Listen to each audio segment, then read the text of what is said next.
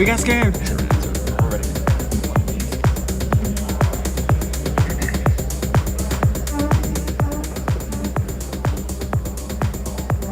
The Arizona Interscholastic Association 2023 Esports Finals are brought to you by Nova Home Loans. Nova Home Loans will get you home. And by Paradise Valley Community College, Grand Canyon University Esports, Banner Sports Medicine, and Barro's Pizza. How are we doing today, everybody? Yeah! You guys excited to be here? It's the AIA State Championship! You guys made it! We got a lot of great games coming in today. We've got Smash Bros coming up here in just a minute. We got Rocket League going on later today, and then we have League of Legends as our final matches of the day. Super excited to show you guys all these matchups. We'll get Smash Bros started here in just a second. But first, send it back to the cash and explain what we're doing. Welcome everyone to the Arizona Interscholastic Association 2023 Esports Finals, presented by Nova Home Loans. I'm Amuse, and with me is Srailnix, and we're here to bring you to the state finals and semifinals of Arizona High School Super Smash Bros. Ultimate. And right before we get to those first few matches, we're going to give you a rundown of the fundamentals of the game that we're going to be playing, and a rundown of both teams going to be involved in this upcoming match. Yes, so first we're going to be watching some Super Smash Bros. Ultimate here. Each player is going to go into the game with 3 lives on their teams of 3. Players are going to lose these lives by falling off the stage or getting launched into the blast zones. These players are going to have a percentage counter that rises with each hit they take. As this percent rises, they're going to be launched more often into those blast zones, and this will reset every time a player loses their stock. The game ends when one player loses all of their stocks, and the winner will carry the remaining stocks into the next one.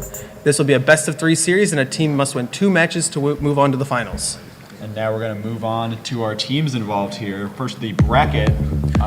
We have 4 teams still in semifinals. Give us a rundown, Srailnix. So here we're going to be seeing Millennium High School first face off against Hamilton High.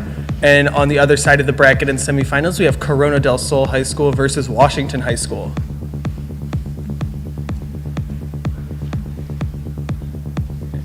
Here is the matchup in particular. We, of course, have Hamilton versus Millennium, as we've mentioned. They're competing to get into the finals. So here's our player lineup. For Hamilton High School, we have Zizono, we have Prunes, we have Shen, and we have Cozy.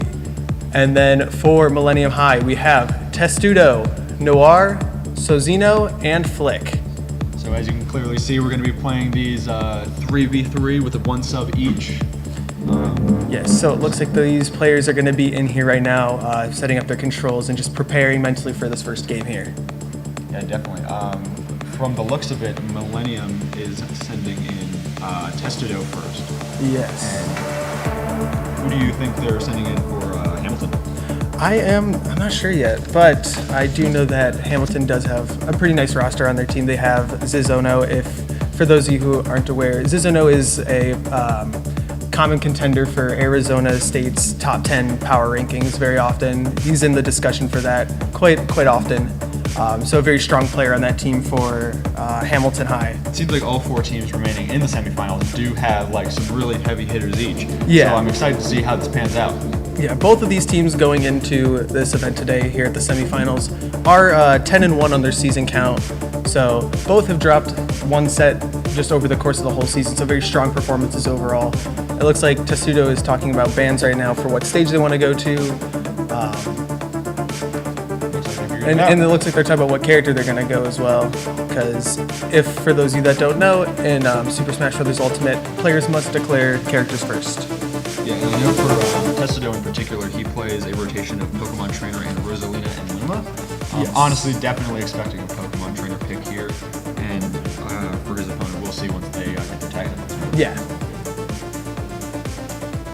But as we were like- mentioning, not only are there a lot of heavy hitters, there's also a lot of people that we're familiar here as casters from G2 Esports, especially Millennium, who used to come by our tournament quite a lot.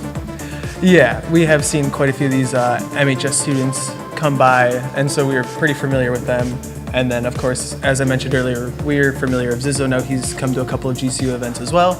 And it looks like the characters that have been selected, it seems like we're going to be seeing Pokemon Trainer versus Byleth in the first game. All right, very exciting starting matchup to get our day going. Yes, I think we're just waiting for the all okay to start. But what do you think we're going to be seeing here? I think, I may be mistaken, but I think Millennium is going with the strategy of kind of sending in your strongest player first, because I think those are like kind of the two tried and true strategies in pro battles. You either send in your heaviest hitter, or you send in kind of for those. Yeah, I mean, yeah, Testudo Testudo is Shen for Hamilton. Shen for Hamilton? Is confirmed the play that they're starting. Okay, yes, because Testudo is very well known through Arizona Smash. Okay, it looks like they have to change teams first. It seems that they want to have the corresponding team to be the right color for the player. But yeah, so yeah, MHS does have some good talent on their team, and even Noir, which is a player I don't think we've seen before at GCU events. I've heard that Noir is also a very skilled player as well from players on the team. So yeah, I'm very excited to see what all these players bring to the table today. Yeah, definitely exciting for both teams. Like I said, there's plenty of players we're familiar with, and plenty who we weren't familiar with, who we looked up in preparation for this, who seem to have really been putting out some really nice performances, even maybe especially in high school. So it's exciting to see them all be evenly matched as they go against one another right now. Yep. Running into it, they're going to start on the tried and true classic of Pokemon Stadium 2 for the first stage. This is a classic starter for Super Smash Bros. Tournaments. We're going to see very even kind of neutral interactions coming here. Yeah, she's kind of running in a lot on Yeah. So yeah, we have Byleth versus Pokemon Trainer. So Byleth's game plan here is going to be kind of use that spacing with that sword, keep out long range hitboxes, try to dissuade the opponent from getting in too close, and just kind of box him out.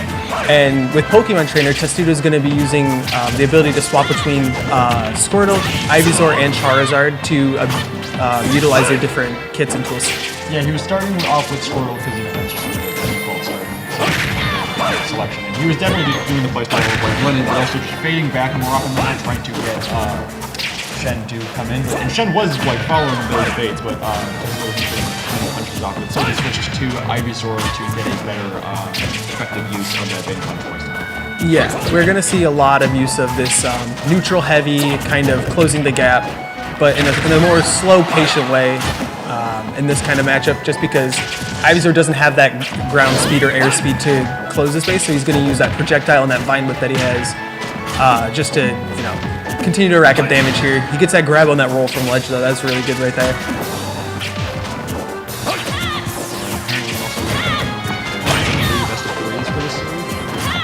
best of threes? 3 best Yeah. of 3. Or the crew battle. Because typically crew battle, they Okay. stock count. Understood. Best of 3 crews play. All right. Yeah, so that first stock they're going to be going to Testudo. You are seeing just so much use of that. Because like I said, it's really good for controlling space in the neutral, but also just creating moments to follow up. A footstool there, but not quite a follow up there either.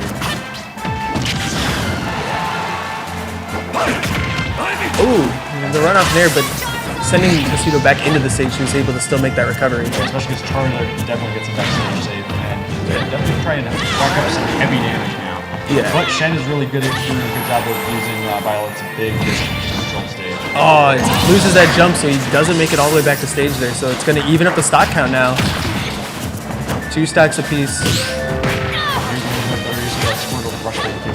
Yeah. Oh, yeah. He's going to be fading in and out using those jumps. Already up to 7. Dinosaur better back to some of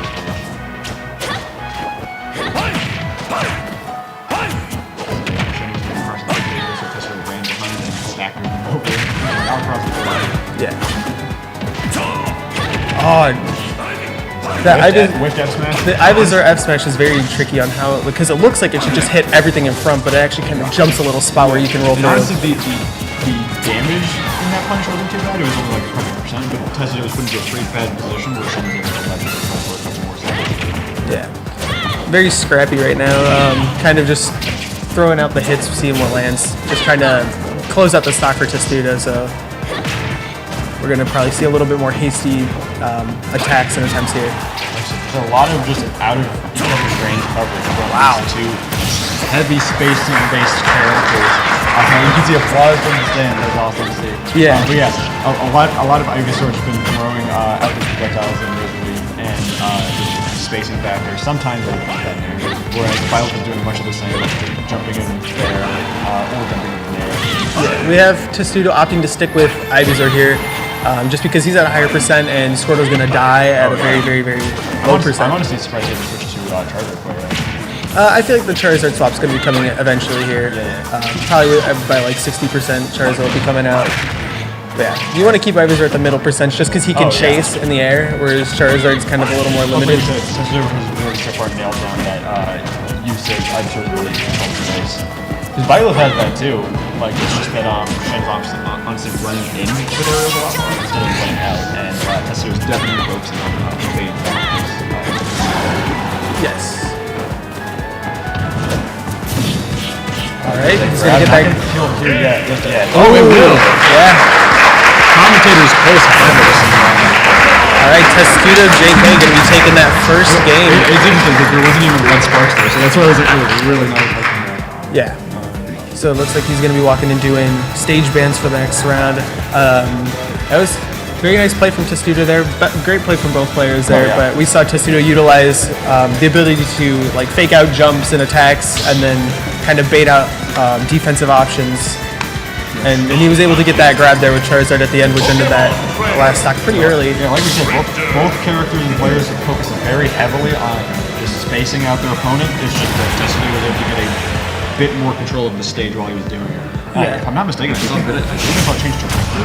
Yep. That's why it's very interesting that they're doing this crew battle sort of best of three format as well. So to reiterate, this is not going to be a crew battle format exactly, but instead this is going to be 3 best of 3s from each team. So we're going to be seeing Testudo versus Shen play a best of 3, and then the next players will play their best of 3. And the ending set count will be however many sets your team has won. All right, this actually brought up something a little bit more that I realized that Squirtle's going to have a pretty nice time with a character like Richter. We saw it earlier, that's why Shen is already up to 70%. But there's even just tools like water, where if you're not careful, you will get cheesed right off the range. Yeah, Squirtle versus Richter is going to be a very interesting matchup. Squirtle's got all that ground speed, able to get in and out. You'd think at first that Squirtle would struggle because he doesn't have a projectile or a way to deal with the projectiles, but since he's so fast, the second he closes the gap, Richter's kind of a sitting duck for him to deal with. Yeah, exactly. Characters that small don't even need the projectile. It's almost like the projectile is their body, with how quickly they can move in while still being so small. Yeah. And we're going to see Shen try to utilize the jump get up from ledge more often than really any other option, just because Squirtle can cover all this space on the ground here with his fast ground speed. You definitely don't want to roll in on Squirtle. He will definitely punish you hard. They get caught up in the holy water, but Shen's not able to get a strong punish out of it yet. We see Shen starting to shift over towards holding center stage, staying towards the middle rather. Oh wow, Tetsudo with a down air. Like I said, Pokemon Trainer are going to have a very, honestly, a much easier time with Richter than previous matchup, because Richter just has a very much a lack of a solid recovery.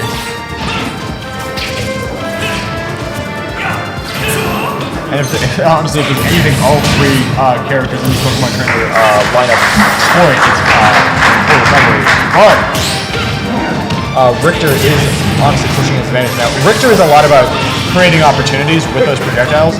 Like, you're not trying to do damage with the holy water, you're trying to stun them with the holy water to set up for more damage. Yeah. Smash attacks on your life. And honestly, the case is the same for Axe and Cross as well.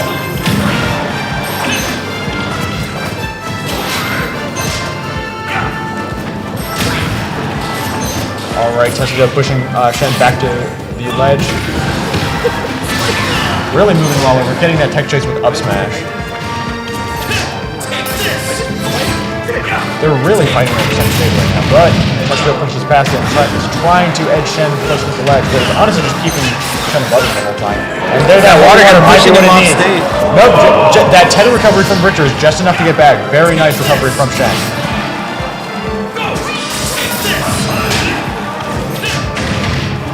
Alright, like I said, just creating those opportunities with stuff like Cross. Covering a lot of space too. That returning Cross was really useful for Shen to not get punished by Tetsudo there. Yeah, using these projectiles to close the space with each other. Very nice, just a neutral get up from that tech chase, because if he rolled in, he was like dead to rights.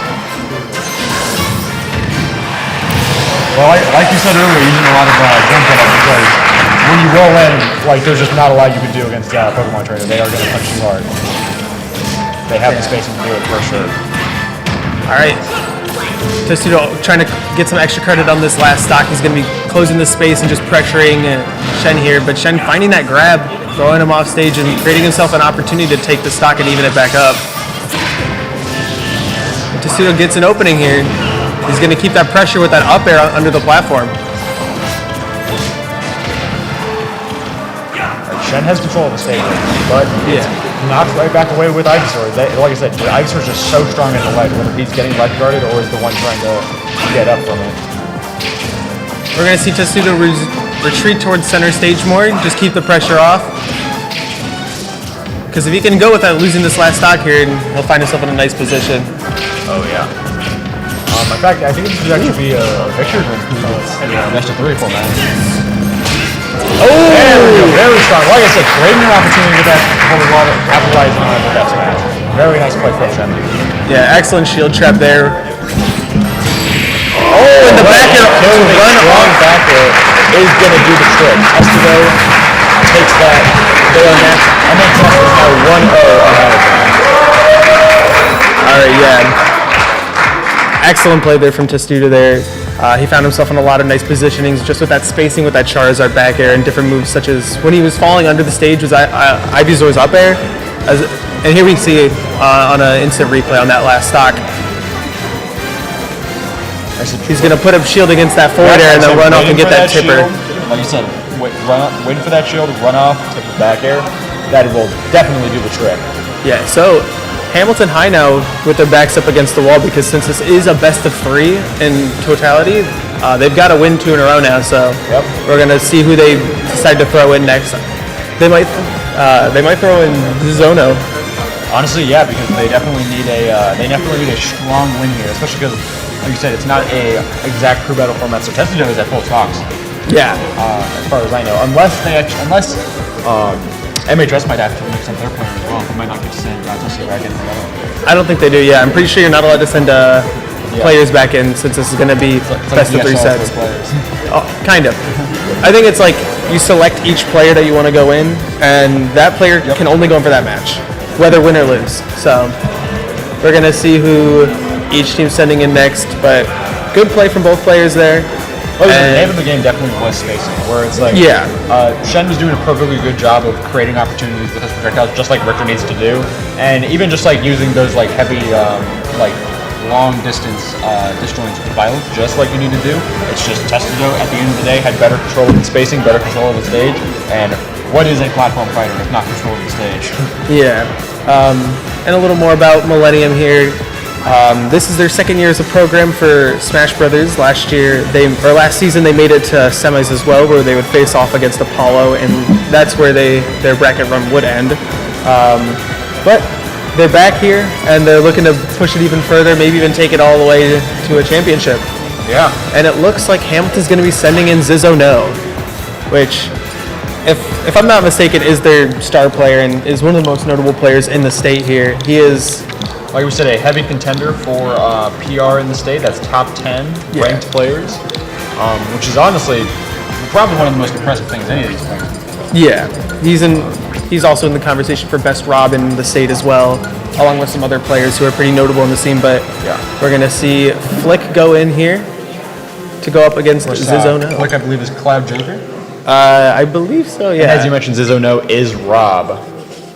I've actually, I know, these players have probably played off against each other a couple times at different tournaments because they both make their attendances around the Arizona Smash scene. But I was going to say that besides Testudo, Flick is probably the member of MHS we're most familiar with in terms of FFF attendance and whatnot. Flick does play quite a few characters. I know Flick plays Cloud. I do think Flick has a Joker. I know Flick has an Inkling as well. Right.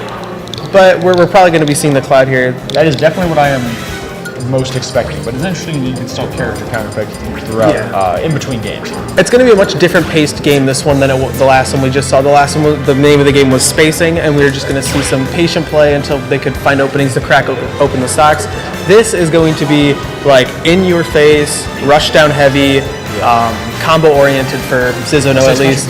Yeah, Zizzo No is a very combo oriented player. He plays Rob, and so it's going to be getting that gyro out and just kind of carrying you across the stage as fast as he can, and just overwhelming you with his options. Cloud also definitely still has some strong spacing tools, especially the infamous one being back air. But honestly, I don't know how much we're going to see. We're trying to create space, which, as you said, keep the distance close. Yeah. Honestly, you don't want to get spaced up by Rob either. That's for sure. All right, looks like they're getting ready. They're going to be sorting which team each player is on, and then getting their characters ready. Here we go. All right, It is, heading into it. It is currently 1-0 for MHS, so and this matchup will be Rob Cloud. Let's see how this pans out. alrighty. Starting it off on small battlefield here. This is another one similar to Pokemon Stadium, where it's going to be pretty even for both players based on having like a nice good area between the platforms. Oh yeah. And we're going to see them trade blow for blow on the first few hits.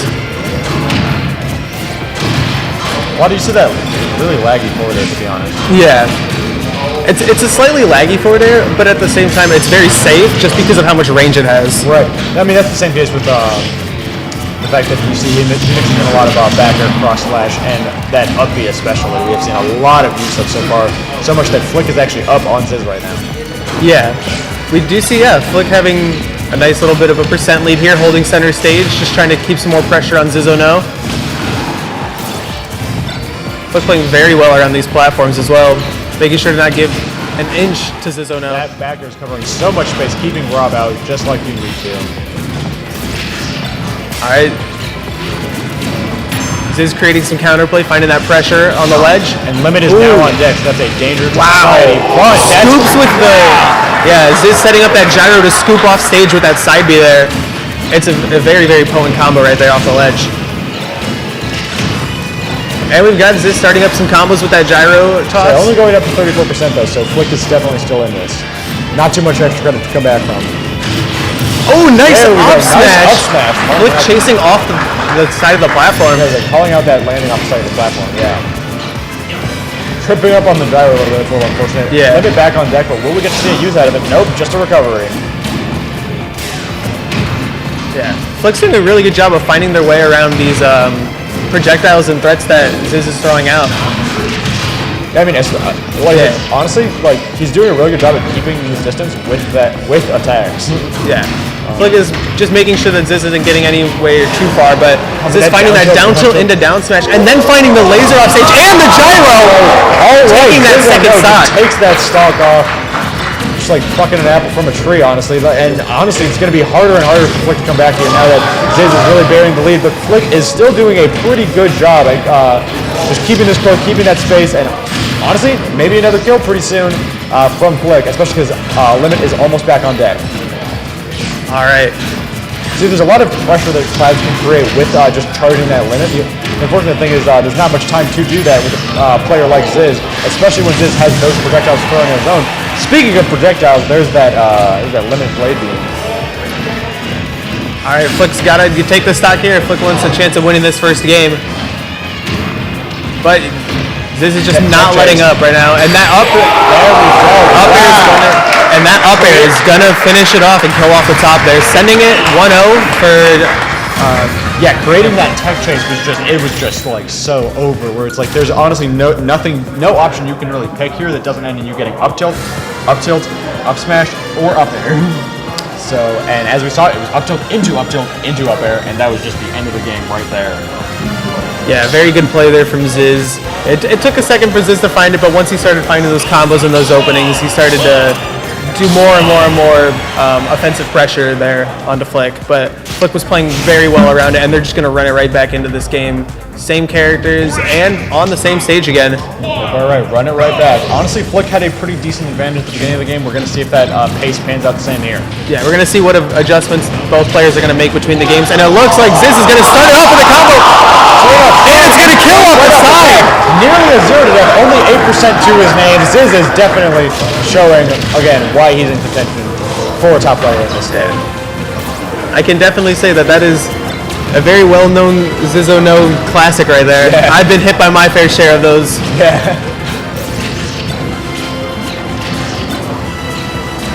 All right, so you don't want to go too low there. Yeah. We're gonna be seeing Ziz continue to set up that gyro at the ledge, because we saw in that first kill in game 1 that it just sets up really nicely for other moves to either set up a spike or a side B off stage. So Flick had to go for a very low recovery there, but honestly, just got punched right back off the stage. All right, Ziz whipping and grab. That's a very good opportunity for Flick to run away from for a little bit. Oh, catches the jump with an up air. It's like Nair catching a jump with an up air. Honestly, Ziz is just really pushing his leverage in this game so far. All right, Ziz starting off. All right, dropping that combo by missing that gyro, and finally Flick is able to pick up the gyro for himself, but it disappears way too early.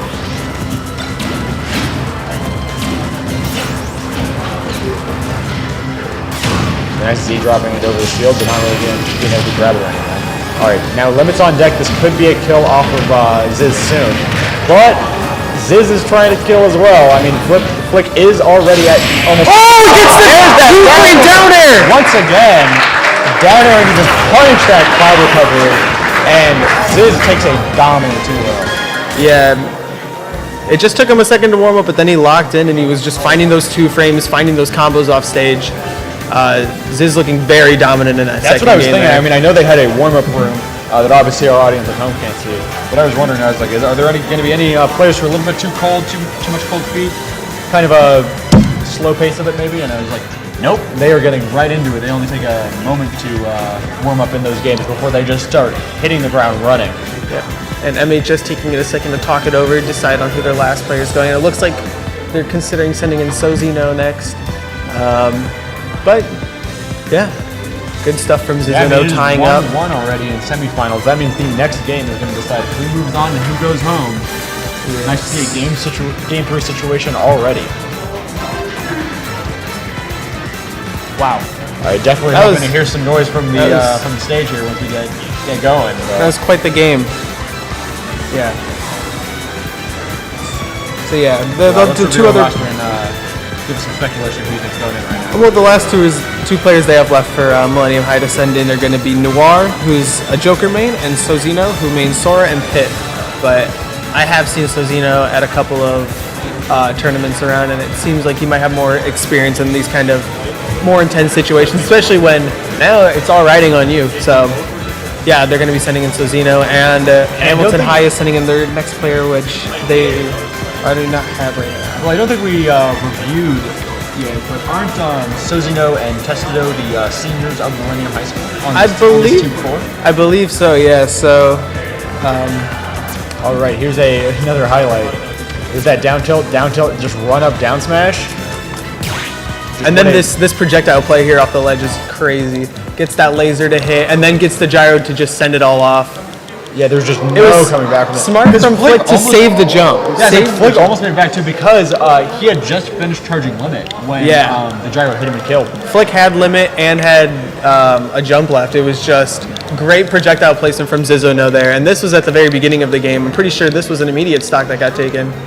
Yeah, I mean, because honestly, a lot of players will see Clyde off stage and they think, okay, he's not making this back, but Flick was very wise in trying to get that limit, but it was just not covered. All right. Yeah, this stock here, this was just wild right here. Say hits the nair into gyro throw, nair gyro throw, 2 gyro throws in a row into that side B. And I think that just kills right then and there. Yeah. That's the thing, though, that's crazy that Zizono had only been hit once so far in that game, and then he went right into a touch of death. Zizono is something else. And there's that up air that he got also to chase. Killing stupid early. So he's sending across right, just... Oh, yeah, and here's that down air 2-frame. I would say... That is insane. Yeah, I was like they forced Flick to air dodge in because of that gyro coming out, and then it was just all over when they sent him off the stage there with that down tilt.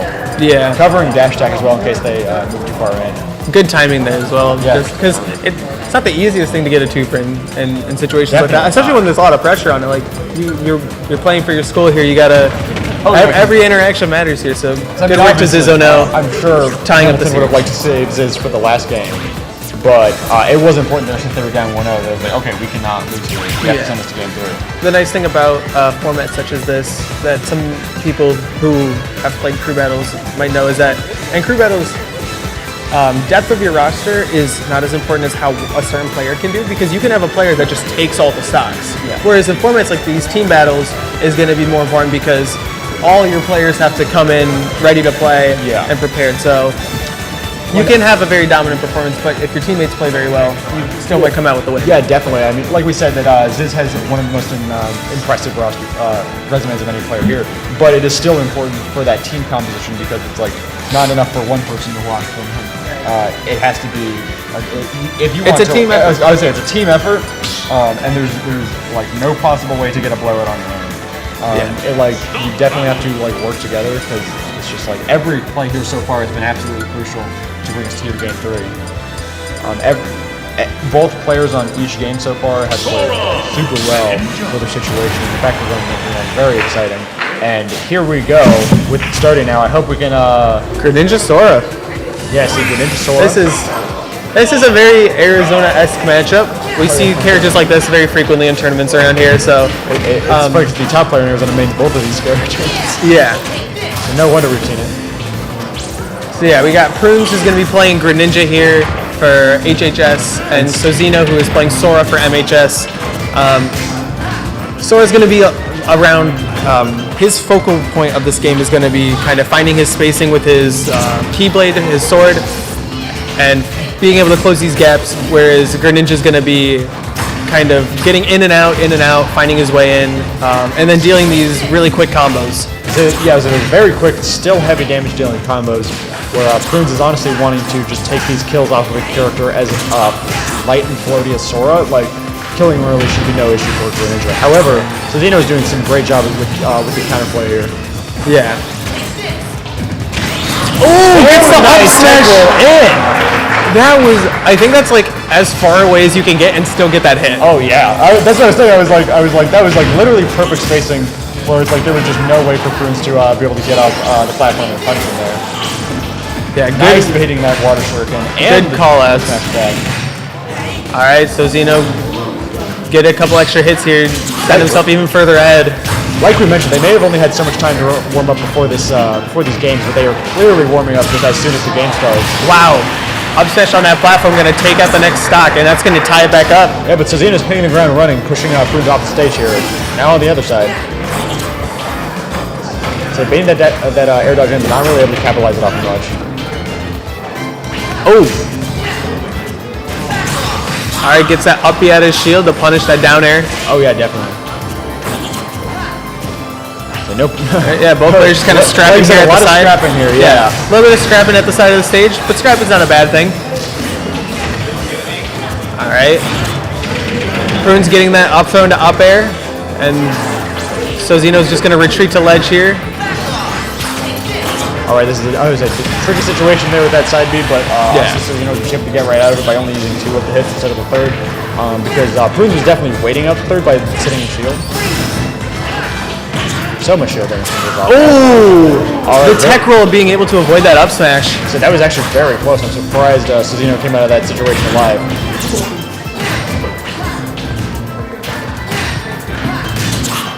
Alright. Sozino's got the stage control here. He's going to push Prunes off stage. Looking for this ledge trap. Alright, looks like both so close to death considering the weights of these characters. Both these characters, are pretty relatively light. So are being a little floatier as well. But getting that up tilt on the platform, taking that second stock off Prunes. So going right through Prunes' shield, and here we go. Prunes nearly taking the stock himself, but Sozino alive for a little bit longer. Let's see what extra credit he can get. Honestly, the answer from Prunes might be none. Yeah. Alright, both players just kind of playing a little bit of footsies here. Like footsies from behind center stage, and here we go. Oh, yeah, we're going to see Prunes kind of let these up smashes rip. So yeah, second one. Just trying to find this kill here. Honestly, I feel like Sozino had the room to go for the third side there. I think the second one connected, but we definitely know it's not the safest play here, especially when you are this high up. Alright. I have a feeling we're going to see that Bazaga any second now. Prunes gets that F tilt, push him off stage. Gonna try to find this kill here eventually, because it just keeps racking up damage in the meantime. Yeah, I mean, honestly, I thought Prunes was going to be able to stop Sozino before building up any extra credit there, but Sozino is honestly close to closing out the game. There's just so many straight hits from that keyboard there. Sozino getting that, crazy. Getting that dash attack to push him off stage, looking for the final hits of this game potentially for him. All right, gets that forwarded. Here we go. He is not going down without a fight. We're going to last stop. All right, a little bit of a comeback needed for Prunes here if he wants to take this game. But the up B out of shield, not just yet. All right, Prunes is living, and that Thundaga is not going to connect either. Anything is possible here, but let's see what Prunes can take here. Prunes has to make something happen right now. All right, Thundaga is back on deck. That is bad news for Prunes. It is definitely dead if even one of those straight lightning bolts hit. All right, the up B is going to take it. Definitely doing the hit that time. Surprised he even made the first one, but you're definitely not looking the second one with that high percent. Yep, Sozino taking that first game now, sending it up 1-0 for MHS. And now that the series is tied 1-1, it's very important that Hamilton High bounces back on this one. They need to win the next 2 games in a row if they want to move it to the finals. That's what I was going to say. If they don't do that here, MHS moves on to the finals themselves and sends Hamilton home packing. Now, I wonder if we were going to see a mix-up on characters from Shen. We didn't. Prunes rather, sorry. I think they just ran it back same stage. I think they're running it back just like you saw last game with Daisy and Click. I'm not sure exactly what the stage list here is in this type of competition, but we have seen small battlefield in Pokemon Stadium. I imagine it's the standard that they have at Nexus. That's usually the standard stage for pretty much every event. Yeah, because they also did do Battlefield with the Richter game earlier. I was saying, besides small Battlefield, definitely a safe bet all the way. PS2, of course, is the most neutral stage of the game, and this is just the other biplat. All right, Prunes hitting the ground running, like honestly, just doing a pretty good job, just racking up that early percent. Yeah, starting off strong now. Okay, I would say so that was the first time we saw that side B hit on that shield, and yeah, Prunes is waiting for that all game. Looking for these up smashes, but finds it. And that's gonna be Prunes is taking the lead. Yeah, Prunes is definitely eager to hope that they make this best of 3. Go to game 3 all the way. Yeah, he's starting to turn it on here. He's starting to come alive. Finds that dash attack into the upper there, and the down tilt. Sozino too often going for that, just that 2 hits of side B and then letting the third one whip. Yeah. Because we saw it connect to the shield last time, which is honestly the big thing you're trying to avoid when you only go for 2. But when you only go for 2 every time, it gets a little predictable, and as we see, Prunes has been able to punish him more strongly. Like I said, there we go, there's that 3rd hit. Definitely a Faraga so we can set up Thundaga. Alright, good. Oh, nice dash attacks, chasing in the up air to follow up. But not going to find that forward air to just finish up the stock. We've been kind of seeing that with Prunes where he'll get these combo starters, but finding that finishing hit is just a little bit harder than you might expect. Yeah, we actually even saw Prunes sweeping the space over the platform with the dash attack. Oh, right. Screen KO. A little bit of a crowd reaction there. Some people here room back for to even. Let's see what magic can make happen. Like I said, last time I thought he wouldn't get much extra credit at all, but then after I said that, he ended up taking it all the way to like 100. So let's see if the case remains the same here. So it's a little bit tricky to figure out sometimes, but it looks like Prunes is doing a good job here. Yeah, like one of those things that some people might not know about Sora is that Sora gets with his neutral B where he gets to switch between 3 different spells, as we've been seeing Sozino use really well throughout these few games. And so just keeping track of which one's on deck is very important here, because we saw Prunes counter, I think thinking that there was going to be a Firaga, but it was actually the Thunder. Yeah, because that's the other thing important to keep in mind with Sora's spells is that where there's other characters like Shulk's Monado that get to cycle through them manually, like you get to select one and toggle, Sora just cycles automatically. It's always Firaga into Thundaga into Blizzaga. You can always predict what's coming out. Yeah. And you can also always know which situation they're going to want to use one. Because honestly, like with Blizzaga there, half the time you're just burning it. Like I said, he burned it there so he could set up for Firaga, which means you can have Blizzaga for a ledge situation just like that. Yeah, good DI from both players here, and Sozino's gonna live that up throw. Both players making it back. Pretty hard from Prunes' back air there. Yeah, this is both players are living very high on their stocks. Very close game. Prunes is really wanting to bring this to a best of 3. Uh-oh, here comes that up throw. That's gonna kill. All right, now Sozino's got to put his foot on the pedal here. All right, pushing this advantage is super important. As in advantage state, Sozino really needs to push, and also Prunes needs to push his advantage in the game if he wants to bring this to game 3. Oh, gets that back hit of the Nair, and puts himself in the advantage. Gets the forward throw off stage. We'll see what he can make of it here. Yeah, rolls the ledge. Yep, sitting in shield for just a little bit too long. All right, Sozino is waiting on the other side of the stage. Whereas Prunes is just throwing out those water shurikens, hoping to farm some extra credit where he can, and maybe let it follow up into something bigger like that grab. Yeah, we see that Prunes tends to favor those high-risk up smashes there. It gets the kill. I'm not even sure what move that was, but evening up the stock count now. I thought it was falling up there, to be honest. I think it might have been falling up here, because that is one of Sora's stronger moves, especially in the air. Yep. Oh, gets the Blizzinga, but no follow-up afterwards. Blizzinga. All right, there we go, those dash attacks again. All right, 99% on Sozino. Yeah, he's got to watch out. 35 on Prunes, so this is definitely a dire situation for Sozino here. Yeah, I think Sozino's very well aware that the down tilt to up smash is what is being searched for right here, and getting put on platform is not a great situation to be in here, especially with Sora, but he finds his way off and back onto the floor, but gets F-smash! F-smash, there we go! Gets F-smash. Prunes takes the game, setting this to game 3. Prunes really trying to push the series to game 3 as well. Yeah, it looks like Sozino reeling back a little bit from that one. It was a really nice dash back F-smash call out there, though, from Prunes. And so without a doubt. We're going to see what they do for stage bans. Yeah, it looks like they're going over right now. Yeah, that was a very good game. Both players have pretty good DI on all those moves. That's what we were saying earlier, that it's nice to see that there's this many talented people on both sides of each team. Yeah. Because then you can see them go really head-to-head here. Already, semifinals 1-1, and we're going into game 3 on the last set. Oh yeah, that's about match 3, game 3. Yeah. First start to our event here. All right, they're talking it over still, but yeah.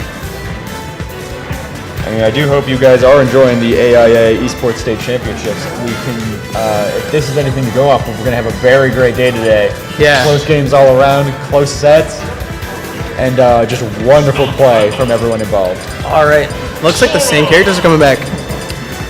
I think so. Oh, Maybe not. What's up? Okay, yeah. It looks like Sora Greninja's coming back. I think Sozino is just gonna. He's running the gauntlet. Yeah, take the information that he's collected from these past 2 games and try to put it to use here. All right, and we're gonna take it to FD. I say final destination. Like I said, what better end did you ask for? I think the reason why is because we saw it in that game too. There, Prunes really wanted to just put Sozino on the platforms there and just keep trapping him there with the up smashes. Yeah. And so Sozino is just basically saying with this stage trick, yeah, you don't get to have that anymore. I don't know though, because like we said, Greninjas can do pretty good push there, and like we said, he was carrying him all the way across the stage, and then carrying him off the stage. Yeah. That is not where Sora wants to be. Sora does not want to be floating off the stage right in front of a Greninja folder. On a character standpoint, yeah, we definitely see a lot of Greninja players tend to favor this, but I think it's just on a player matchup where Prunes favors the platforms and Sozino doesn't want to be put up there. And that up smash, gonna take the stock there. Prunes only 20%. Classic down tilt up smash from Greninja. Yeah, he was searching for that the past few games as well, but finally gets one of them. And Sozino's got a lot of ground to cover up here. I love this song. What is this song? I love this song. This is Mario Galaxy. Oh yeah. I say throwing out that water shuriken from the perfect space. Oh, Blazinga! yep. Blazinga, but nothing really confirming off of it. But keeping him pushed off stage though, matter of fact. Once again, It's another one. nice mash out of it though from Prunes interesting, there. interesting choice for the F smash. Like I would expect like maybe a down smash to 2-frame or a down tilt, but Yeah. still keeping the pressure on here. Gets out of there though, even in the free fall. All right, Up the the shield, shield. again not killing just yet. It's such an interesting move, but once you learn to DI it, it's a lot harder to kill with it as the user. Oh yeah. Like I said, living again all the way at 143. Like that, And- it used to be considered like Sora's most reliable kill option. Well, now we've seen it stale a little bit because he's hit it 3 times recently, Yeah. and the more you use the move and the more you hit someone with it, the less kill power it has and the less damage it does. Yep. It's called stale. All right, making it back to I'm stage. trying to use those up beats to try and push Sozino further. That up smash again. Like you said, high risk, high reward play from Yeah. Prunes here. Still all the way at his first stop. Prunes is definitely burying the lead here. And Sozino is gonna have to come back from this soon if he wants to come out with a win here. Yeah. And Hamilton High just grouping around, cheering for Prunes right now. We saw Zizano cheering for him right now.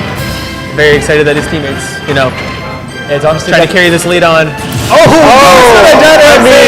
mean, if you're at like 180 on your first stock, I think you go for that too, right? You go for it every day of the week. As Sun Tzu once said, postpone present victories for future sauce. I did say that once. I'm pretty sure Sun Tzu said that somewhere. Oh yeah, you're right. But yeah, so we're just risking it all for the glory, but he's got some stocks to play with. All right, those 3 hits of side B doing just enough damage, but honestly, Sozino's gonna need a lot more here, especially because Prunes is already throwing out those up smashes. I don't know if you saw. And Ez, Nice counter. oh, he's still alive. Prunes was predicting another one of those F smashes from on stage, and Wow. Sozino went right for it. Yeah, Prunes is playing very well right now. And gets a forward throw and gets the DI mix up. Just a good old-fashioned forward throw, and Prunes takes that set 2-1.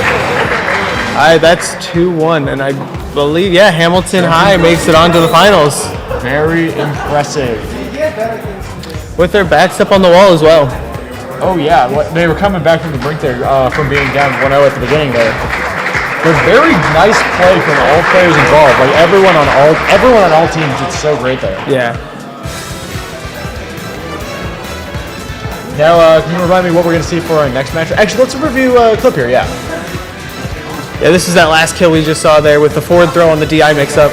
I think it was because Prunes had opted to do the up throws a lot, so changing it to a forward throw there to just get the mix-up on that outwards DI. Those are just so many cases of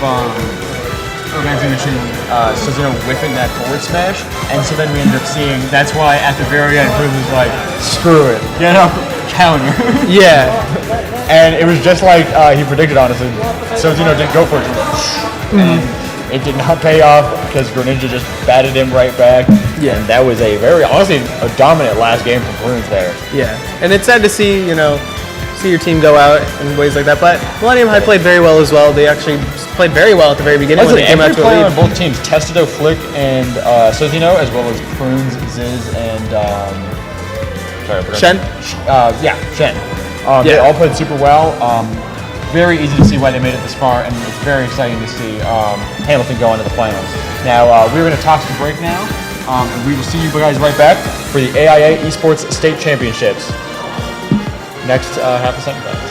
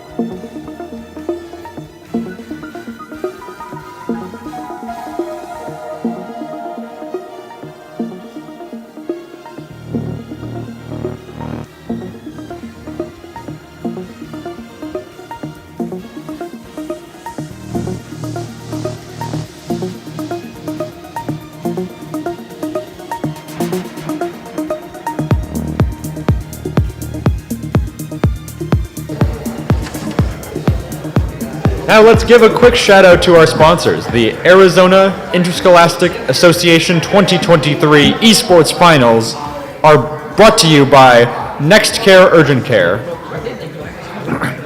Ottawa University, Arizona, Oregano's, Raising Cane's, Valley Toyota, and a big thank you to them for them all making this event possible.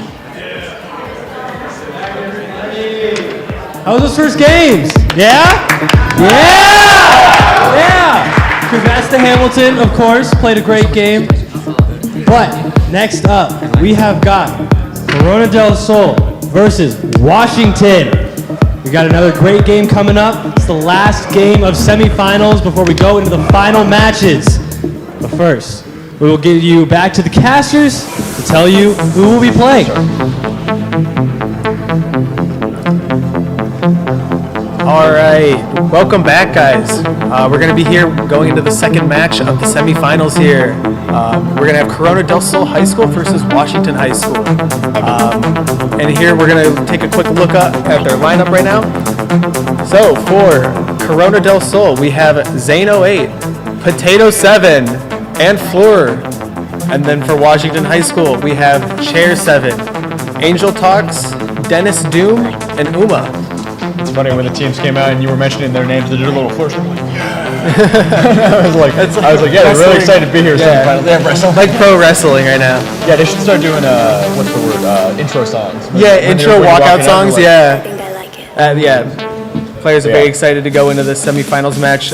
Going into this, Corona del Sol is undefeated on their season record. So they are the #1 seed. I believe coming in at #1, but I can't be 100% sure. But I'm pretty sure. It's just natural. Yeah, like their one player who came out first, Zane 08, I believe is undefeated on the season currently. So You said they're playing Washington, which they are 9-2. yeah, Washington is 9-2, which is still very good. And I mean, you have to play phenomenally in order to get here to the semifinals. But they've got their work cut out for them, to say the least. Because again, Zane 08 is undefeated, and they've only lost one match in their program history, and that was to Apollo. And Apollo is a team that they ended up beating this season in the quarterfinals to get here. So And Apollo, I think you mentioned earlier, was also the team that eliminated MHS last year. I believe, Apollo is the team. So so very good work here from Corona del Sol, and then and on the other end we have Washington High School, and I'm trying to find our notes here for them. So they have SSBU as their team, and all their players are seniors, and they've been playing together since their freshman year. So very close team here, very good. A lot of chemistry going on. It's very important for a format like this. It says that Angel, one of their players, has placed first at a recent Smash tournament hosted by the city of Phoenix. So good work there. And their other player, Dennis Doom, hopes to be a broadcaster one day. Hey! I respect that. Dennis Doom. Yeah, Dennis Doom is going to be up here one day. Yeah. Doing what we do. Come up here for the next one. Doing the job that Run we the love sticks. so much. Yeah, run the sticks. Speaking of running sticks, it looks like the players are setting up their controls right now and getting ready to head into their first game. But in contrast to the last set, we knew a lot of those players that we saw in the last set. We're not as familiar with many of the players not on as these familiar teams. as I am with these guys, which honestly is all the more exciting, you know? That is true. Because I have heard of Zane 08 before. I've heard him. Yeah, there he is. Yeah. Hi, Zane 08. Hey, every time we say one of your guys' name, just like turn to us and say, "Hey." Turn and wave if you hear your name. I've heard of Zane 08. He's got a lot of good placements. He's had some good placements at Ascension before, where he beat players such as Ags and Ronald. He has a 2-0 record on Ags. He is, GCU's own Ags. Can you believe GCU's own Ags. So, and he's also taking games off of players like Olkios and Jinx, I believe. So I think Ronald being the most notable one you mentioned. Ronald Ronald's on PR. is an Arizona top 10 player currently. Yeah. So very good wins from Zane there. So it's going to be quite an uphill battle, probably for Washington, with a player like Zane's caliber. But only time will tell. And again, this is a 3v3, not a 1v1. He did the. Yeah, it looks like it's fun to see them goofing off. Yeah, that's what it's all about. That's what Smash is all about. Just having some fun. Smash is They're all definitely staring at the about camera. Hey, Yeah, don't give away the trade secrets. Trade secrets. Yeah. Hey, look back at me. Look at me. They're playing to the audience. Don't look at the camera. Look at me. Yeah, look at us. Don't look at the camera. Yeah. Yeah, it looks like they're just still testing out stuff. These guys are just having fun. Yeah, look at them. Look, we're waving. Huh? You're Zane 0. Okay. Okay, so we got Zane 08. Well, who's that other guy waving? No. It's okay. It doesn't matter. Oh, it's okay. He was on the other team. Dang, maybe he was like doing a call out post. He's like, yeah, I'm the guy who's gonna take down Zane 08.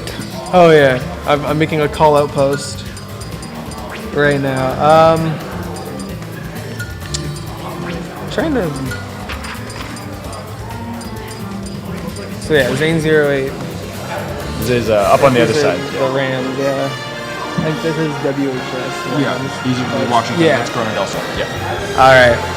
Corona del Sol just goofing off, having a good time, but you know, making it this far, very important to these players. So let's see which team's gonna push through, make it on their way to the finals to play Hamilton, which I couldn't tell you. I could not tell you who the favorite would be between any team of the four that we've seen today. Yeah, I mean, obviously we mentioned before that this is probably the 1 and 4 seed respectively, but anything could happen once they go play Hamilton. We just saw Hamilton have a pretty dominant performance against MHS, as close as that was. Yeah. They had some games that were like pretty strong for them.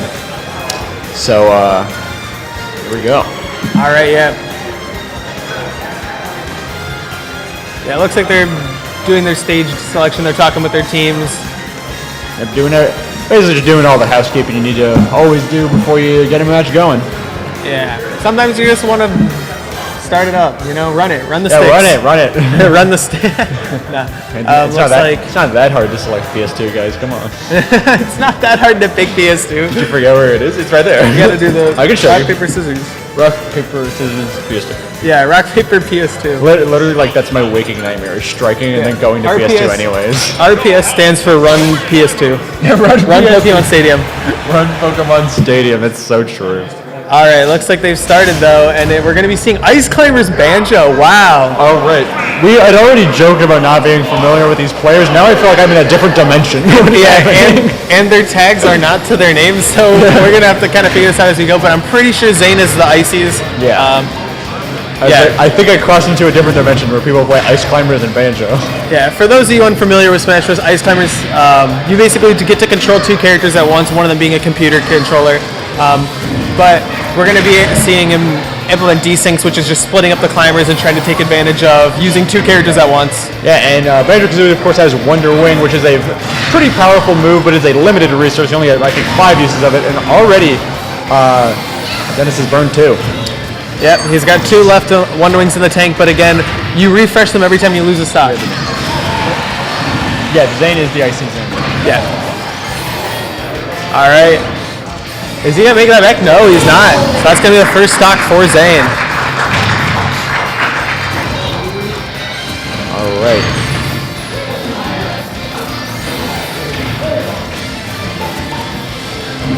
All right, yeah. Just trying to find a way to get back into this game here for Dennis Doom. I was going to say, Dana Wade doing some pretty strong ladder combos here against Dennis here. So many, again, burning Wonder Wing pretty fast, which I guess you have to in a format like this, especially when you're already 9%. I think he tried, down throw, footstool down air with the Nana.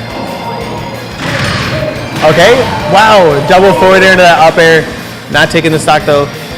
Just a really good spot for Zanoe here. Yep, Zanoe getting... all right, Zanoe getting pushed out pretty far now. Ledge guarded hard by Zanoe. Yeah. All right, Dennis bats him back with that F smash. The ices are separated, so we can see what Dennis will do from here. All right. Makes it off and gets him off ledge. Yeah. This is now Dennis's last stock, last chance to... Here it is, here's the desync. There's that... Oh my goodness! There's the combo of down air back into there. That is a brutal combo there from Zane 08. I love the Build-A-Bear workshop style that Zane has here. Dennis again pushing more and more uses of Wonder Wing. Wow, gets that double back air. Batting him out of the park. That is a 3-stock from Zane08. Yeah, custom combos right there. He's in the lab working on them. It's custom room, and back in the day we called those training room combos. Training room combos, yeah. It's the kind of thing where you're like, hey, I'm never gonna hit this in an actual event, but wouldn't it be so cool? Bro, Banjo fighting for his life in there. Yeah, I said I was like Dennis was throwing out one ring a lot, and it's honestly like it almost feels like throwing it away when it's such a limited resource. But it honestly didn't matter in the end. It's like you got touched once, and Zane was carrying you to death. I've played a Banjo a little bit in some tournaments, but yeah, it's less important to think about when you use them and like be really resourceful, but rather just like use them when you think you need to, and if you happen to run out, well then that happens. It's like, oh well. Yeah, like don't save it waiting for the perfect moment to use it because it might never come. Especially because there's only so much time in a stock. Like I said, it made sense that he started burning it in that I believe was the second stock. It's like, you're already at 80, you might as well. All right, going to FD here. It's gonna be a little bit hard here because Icy still get their desyncs on FD. And he's still getting his gets ladders. the footstool. Oh my goodness, doesn't get the forwarder though. Zane08 with some crazy execution, only 4% to his name. That forwarder could have spelled certain doom for Dennis there, ironically. Yeah, he's just controlling the stage so well here with the Ices. Yeah, especially because the way they keep desyncing with those, and just baiting those jumps. Well, not baiting, but like kind of flashing jumps. Try and see what Dennis will do, and very strong kill there. And another problem with fighting the Ices that some people, like, it takes them a little bit to figure out is that you really can't grab the character because when you grab one, the other one's going to hit you with a smash attack, and you're just going to eat a heavy punish just for grabbing. Wow! He's getting those footstools out of the down throw. I didn't even know that desync was that easy to set up. Yeah. But he's doing it every time. Maybe it's not easy and he just makes it look that way. Absolute legend plays here. Reads the air dodge with a down smash. Honestly, I think this is more of just a reaction because of how close Dennis still was when he air dodged past him. Alright, gets the parry on the Wonder Wing. Right. The immense shield pressure here from Zane. Zane08 again trying to go for another early kill here. Dennis pushing right through. And gets the F smash on that side, bringing it to 3-1 here. Like I said, Wonder Wing is just getting messed up by Zane08. Alright. Popo's getting sent off stage. Oh, but brings it back. Wow. Alright. I said that's going to be a very difficult recovery. Oh, there's just nothing you can do with another 3-stock. What a dominant showing from Zane08. 2-0.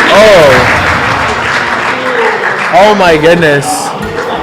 That was. You said you're coming that with me. That probably would have been rough for anyone. Like you said when you combed over Zane08's performance. Yeah. It's not hard to see why they're the team that's undefeated so far. Let's see if that streak continues. Because like you said, this is a format about teamwork, and you can't just have one person be correct. You gotta have 3 people be correct. Yeah, Zane08. Starting him off on a good high note there for Corona. Oh yeah, that's the thing. Is that in a lot of Smash formats, at least in singles, it's a lot about there's something to be said about mental fortitude going in between games, and that's such a different dynamic here. I can't believe that move missed. It's such a different dynamic here because you have no reliance on your teammates' mental fortitude. Their performance does still affect you though, so it's interesting to see how Washington is going to go into this now being down. I mean, the last set we just watched, though, we saw the team go up 1-0 and end up not making it out because of the momentum that Game 2 brought back. Exactly, yeah. So this second set is, obviously the most important because it determines if Corona del Sol moves on or if Washington gets any momentum to push it back. So we'll see. Another Game 3 situation would be quite superb, I have to say. I'm not sure if they already put in tags. I think they already put in tags. Yeah, it's funny because we keep saying they're setting up their controls again. Literally, no, the longest part of the setup process is just putting your name in. Yeah, literally. It is very sad when the game is shorter than the time between games. I just want to watch more Smash Bros, guys. This is so exciting. I love Smashy Bros. I love Smash Bros. Can we get a hello chat in the chat if you love Smashy Bros? Yeah. Let's hear it for Smash Bros, guys. Let's. All right. Now let's hear it for the AIA Esports State Championships and all the teams competing. Yeah, let's hear it for all of our contenders. Woo! Yeah! All right. I'm amused. This is Trail Mix. This is the Peeking the Mic competition. All right. For I real, wonder though, what we're gonna waiting move on. on to game 2 here. Oh no, that character's banned. That character's banned. Actually, though. Well, not from here. Yeah, I don't think it's right here. Probably not from here. He's Zelda! Zelda. That's Okay, your character. Again, no way you said I played Zelda. Yeah, I discussed Sonic. Zelda Sonic? That's gonna. Okay, wait. I'm actually here for this. I'm here for this 100%. I'm not lying. All right, so it's 1-0 now. Yeah. No, I joked last time. I was like, what universe I am, because it was Icy's Banjo, and I'm like, Zelda in 2023? That's my old character. Yeah, we're seeing a lot of unorthodox characters come out from these teams Sonic. here. And Sonic. I'm pretty sure. In this game, you either play top 1 or bottom 20. I don't want to hear it. Yeah. I do like the choice to start out on Battlefield. Yeah. Who do you think this benefits the most here? Probably Zelda. Yeah. Just because Zelda gets to play on these platforms with Phantom, which is her down B, that big knight. And she also has like moves that set up onto the platform pretty well. Her up air is really good at tech chasing. She just gets a lot of options on it. But Sonic gets these platforms to retreat to with the spin dash, so that's why I feel like it's a good pick for both players. Yeah, I mean, obviously. But I do feel like it slightly benefits Zelda just because she gets to keep it close and gets to use these platforms to get around all these options. Exactly. And I was going to say, because obviously Sonics like to run in with spin dash and options like that. And honestly, a good way to get around it is literally to just block their charge in with the platform. Very strong kill from Phantom there. Like I said, it's a pretty good play from Potato 7 here so far. Yep. And Potato now here with a 1-stock lead. Yeah, retreating to the ledge here, just kind of doing what Zelda does best, which is just kind of setting up at the ledge. You know, setting up your options. Laying down walls, camping to a certain degree, but obviously both characters are guilty of camping here. The thing is, Sonic has a nice ability to break zones, though. With just fast frame data, good options. Yeah, that's Sonic's like entire thing is like true to his name, the blue blur, fastest hedgehog alive or whatever. Yeah, he has immense speed, the fastest grounded speed in the game. Yeah, and it makes it so that like one of his greatest strengths is the ability to run away to the point where like you will literally see people time out, which you're very unlikely to see in this kind of format. You will literally see people time their opponent out by just taking a stock or even just a small amount of percent and just running away the whole game. But his other actual strongest strength is zone breaking, where it's like not only can you run away to no end, you can run into no end. I do like the part you said about Sonic being the fastest character in the game. That is very cool. Yeah. And we're probably going to see him use that speed. Yeah. But yeah. And for like those of you watching, you're probably noticing Sonic spin dash. It's very, very like really good at getting in and getting out, as Micah said, with zone breaking. But also he can just cancel it whenever he wants. He can just jump out of it, and which allows him to open up a lot of avenues for movement options and a lot of combo starters. Yeah, he's just kind of holding this shield here at center stage, just waiting. Yeah, there's no hurry. Oh, cashing that in with the F smash. That is a very strong option to respond to spin dashes like that. Yeah. You got 4 minutes to figure it out, but it looks like Potato's going to keep this pressure on. Oh, yeah. Going to use that teleport to stay in place, but we're at the percent where we could be seeing some of that like elevator combo with the up B. Exactly. Oh, wow. Just full on sends that dash attack. It's always funny that that character's up B into just second hit up B by pulling them up with you. When it's always been called the elevator, it's like, yeah, they really should get some elevator music behind yeah. this kind of character.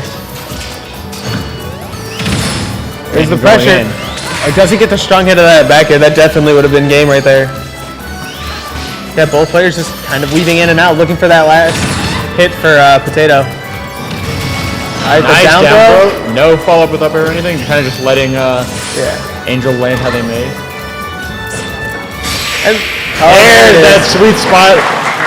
Hey, all Zeldas love to see. That means it is up 1-0 for Potato 7 now. Corona del Sol very happy for their teammate.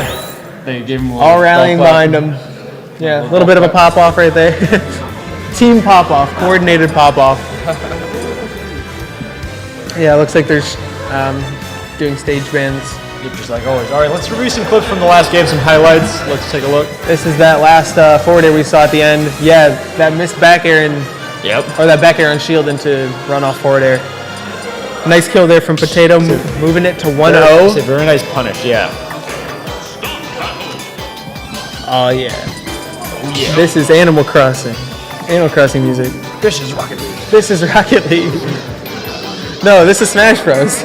Oh. This is Smash Brothers! I'm getting all mixed up. Yeah, this ain't Rocket League. You were saying Steve. Yeah. We got the crowd favorite. The crowd favorite, Steve? No way. Everyone in the crowd is going, Steve! Yeah, they want to see it. Alright. Especially on Smash Bros. Again, I'm going to ask you, who do you think this stage is going to be favoring more here? Definitely. I would just say Zelda. I think tough one because I think the characters benefit from similar stages for completely opposite reasons. Yeah, I think a brawl heavy Sonic would be pretty good on this stage. I agree, Zelda, by the way. But Zelda just has Phantom covers the vast majority of this stage. Yeah, Phantom will cover about 2/3 of this entire stage, and her side B goes from one end to the other. Yeah. So she can full screen zone if she needs to. But I don't think that's going to be the case here. I don't think we need to see. We don't need to see zoning here. Yeah, it's mostly just Sonic's not really a character you can push out that far. Unless they run back themselves, like that. Yeah, nice grab. That grab confirming any Phantom hit there is just super nice for Zelda. Like watching gameplay of this, some people would be surprised to hear that Zelda's considered to be one of the worst characters in this game. Bottom 10 for a lot of people. I love her because I used to play her, but she's known as technically, statistically, the worst character in Smash across all entries. Yeah, across all games, Zelda's just never been very good. The only game she was good in was when she could transform into the other character, which is Sheik. Yeah, you could transform into Sheik. Zelda wasn't the worst because her down B was the best move in the game. Was one of the best characters in the game, yeah. Yeah. Similar with Ivysaur, one of the best down Bs in the game. Yeah. Similar with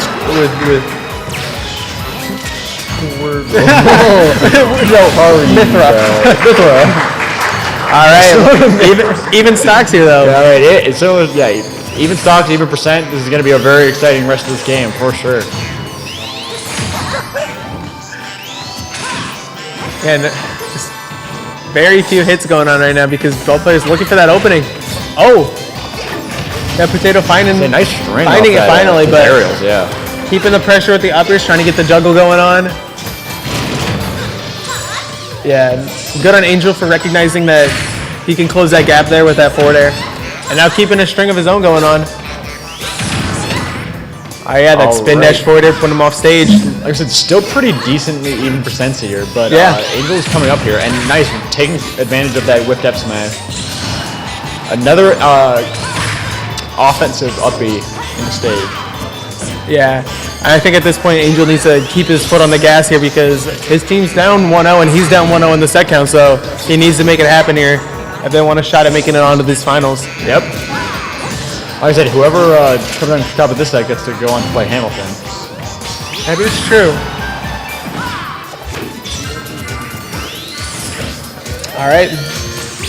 Oh, just calling out that spin dash with a charged F smash at center stage.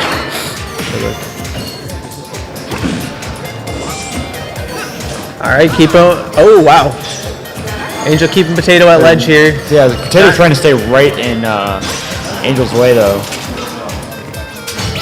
Like we said, just Phantom covering that entire section of that stage. Just such good option coverage. Nice back air, taking the stock and evening it back up. All right, down to the final stocks. Angel's team getting some applause on as we could see the set go to game 3. All right, yeah. Oh, Potato gets the F smash, gonna push him off stage. Looking for this kill here. Doesn't get the 2-frame with that down air, but he's gonna keep looking for options very similar to that, just trying to close it out here. Not getting that up air on the chase either. All right. There's that throw, but nothing. Angel's trying to get something working, but just nothing seems to be lining up for him here. What's it gonna be? It's gonna be down throw. Oh, that was really smart chasing the up air way out for the air dodge. Oh, double back air. Double back air. I was like waiting with that F smash to catch anything up. But oh my god, the up air from below the stage. And Potato takes that game. I think that's the set 2-0. Wow. That was sneaky. Very, very sneaky up air right there. Potato 7 takes the set on Angel 2-0, and that means they're going to move to their third game here.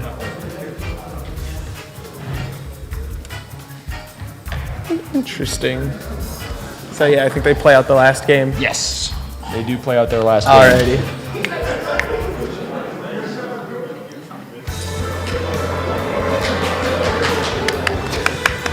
Yay. Okay, so we're going to see Fleur for Corona del Sol be coming in here. Yeah, Fleur just enjoying himself here. Which of these two teams did you say have been sieged together your whole career? I think it was Corona del Sol. Let me see. Yeah, Corona del Sol, and then no wait, sorry guys, Washington. Yeah, I love it. I mean, I was gonna say I think all players here are friends with their teammates. Oh no, of but course, yeah, it says here that Washington, they're all seniors and all been friends for a long time. But yeah.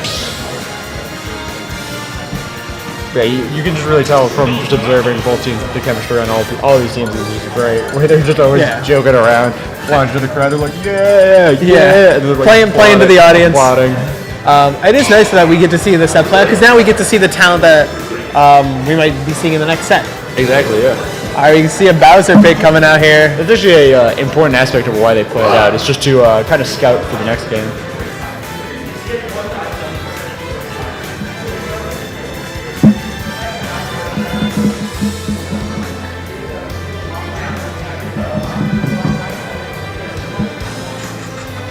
Alrighty.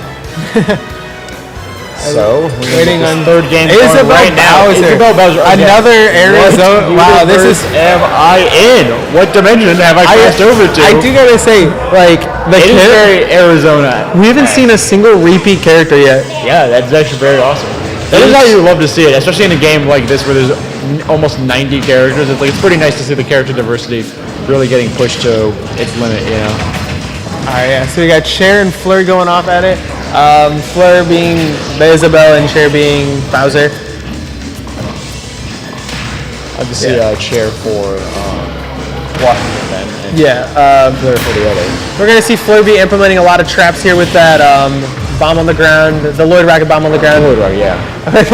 and that fishing rod is going to be just a real nuisance for characters the size of Bowser. I was actually surprised. I thought that he was going to use the fishing rod on that Bowser charging his F-Smash.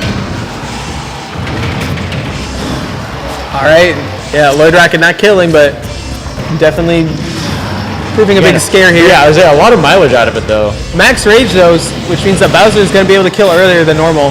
And Bowser could already probably kill Isabel at 70. Oh yeah. Oh! And no balloons!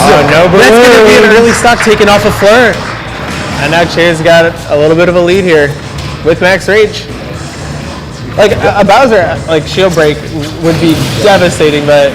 yeah, Fishing rod up Cherry had full rage, but with full rage comes 200%, which means Cherry just gets their stock taken right away. Yeah. Fleur's got the strings on deck right now. Down air, into forward air. He's still alive. Very resilient recovery there. Both players keeping this very, very interesting. All right, Fleur running up from below the platform. Another use of that Lloyd Rocket. That's the B-Race classic. Not getting any kills off Lloyd Rocket as much, but getting a lot of mileage of just always catching Cherry in that. All right. That classic side B. That infamous Bowser side B right there. Oh, another fishing rod up throw, and Fleur is just loving it right now. Fleur is now up 2-1 to Cherry's stocks. Let's see how the rest of this pans out. Yeah, I can definitely see, like, Isabel's just a hard character to play against, just because the ability to throw out these little projectiles with the slingshot, it just controls so much space in front of you. Especially on a character as big as Bowser. Yeah, and Bowser doesn't have the small frame to get around it. I'm not sure what happened there, but yeah, Chair's got to make something happen.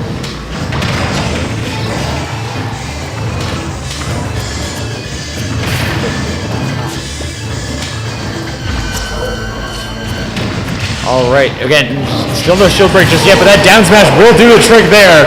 Catch that roll in, take Fleur out of here. All right, Fleur looking for Another these. rocking it up area again, just the most classic move of Isabelle. Ooh, that was a scary situation being stuck above Bowser with that fishing rod out, but honestly, no punishes from either side. Oh, So that's really gonna be it. It's gonna start KO. Fleur. All right, Fleur takes the win on Sherry and is now up 1-0.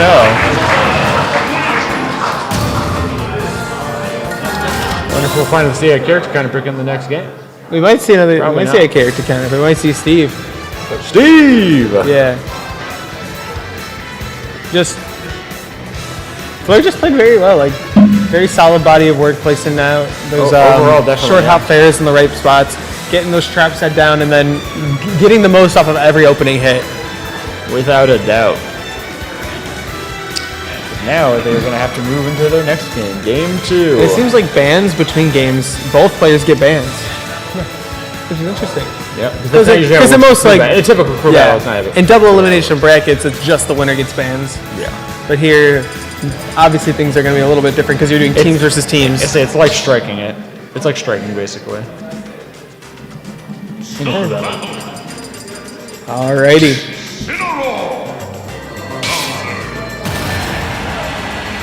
She has switched from Isabelle to Incineroar.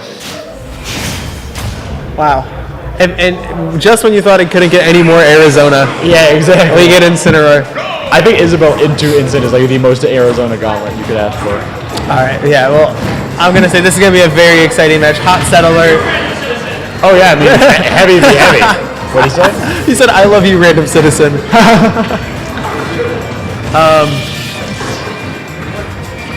Yeah. I mean, Incin has like, it's going to have like different tools to deal with Bowser, but just as oppressive tools to deal with Bowser. Yeah, I mean, again, Such as like making Bowser pay for any like bad swing, which might get hit. it's battle of the heavy damage dealing fire-based super heavies with really strong command grabs. Yeah. The only thing is that Incense is also a very good like tech chase and a very good burst option. Yeah, and as we'll come to see probably throughout this game is going to be Incin's Revenge, which multiplies the amount of damage he does if he lands a counter. So we'll probably be seeing that at least a few times if I know Incineroar, and I do. And I do. Still, not always getting that- these sweet always spot that- timings. I was like, always that up hit though. And I'm wondering what the strategy is. It's probably just a timing thing. I'm pretty sure this is not Fleur's main. Yeah. I'm pretty sure Fleur is just having some fun right now. Yeah, Oh, yeah, definitely. that one was intentional. Oh yeah. All right, Cherry Up taking that shield. first stock. Cherry getting some applause after taking that first stock. Nice. All right, yeah, Fleur getting another one of those upward hits, trying to get that star KO. Honestly, Fleur might just choose to not even get the hit next time. There's that full hit. It was 170. And still not killing just because, move scaling. I say because it scaled so much, and, they were on the Bowser opposite is side of the heavy. stage. Yeah, it's like Bowser is the heaviest character. In the Oh, game. that's death. That move was incredibly scaled. They were across the stage. Oh, wow. Wow. Risking it all for the It's like, F smash there. grabbing him out of that F smash.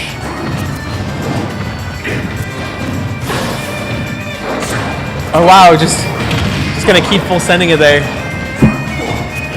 I mean, yeah, Cherry definitely has to go for the big plays here. Wow. Down there, back here, push him off stage, and gets the side beat. Sweet spot this time. What's the option? Oh, gets the revenge. This is going to do a lot more damage on now. deck. I mean, I don't think we've seen it on deck as nearly This as much is- as this game. All right, Up throw for the sure. back throw. Okay, that's Yeah. definitely not going to kill. Back there is harder to DI. Yeah. All right, gets the Bowser bomb, dealing a lot of damage here. Especially because that back throw was very likely a DI mix-up, in fact. Oh, and the weak hit. If at first you don't succeed, try a couple dozen times. Try a couple more. dozen more times, and eventually it'll kill off the top. All right. Oh no! That doesn't work. It doesn't work. Was that tough guy, or did he just fall out? What was that?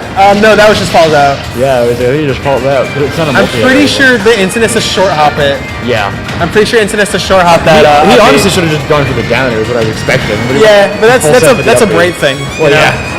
Like not everyone Not does everyone instant knows. down throw into down air and then Yeah. another down air. All right, but this is getting pretty close for Fleur here. All right. Oh, that's going to send him down. But he's not going to quite kill yet. Yeah, not to the blast zone just yet. Uh-oh. Game! Wow, there was almost like a second of delay there. I thought I was like, oh. Even the own game didn't know it was over. The own game was like, nah, I can live this. Yeah, he could live. I believe him. Nintendo Smash Bros. Himself said, nah, he loves this. Yeah, here's that almost killed it. So that was his game. I honestly have to expected it to be. Yeah, that just kills off the top. It's weird that didn't red screen, because I feel like even regardless of the eye, that just kills. Yeah. That's just interesting. This is a funny game. That happened. That happened in the first best of 3 as well. Where I was like, oh, this isn't gonna kill. On the forward though, I was like, oh, it's just there was no red. There was somehow no red sparks, and it was also relatively low percent. So I was like, why didn't it do any? Why didn't the game recognize it was? Oh no. Back to Ensign. Is this the Ensign Ditto? It says the Ensign Ditto. This is the Ensign Ditto. Oh my goodness gracious. Uh-oh is indeed. This matchup is whack. This matchup is whack. It's gonna be lots of slamming, lots of spinning, lots of taunts, I guess. Lots of taunting. Here it is. All right. Ow. Oh wow. Yeah, it looks like Cherry understands like Ensign's pretty good at juggling. Got that upper that's just incredibly strong. I am. Missing the revenge. Yeah, it looks like Cherry's Ensign plays a little bit more of that like bright play style that we were thinking of, where it's like juggle heavy, revenge heavy kind. But Fleur just taking advantage. The first stock off of Cherry. He down throw and just waits. Think he gets the chain grab off maybe. He really wanted him. Oh my goodness, the slow walk away. Yeah, he would be so in my head right now. Yeah, Fleur is in our heads right now, and we're just commentating. All right, very good reaction. Double a rolling whip. Not gonna get the strong hit though. All right, chooses not to get the strong hit or any hit. All right.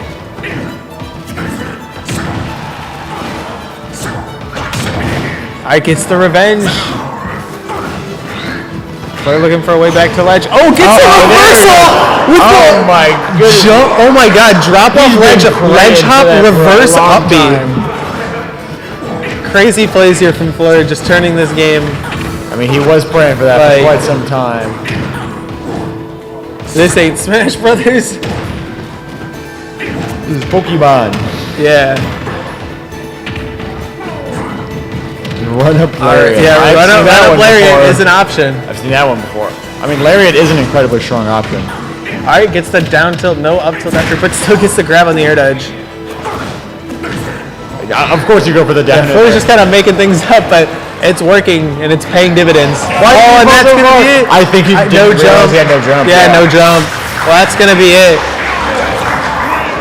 Fleur is going to take that set, and Corona del Sol is going to win 3-0.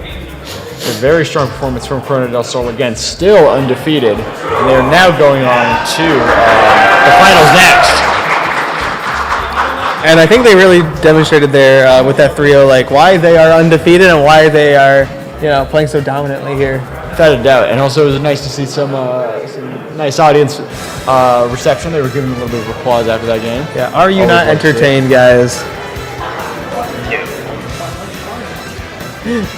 All right, so. All right, hello, welcome back to the Watching Us. That was a very exciting.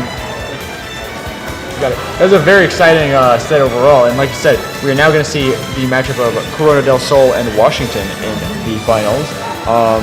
As you mentioned, Corona del Sol continues to remain undefeated, so it's definitely going to be an uphill battle for. Not Washington, Hamilton. Hamilton. Yeah, for Hamilton. It's going to be a very uphill battle for Hamilton against Corona del Sol. But who doesn't love an underdog story? And speaking of that underdog story, we'll get back to it when we get back from this break.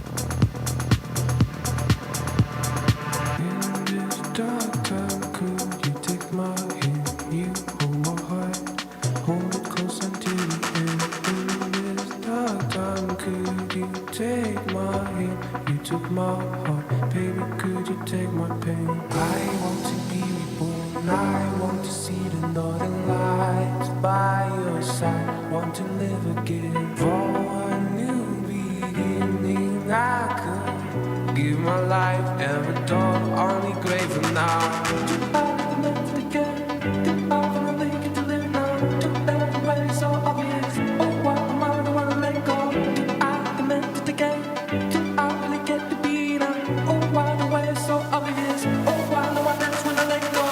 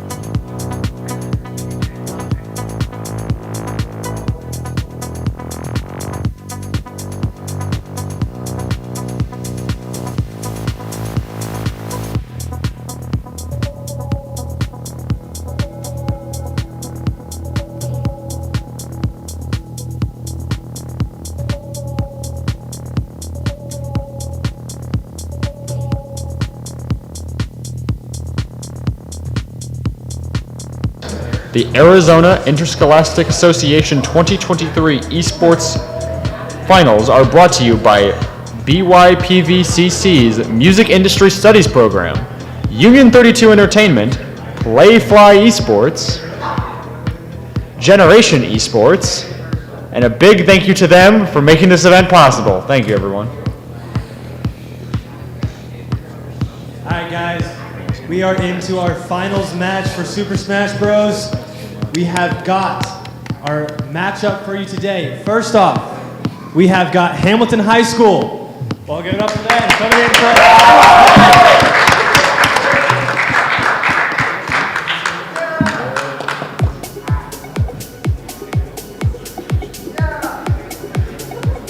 in We have got them on your guys' right, my left, and going undefeated this season, top seed, we have got Corona del Sol. Give it up for them.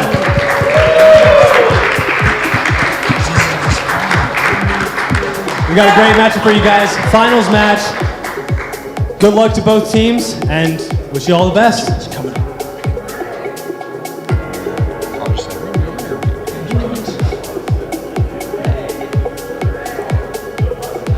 All right, and thank you. Now we're going to do a quick review of the bracket right before we get into our final match.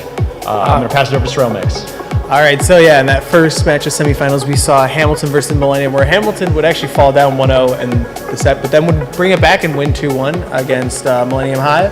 And then in the other one, we saw CDS just take a dominant 3-0 win over Washington High there. So bringing it to the finals, we got Hamilton versus CDS.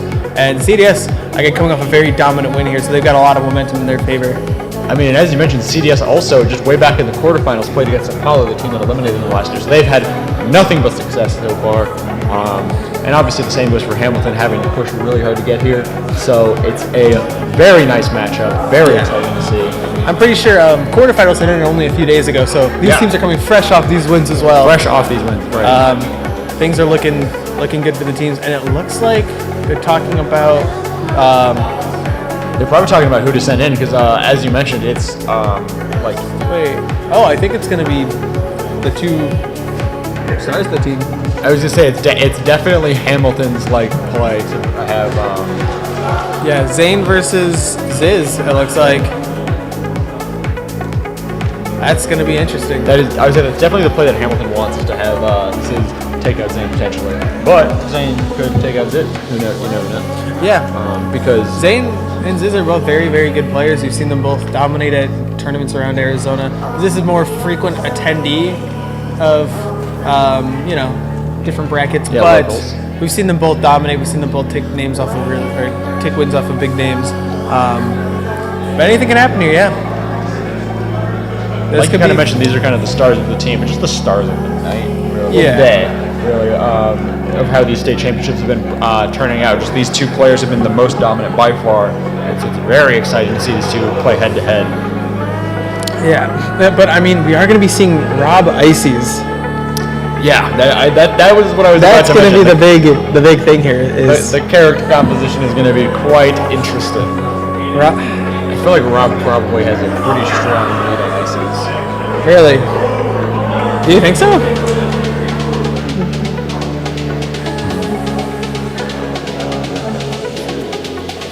I was going to say, I think this is going to be a lot closer than you might think.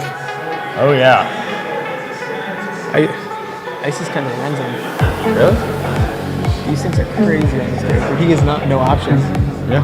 Yeah, as long as Zane can get his setups and find those decent combos that he found later into his first game, he might be able to just kind of push his advantage and keep the pressure on Ziz. But again, we saw Ziz. Ziz likes to play very action heavy as well. Rob would have had a winning match. It's going to be combos back and forth running into this first game. All right, looks like they're starting.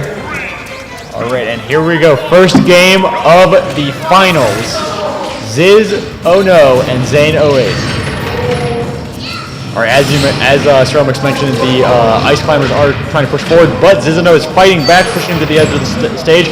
But honestly, just getting reversed back in control, as Zane 08 is really trying to keep control of the stage here. Just saying, he's doing a pretty good job staying glued to center stage here. Pretty much no matter what directions he pushes Ziz in. Pushes Ziz off the ledge, but nothing to do with it yet. All right. I say almost a jab block, but not any resets there. All right, Zizino going high up in the air, and Zane trying to keep him there with these juggles.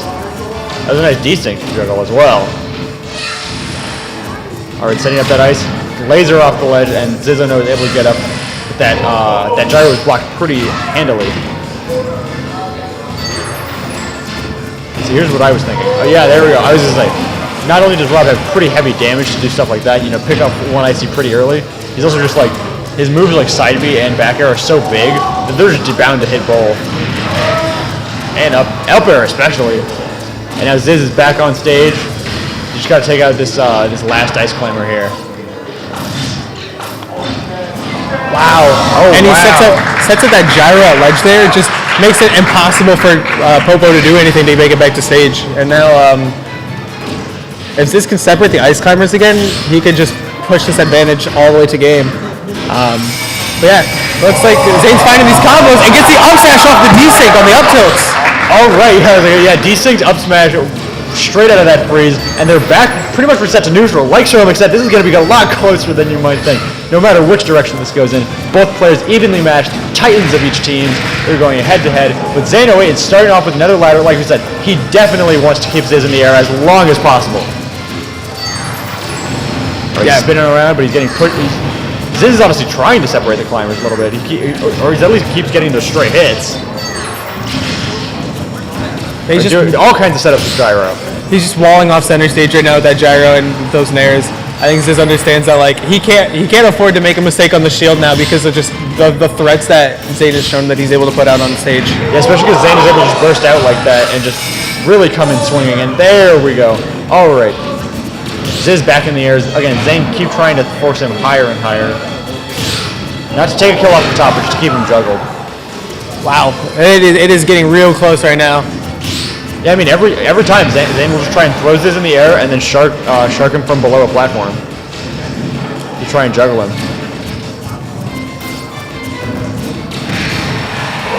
Again, any mistake on the shield is going to get punished hard. Ziz honestly should be grateful that didn't even kill there. That was quite close. A bit early on that up forward air, and Ziz is taking the momentum back in his favor. Separating the climbers once again, trying to kill one off. I say isolating the climbers. There we go, he gets him back. He gets that. Hey, Zane was still able to make that back. Oh, Nana comes back with there. Never a grab on the ice climbers. You can never take a grab off the ice climbers. Yep. Every time you think you can get one. All right, that looks like it's probably going to be the stock here. I just don't think he's got the tools to make it back, but he gets his 1% before he goes out. I say he was honestly pretty close there, but yeah, just 2% damage, and not even extra credit. Ziz is just starting to stock by Zane, just taking off 70% already. Alrighty. All right, again trying to push him above those platforms and challenge him in the air. Nice, moving over that laser and past it with that side B.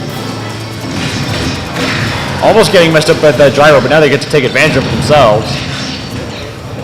Ziz really wants to start those gyro combos, but it's just so hard to do against the climbers. All right, and they keep trying to run in with that freeze again. This could be it. Yep, there it is. Not yet. Not yet. Never say that. Never say that. Everyone cursed that. The whole crowd was popping off. Excellent DI from Ziz there. But yeah, he's got a little bit of a hill to climb here, but he's got the icy separated, but not for long. And he's got the desync started. I haven't seen desyncs like that since Squamba retired. All right, and there's still no kill. Incredible DI from Ziz. He just wants one combo, but he can't really start that until he separates the climbers. He's looking for those forward airs. Uh-oh. Yeah, Nana being split up. That gyro is hanging out just at the ledge, but they're running to the other ledge. Yeah, it looks like Ziz is like... Oh, there we go. That'll do the trick. Zane is now up 1-0. Yep. Excellent play from Zane there. I would say we saw Ziz kind of ditch the tactic of splitting up Nana and Popo and just going after Popo at the end there, just to try to push on stage. Yeah, you saw it. Yeah, he threw a down tilt, then nair, and then up. He was just throwing at every combo starter, and then it just eventually went for a kill move, Hail Mary, and that got punished pretty hard in Zane. Won. I would say, because the tactic for splitting up the climbers isn't to just go for Nana. It's more of get Popo into a place where he can't do anything, and then you can start beating up on Nana if you choose to. Just because if you go for Nana, you're just going to get hit by Popo, the main climber. That's actually where that game turned around, was that grab. I was like, every time you think you got a grab on the climbers, you're never they safe. kill you. You're never safe from them. The other climber is always on their way. Yeah. Like a boomerang, I throw and it just comes back and hits you. Alrighty, we're gonna run it quick into game 2. We got Palu. Hey, if Nana is like gyro, if it was good. Is it Palu Rob? Honestly, the switch up is a little interesting. Oh wow! Wait a minute. He might be cooking. Is this like soul main, true main? Yeah. Wow. I was like, is Zane showing his true form? Now that I think about it, this might be his true main because like, if you taken sets off of players like Ags and Ronald, you probably did it with Palu. Yeah, like Palu's the kind of kid. Down to the F smash, just like every Rob wants though. Oh wow, doesn't get the backer off stage. That could have been very, very good for Zane there, but is this going to keep the dream alive here? As I say, if you want to bring it back and win this set for your team, you got to take it one interaction at a time. Still active because of the gyro triggering it, and Scissors gets hit hard by that laser. Seeing shades of like 2019 Joker right there. Yeah. I miss him so much. All right, that down smash is definitely. Oh wow! Nice, the no DI mix up. No DI. Or the no mash, yeah. What? How does that hit? You cannot lie to my face and tell me that hit. Wow, look me in the eyes and tell me that was what was supposed to happen. Look me in the eyes and tell me that's what God intended on this earth. Oh my! There we go. All right, Ziz is coming back hard. He is coming in clutch with that gyro combo there. And he has got like he is full of energy right now. He has got so much life in his eyes. Again, no kill yet. No, yeah, it's Zane's stuck in a tricky position though off stage. Yeah, you might have been wrong about Zane's wins with Palu.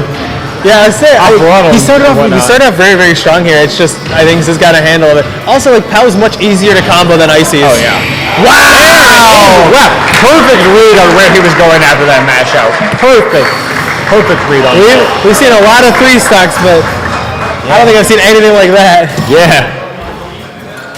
Yeah, it's like to have such a dominant performance against 2 like really titanic players here is just incredible. And if you're Ziz there, you do have to go for a play like that because you need not just the momentum going to the next game, but you need to like prove that like I've got this. Yeah. It can't just be like okay, now the set's even because Zane has the option of just going back to Icy's where now Ziz goes, I also know your habits too. Like, yeah. Look at that. Gets the second grab after the air dodge, and then reads another air dodge with the back air. Yeah, it's like grab. Dude, Zomba could never. Grab. Zomba could never, bro. Literally better than Zomba. Pikachu! Okay, what is going on here? Everything I know has just been thrown out the window. Literally the character. I thought the Palu pick was confusing. It's like the character rotation from hell, literally. Yeah.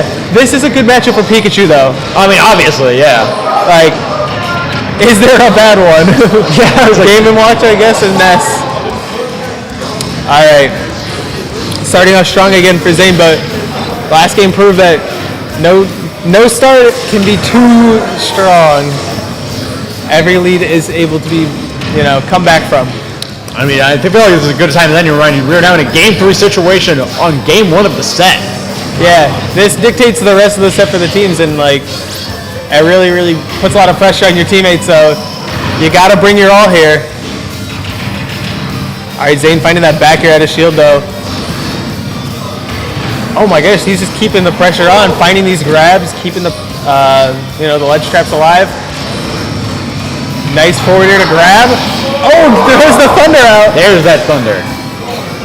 Good neutral air dodge. Wow. Another straight air.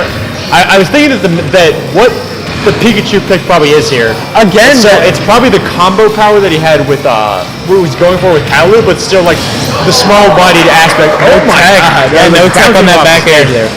We don't tech those. Yeah, he's not going to be as easy to combo as Palu. Yeah, I think this is the change that Zane probably was looking for with Power, where it's like you can put out a lot of damage with your combos and you can keep the pressure on really fast, and you don't have to worry about getting split up from a climber, but you're also small, so you're hard to hit. Exactly. Yeah. All right, even stocks. 2-2 here. All right, finding these backers off stage, Okay, keeping the pressure. And with the juggle here, gets the thunder, Nice. pulls him back down. For another juggle. Wow. Oh, air dodger tried to grab the gyro, but didn't get in. Almost, paid the hefty price. Yeah, the ultimate price. Yeah, the ultimate price. Nice try. Honestly, that was a pretty good read of that roll dodge in. Okay, another one. Gets the tech this time, though. I was trying to see if Sizz will fail that tech check again, but he does not. Oh my gosh, Zane is just hungry for these kills here, but not even in a bad way, because it's working out phenomenally for him. And he really needs one right now, because if he can start building extra credits, Zane could come out on top here. All right. Wow. Aerial. Oh my god! And signs of life from Ziz. He turns it around, just catching that hasty runoff with his own down air. Yeah, Ziz is back in it. He's all the way at 138, but he survived that, not connecting the full hit of Thunder. That is, That's it! 100% that's it! 100%! And Ziz takes it 2-1? That means Hamilton's going up 1-0 in the set. it's best of 5, I think? Oh, is it best of 5? That would make a lot of sense. I think, No, it's best of three. It's best of three. That's game. Zane thought it was best of 5s. It's best of 3. That's game. Wait, let's. So Zane thought it was. I think Zane thought it was best of 3, but Ziz thought it was best of 3, but Zane thought it was best of 5. But it is the best of 3. It is best of 3, I believe. But we just want to make sure. It is. Wait a minute. Wait a minute. I'm gonna take a little look.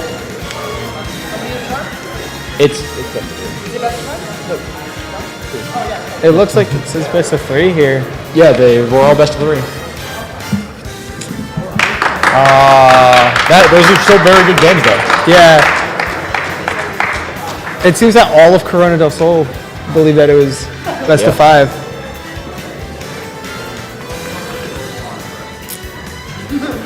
I just want to make sure.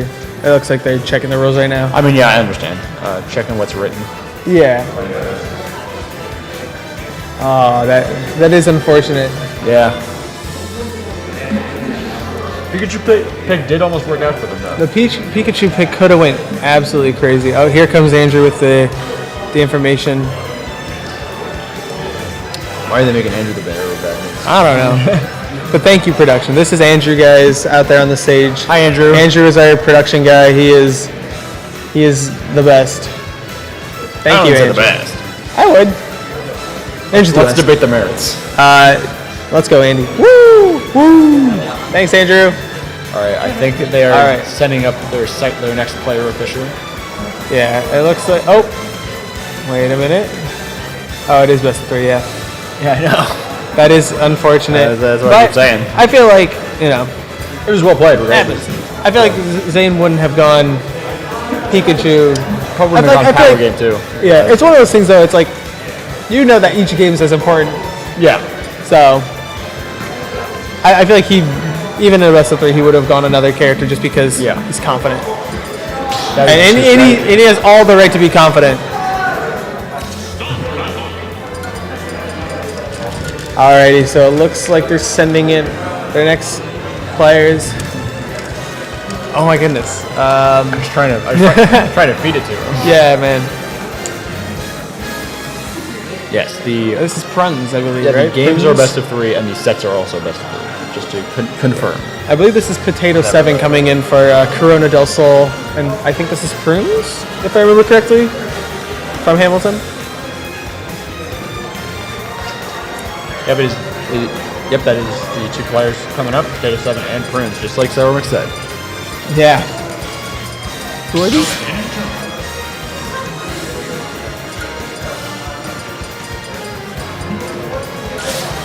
All right, Greninja Greninja Zelda.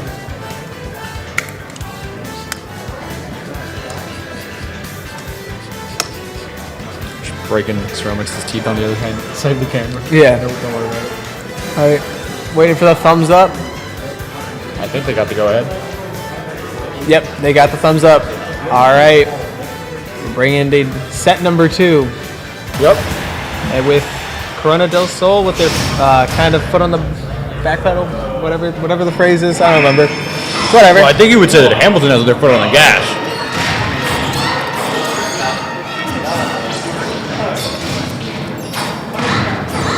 Cannot believe they were playing one-winged angel in second match. I mean, In the finals. you know, when your backs are against the wall. It's appropriate for sure. They are really throwing out their hitboxes. Yeah, because we saw Prunes in the first set as well.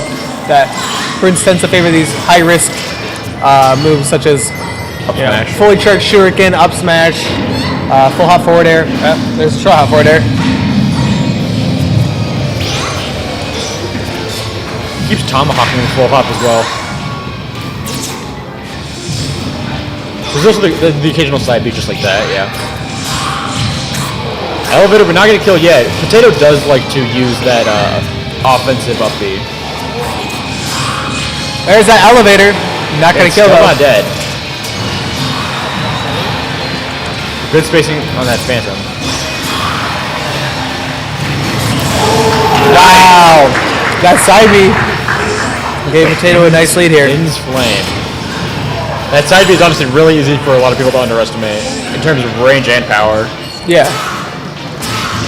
Wow, there we go. If at first you don't succeed, try again.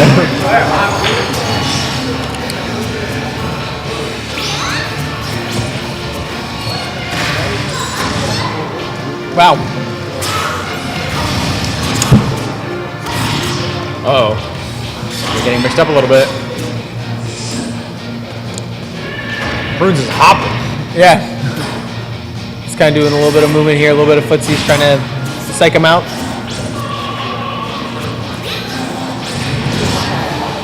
Adds a rough trade for Prunes.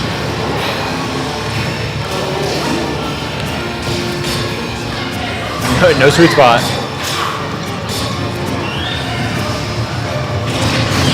Nice baiting in that approach.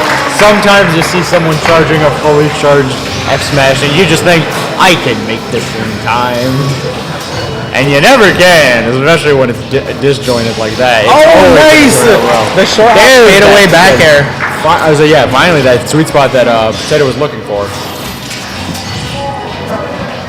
All right, it comes down to the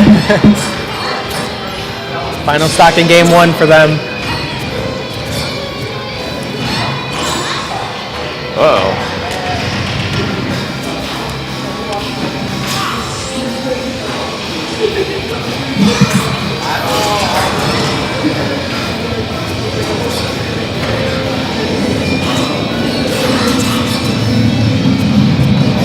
Wow, they're just both the players are playing really well with their spacing right now, looking for anything. Almost Definitely. good with that forward air. Yeah, Potato's been doing really good use of those special moves to just control space on the stage, whereas Prunes is using those aerials especially to just get out his disjoints and just cover his body with those water blades. Oh, it's getting intense for these players, and he's gonna play that smash. Yeah, I would say it was like too hasty of a counter and gets F smashed hard on the landing. Oh! Aggressive up B every time. Risks It's that it aggressive all. up B every time and you just get F smashed. Yeah, risks it all on that teleport on shield. If it worked, it could have paid dividends, but unfortunately, sometimes it doesn't work out that way. Like I said, it was becoming a little too predictable at that point. He was just able to shield it as soon as he landed. All right. Up Smashville, I think? Huh? Interesting. Smashville, I think I heard. Oh, small battlefield. Or regular battlefield. One of the two. It's something. Some sort of battlefield. At some stage. Alright. Looks like they're going to be running back the same characters, though. Zelda Greninja. Alrighty. This is very, very important now for CDS. Yeah, because Prunes is now trying to just win it for his whole team. Whereas Potato is obviously, in a sense, doing the same, where Potato has to bring us to Game 3 somehow in the set.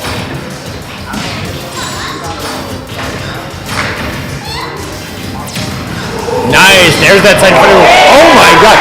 Wow. That's probably a heavy DI mix-up, to be honest. Like, I actually don't even know if he knew that he was going to get sent that direction. This is... Yeah, I was going to say, Potato needs to bring this back if he wants to help CDS make it to a third game. Like, Prunes has used that side B several times, but at like completely different timing. Like, usually just whiffing it, so I don't think Potato's even ready for that.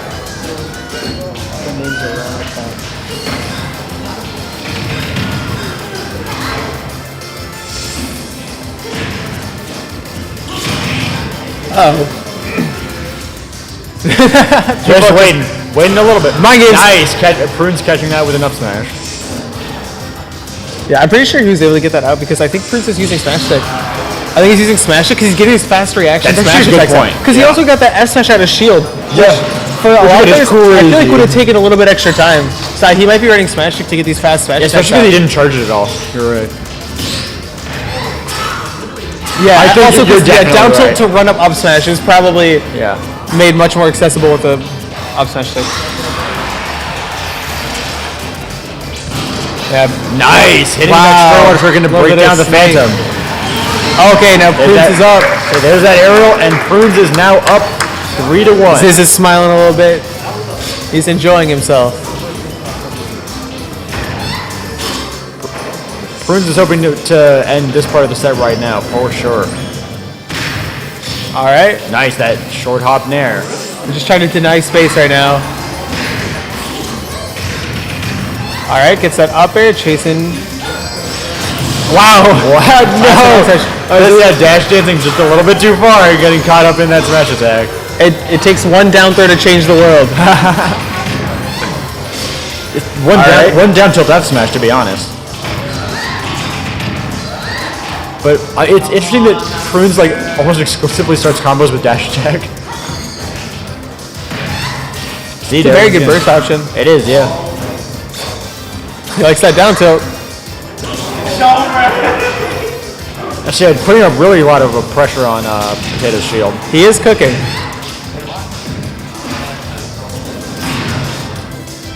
Wow. Gonna have to drop down. Oh, nice. For the down air ledge, just trying to get a hit. Yeah, Potato's slowly climbing back though. He's starting to gather a little bit of momentum here. But not before getting grabbed and sent off stage. And not even thrown up. Oh, the tech! Oh no, there's that up throw. That was the Jesus tech, but Prunes sending it through. That was the Jesus tech, not because it was understage, but because it was a miracle. Yeah, Hamilton High up 2-0 now.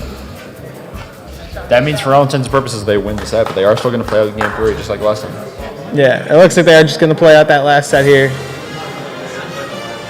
The show match. Yeah. Fun finals.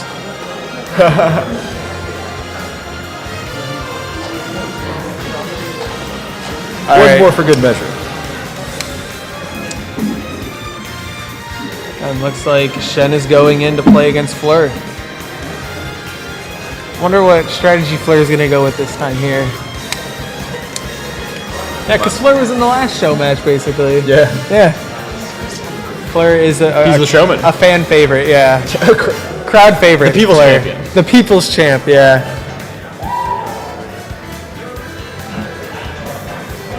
No, a 6-stock here actually gives them 2 wins. So it'll be tied. If Fleur's 6 stocks, it's actually 2 points, so it'll be 2-2. Yeah, so true.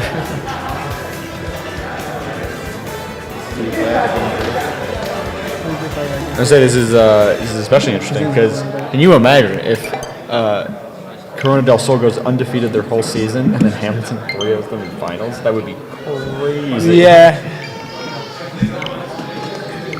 Even in a show match like It that. was it's still unfortunate. important. Yes, it was unfortunate with the misunderstanding on the best of 5, best of 3. But Yeah. I mean, Like you said, it's probably not the hugest difference in the world. yeah. And I mean, this set will show it here. If it is a 3-0, then that kind of misunderstanding is just like a little minor thing. Yeah. All right. I think they're waiting for a thumbs up or they're doing stage bans, but both players without their coach right now. Yep. Oh, my fault.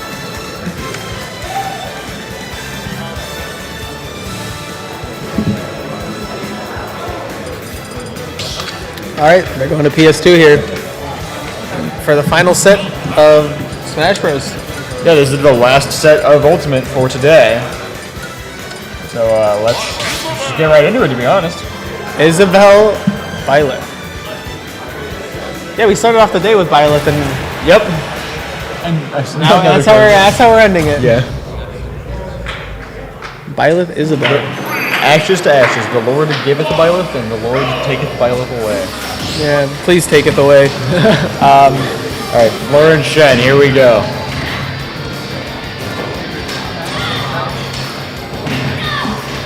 Shen, of course, playing for Hamilton once again, and Fleur for Corona del Sol. Hey, I kind of forgot that Fleur played Isabel because we saw him play Ensign the other 2 games. Yeah, I was like, wait, there's Isabel. Yeah. But the Isabel is real. Wow.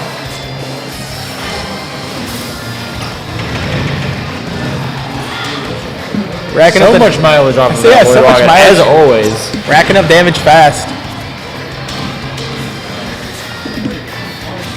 I gotta say, like, for a character that's known to be very like, you know, I'm gonna wait over here and set up walls. Fleur plays this one in a very entertaining way. Oh, yeah. I really think the same is kind of true of Shen. Like I said, Shen definitely has a tendency to, at least this is what I observed in the first game that we saw him in. Shen really has a tendency to run in with those aerials and toss in some dash attacks for good measure. Where it's like, Violet is usually considered to have a more like patient, like hang back and back air playstyle.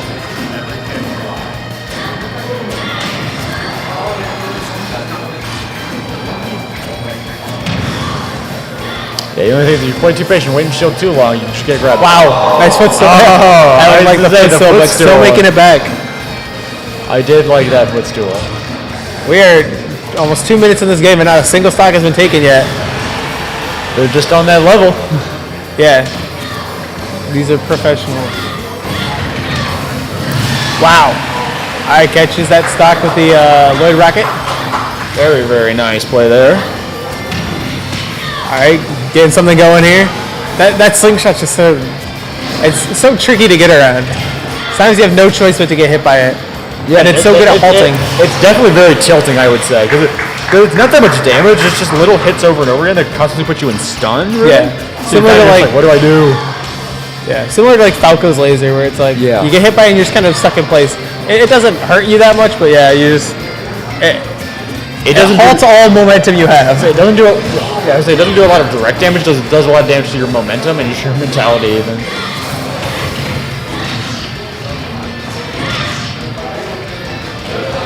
Alright, wow. Shen actually did a really good job. They're just like regaining stage control and then pushing that advantage to pushing Fleur off stage. Yeah, without a doubt. And it's jumping over that load rocket once again. Yeah. Wow. I was also surprised. I just thought that was death. Yeah. I thought it'd extend the hitbox to kill. Yeah, I mean, that's what I was saying. I was like, Fleur was barely above the hit.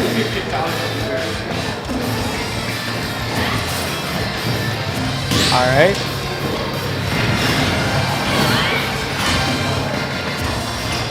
What I am gonna say is that at the rate that this game is being paced at, this game could go to time. Say again?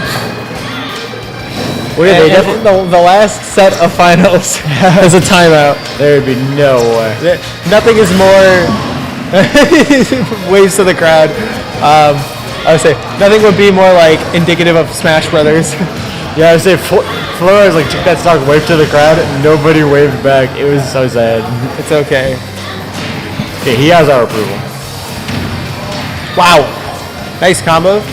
Bringing it to 55%, so a little bit of extra credit there for Fleur. And the hits just keep on coming, but Right now even stocks, but not yet even percents. I mean, Violet is still gonna have to do a lot of climbing to do. that fishing rod does make as well a bit of a, sitting duck when it just completely whiffs. Yeah, exactly. And especially if you're too far. There's If a you're lot too of close, she can end drag lag. it in and catch you, but if you're too far, there's nothing she can do about it. You have to Yeah. reel that in and then take the hit. All right, nice back here from Shen. And the arrow to follow up. So going off stage for a down air. Missing both attempts to Creative. ledge guard. That's Honestly, right. a ledge trap might have been more effective at this effect. Creative recovery right there. What is he doing? All right. Just like that, Shen takes game 1. Going down to game 2 now. Shen taking the first game of this last set. Just like that. And just like that, we are on to game 2.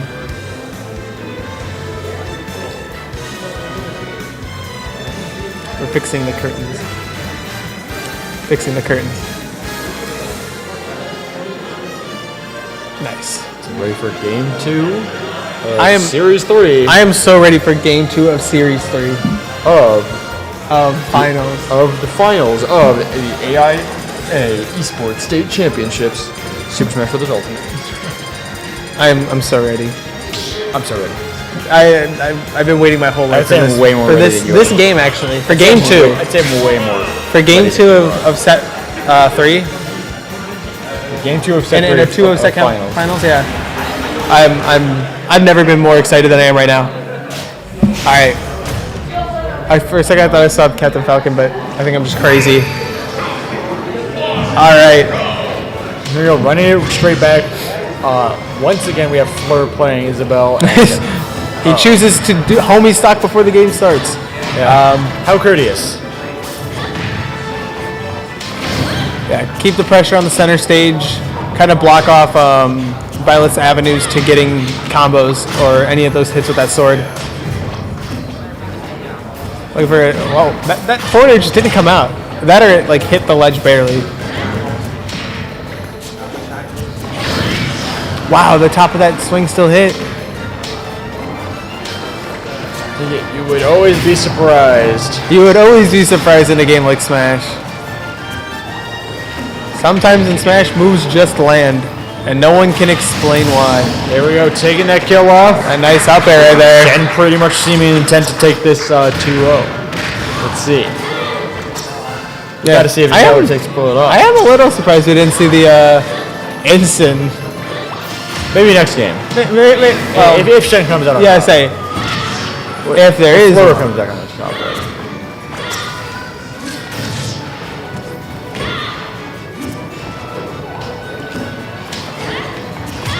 Both players kind of scrapping at the ledge there. Fleur coming out on top. Oh, the back hit of the down smash still hitting, not killing. Let's see, alright. Waiting for that ledge trump. Fleur again going super deep. Wow. No, up throw. Yeah, I mean, that's the thing. I was like, where's the... Oh, here's the Wabell. The Wabell. There it goes. Catches the rollback, yeah. With perfect timing, you could do that for up to 20 hits. Yeah, I was like, how do you get past that? You don't. Oh. You get hit 20 times, then you get down smashed. Ask B-Rice, I don't know. Honestly, Coming down to the last shot for Fleur here. Shen getting up with extra stock is pretty beneficial for him right now. Still got to watch out to see if there's any extra percent he can rack out, though. All right, getting the combo started with that near F tilt or dash attack.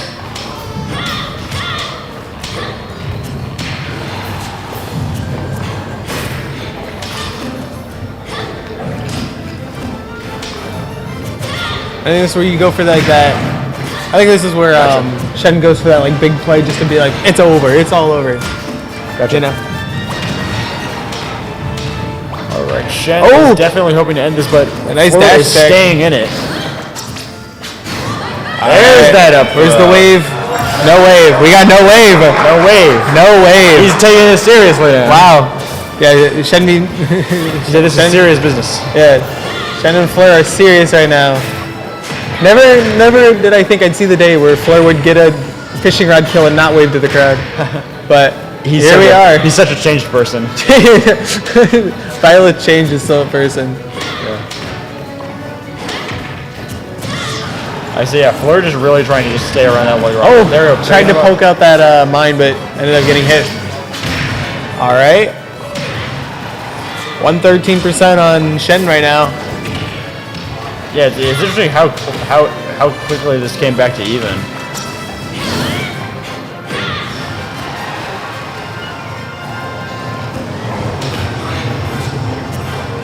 So again, just playing around that wood rocket so well.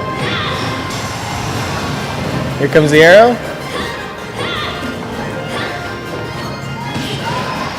Nice. Nice spot dodge as Keep that pressure. rolled in. There's the nair. Maybe I was thinking like down tilt up air might be in the cards.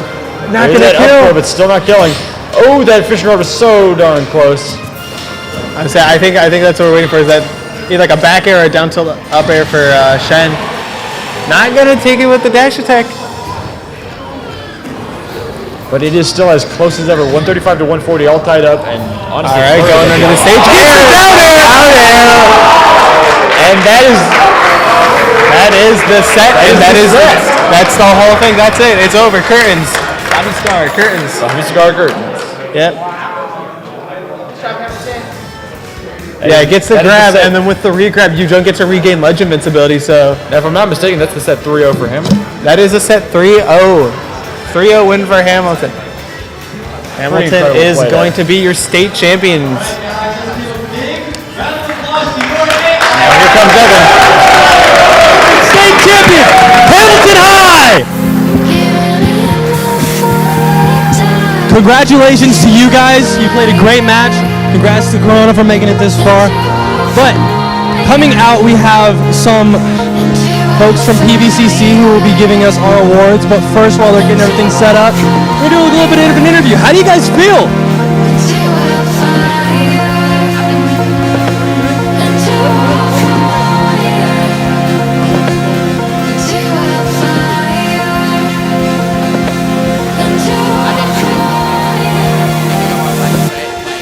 Like whether it would be like me for Nov, Shinzi for sure, then or like Shinzi, then me then for Nov. But we decided that like if me and Nov went first, we'd probably have the best chance to win. So that's what we decided to go with, and I'm glad we did because that the other first player was very good, and I don't think like our other team members would be like. Come on, you gotta beat it. They could have beat it. They could. All right, well that's it. Are you guys ready? All right, let's give it up one more time for Hamilton High.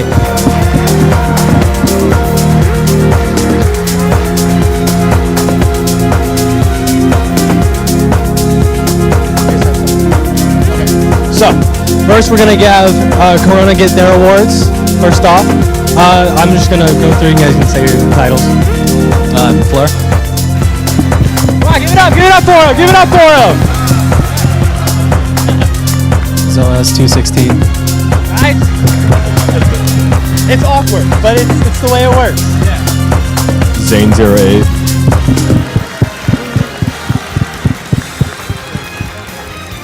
Potato 7. Congrats, guys. Really well done. Really well played.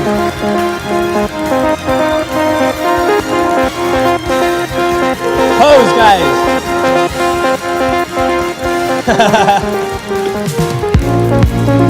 Yeah, come on up front.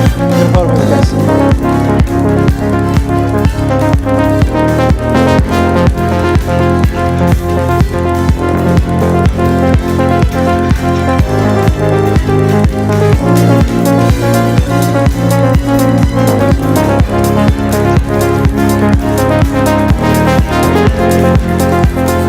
Guys, give it up one more time. And next up, your AIA state champions, Hamilton High. Come on in, guys.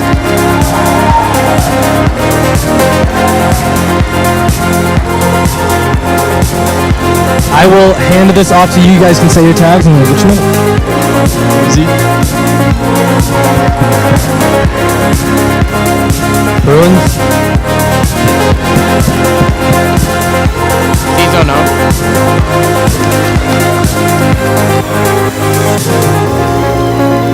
Zeklo.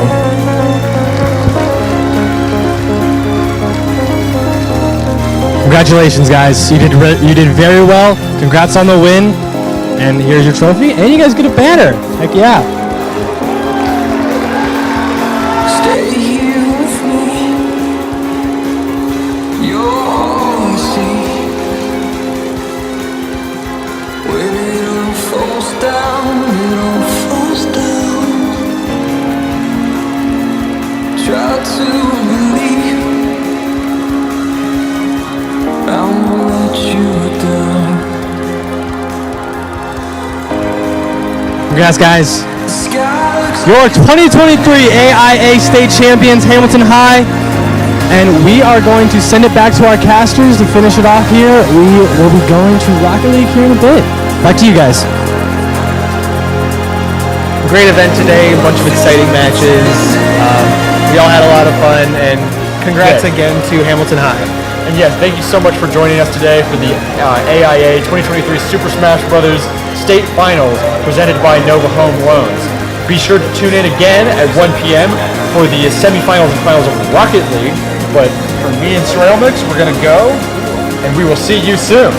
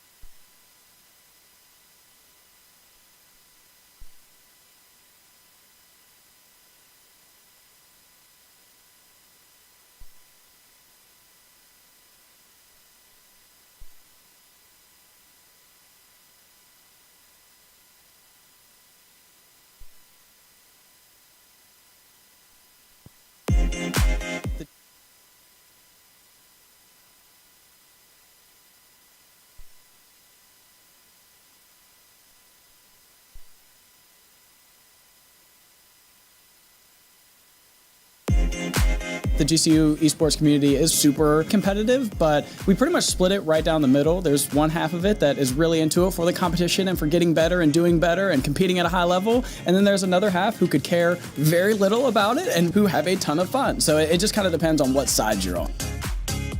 We have about 14 competitive teams competing across 14 different games, and we're looking to add about 3 to 5 more in the next couple of semesters. We have also one of the largest student communities on campus who just come here into the esports arena to play for fun, hang out at student events, and enjoy, I guess what you could say, one of the best nightlife activities on campus. The esports arena at GCU is a central hub of our gaming community on campus. We have over 70 gaming PCs in here, and for consoles, we have over 36 Nintendo Switches and a variety of PlayStations and Xboxes as well. Every kind of gaming community, you can probably find it here at the esports arena at GCU. This place is giving me the opportunity to make friends. Coming into my freshman year, I didn't know anybody, and I'm a little bit introverted, and well, I was like, I know this place exists. I play video games, that's like my biggest passion, and then I got involved with the team, and I started talking to everybody, so like everyone in here I've gone pretty close with and have some pretty good relationships just because of this place existing. Being able to come in here and basically be yourself. It's great because we're here to have fun, we're here to game, and I'm really grateful for being able to broaden my horizons and getting to know people similar to my interests. I'm excited to see a lot of our competitive teams continue to grow. They're really successful, but we want to go even further beyond. I'm excited to see what our student leadership can do to bring more communities into the fold and build upon the success of the predecessors and make our community not only the best one it can be, but the best one it can be in this state.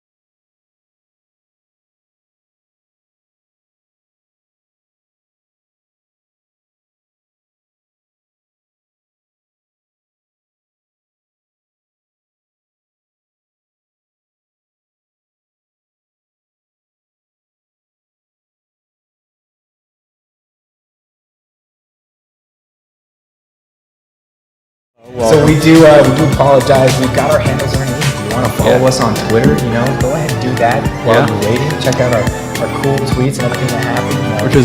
And it's exciting that we're telling this to them now because it does seem like we have a rowdier crowd than we had back when we were doing Smash. Yeah. So let's hear a little more crowd noise. I don't know if you folks can hear that, but it is loud in here. That is what we like to hear. Excited. I personally have not gotten the chance to cast Rocket League in a very long time. Yeah. I've had about 7 years of Rocket League experience under my belt. I'm excited to give intricate details and plays, make certain call-outs, for those experienced players in the crowd. If not, we'll keep it a little easy, make sure everybody knows what's going on, not to make it too difficult. But how are you feeling? 1 to 10 scale excitedness for this matchups. For this matchup or for tonight? You know what? Give me it tonight. Just overall, that's like an 11. It's an 11. It's over the 1 to 10 scale. Yeah, I'm excited to cast Rocket League, cast with you, cast for all these lovely people in the crowd, and just see what these young players can get up to. Yes, and we've got quite the resume under Brophy College Prep's name. No, yeah, honestly, when we were looking through our caster notes, this was the one thing we kept going back to. Yeah, and I'm looking at, for Rocket League, League of Legends will be aired after Rocket League, for those of you wondering, where's League of Legends? And if you did miss it, no, we're going into game, folks. We're already underway. All right, here we go. That's a way to start the night. And so Brophy will be the orange team. So keep an eye out for that as Pueblo is on the blue side. Brophy's already all up in Pueblo's goal, and they are clearing the ball. Good clear right there. Brophy will take charge right here, taking control, and Pueblo will stop it.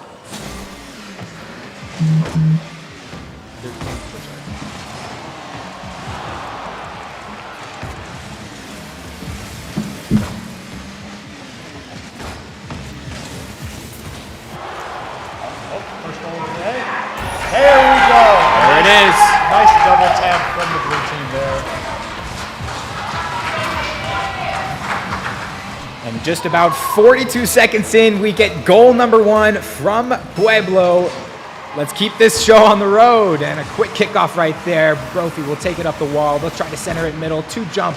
Pueblo, nice defense right there. We see 1 in the air, maybe getting that touch, not going to get that touch. A quick corner into the center. That's not going to hit as well. Trying to save it away. Bring it back to center. Clearing the ball once again. Barely missing that goal, but wow! And getting it cleared right away. A good clear right there from Brophy.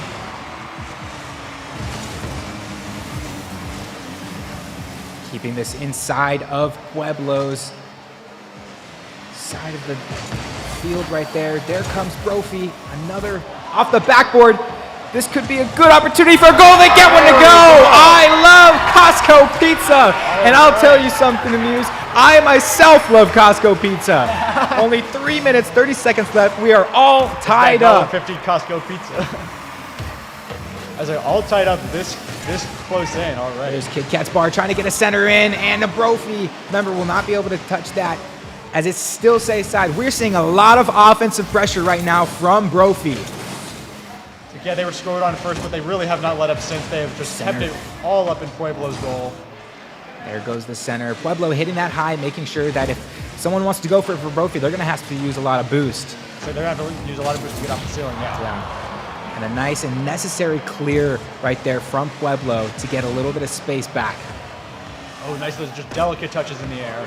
Carrying that, he's got a 1v1 opportunity, and nice what a save! Nice save from Pueblo. Using that skill, taking to the skies, and a center ball right there. Another center ball high. This is anybody's ball to take right there. There's Brophy being able to take that. High. A center shot. Nice. There it is. And who else but I love Costco Pizza getting their second on the board. Only 2 minutes, 30 seconds remaining in game number 1 of this best of 5 series, folks. All right, Brophy already up 2-1, and here we go again. The kickoff will go in favor of Pueblo, which is actually kind of what you want. You know, sometimes, losing the kickoffs can be a good thing because then you get control of the ball and you can talk. This is a fast break situation right here for Brophy. They get another one. And ladies and gentlemen, within under 3 minutes I Love Costco Pizza has a hat trick. Wow, 3 goals for I Love Costco Pizza. Brophy already up going 3-1, and now they are going into Pueblo's goal, but they clear it right away. Wow, and just like that, Nice goal. Pueblo will answer with WX Fire. And that is the same player who scored their first goal as well. That is right. All right, Yeah. so we could see 2 hat tricks Yeah. within this first game of this best of 5 series between Brophy Prep and Pueblo High. Only 2 minutes remain. Kickoff will go in favor of Pueblo. They'll gain control and try to do as much as they can with this, but Incredibly offensive pressure from Brophy, but it gets cleared right away. and a mid-air demolition coming out from Pueblo, giving a little bit of space for Brophy, but just like that, Pueblo will counter. Center that to the side wall. Pueblo has an opportunity for a little bit of a freestyle here, but it'll just get denied right there by Costco Pizza. And a good redirect right there from Fire. Nice aerial to send it back. Clear out middle, but it's not going to be enough. Kit Kat's bar is going to slot that in the bottom corner of Pueblo's net. And look how tight of a gap this is right there. So close. And he's feeling himself on stage. Oh, yeah. With only 1:30 remaining, Brophy has a 2-goal lead. Now, it's not over yet, folks. There's a lot of time to be played. A lot can happen in At a minute and 30 A seconds. lot can happen, correct.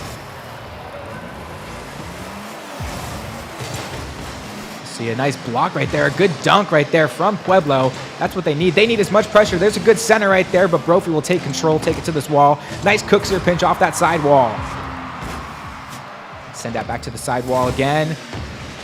Catch one off guard. You want to make teams commit, whether that be double, if you can, triple commit. As you see, you've got 3 in a corner right here for Pueblo. Nice Pueblo dribbling it all the way across the field.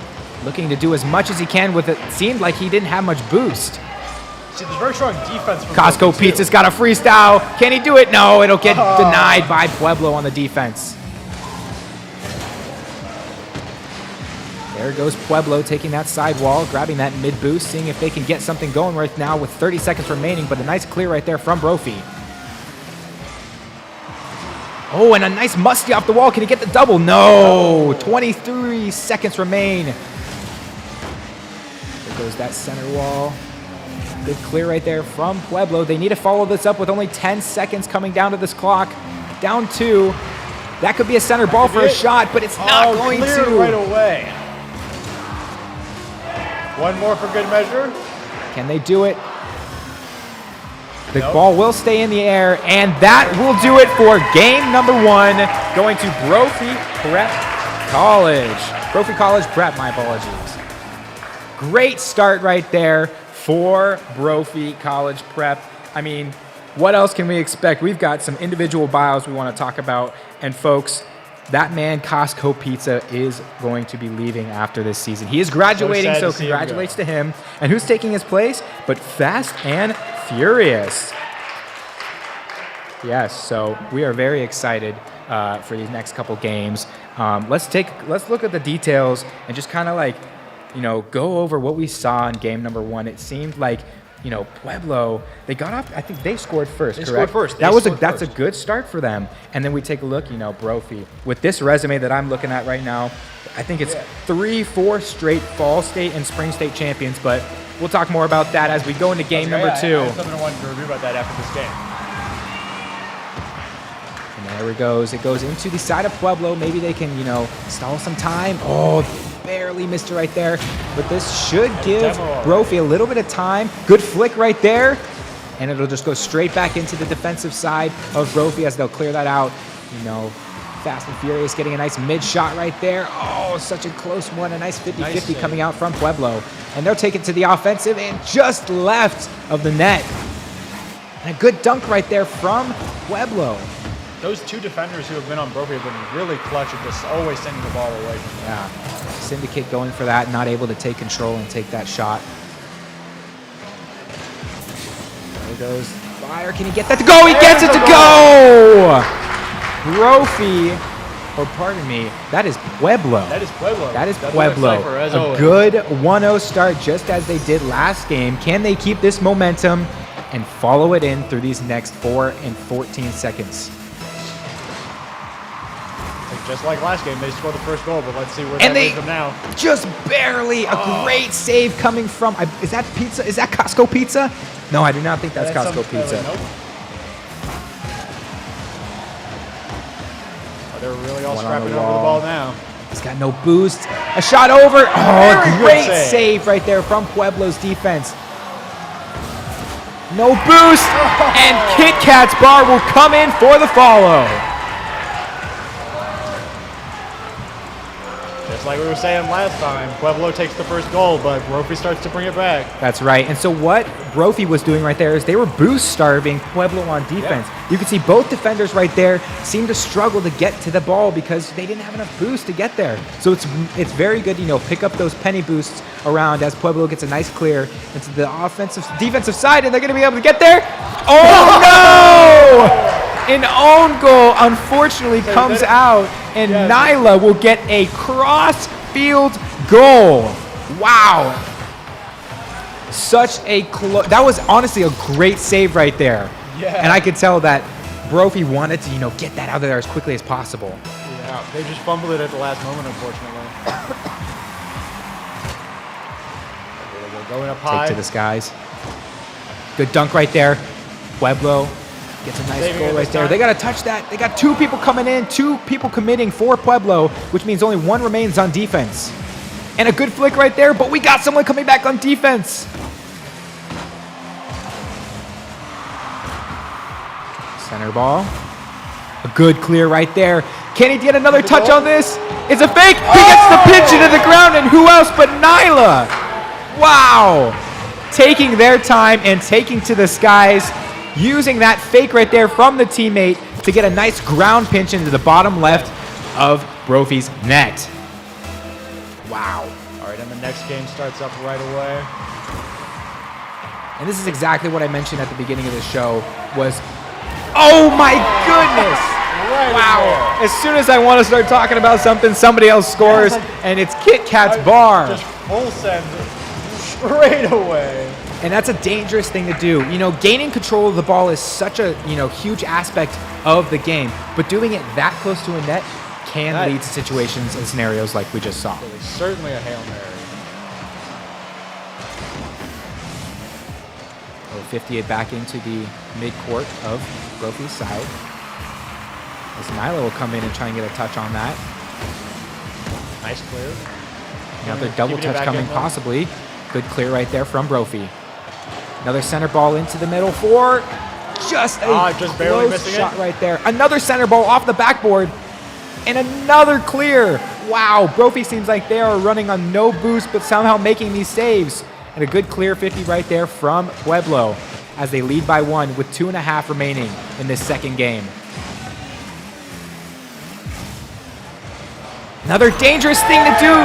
Wow. Nyla taking once again. advantage of, the defense trying to control the ball in front of their net. And that's exactly what's happening. The 50 balls will happen to go in nets if you take it that close. We've seen both teams fall victim to that. Now you just try to bring it too close to your net while you gain control, and they just score on you straight away.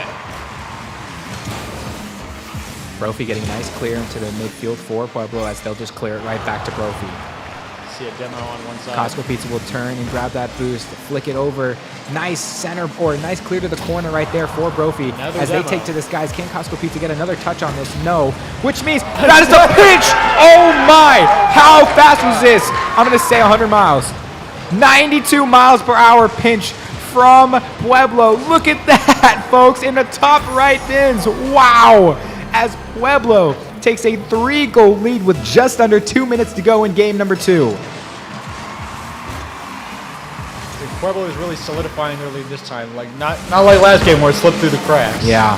Nice clear right there, redirect clear from Pueblo to, put it back in center field. Go back to Brophy as they'll center that mid. I love Costco Pizza. Can he do anything with it? He gets 2! 2 on the fake. Wow, did he get a bump right here? I could not tell. Let's take a look at this replay. Just a nice touch right there. And it just seemed like a Pueblo defensive person came in and honestly accidentally knocked one of their own players out of the way. Yeah. Wow, and this brings it to a 2-goal game. Demo off the bat. Demo off the start. Trying to gain control as this is in Pueblo's side. It looks like Brophy might be gaining some momentum right now and keeping pressure on. There's Nyla doing everything they can to keep pressure as well. No space for either of these teams right now, and that's exactly what you want in a competitive state semifinal game. Dead ball into the middle, passes it back to Nyla. Can they do anything else with it? Sideline corner, no! Very clutch save. Trying Just to clear outside. it, but can't just quite yet. Syndicate will send it in the middle, but it'll be cleared right back to the corner of Pueblo. All right, and there's only 1 minute remaining with still a 2-goal lead on the side of Pueblo. And there's that next goal. Nyla once again. Nyla, I believe that is the hat trick for Nyla. I think they have 3 goals now. Wow, great power, great positioning, using that air roll correctly to twist their car so that they can get as much power on the shot as possible. That was flawless. Only 45 seconds left on the clock. This is looking more and more difficult for Brophy to take this game. Good demo right there. Maybe they can get a follow-up demo in the backfield. Nyla getting a clear right there. It'll just bounce right off the back wall. Nyla going to stay with it, get a nice flick towards the middle, but Brophy will just clear that back out. Costco Pizza, can they do anything with it? This is a free ball right here. Oh, and a great clear right there from Pueblo to just stall as much time as possible with this 3-goal lead and 15 seconds remaining. It's up in the air. 6 seconds remaining. A nice shot off the backboard right there. Can anybody from Brophy follow up? No. And this game will tie the series at 1 apiece for both Brophy and Pueblo. 1 game to everybody's name. Now this is a best-of-5 series, so folks remember a team has to win 3 games in the series. So with it tied up now, we've got at least, at least 2 games. At least 2 games to watch. But I have a feeling it's not even close to over without these teams. I know. I think this could go to a game 5. Oh yeah. Both of these teams, as soon as one gets cooking, the other one starts looking, and they just kind of get a little bit lost in the sauce. You know what I'm saying? But yeah, wow, just all around great performances so far. That goal especially, like practically slotting it in the top right corner. I wonder how to say their name. WX, is it Wolfer or Weifer? I think I said WX. I said Fire, I think, one time. So maybe we can get a little eventually one of them correction check on that name so that we don't and then we can say we got say it incorrectly. But yeah, everybody playing just all around great Rocket League right now. Offense, defense, taking the clears to the other side. It's good because it's the gameplay style between doubles and 2s are very different. Like I'm talking, there's a lot more space when you play in doubles. And in triples, there's not a lot of space. So, being able to communicate with your teammate, which is what they're doing probably in a Discord call, and passing it and making sure, they're making the call-outs that are necessary so that nobody's caught off guard. But as we get into game number 3, let's see who can take it and take the lead series. Wow. Off the start, almost just dribbling in for Pueblo as they'll keep it inside of Brophy's half right here. Nice little bounce right there. Maybe a center pass here from Syndicate. They're going to knock that back down. Costco Pizza getting a nice clear right there. There's Fast and Furious taking upfield. It'll be cleared to the corner right there from Pueblo. Another backboard shot right there available for Brophy. Oh my, blocking what that a aerial. Great position right there from the Pueblo defense.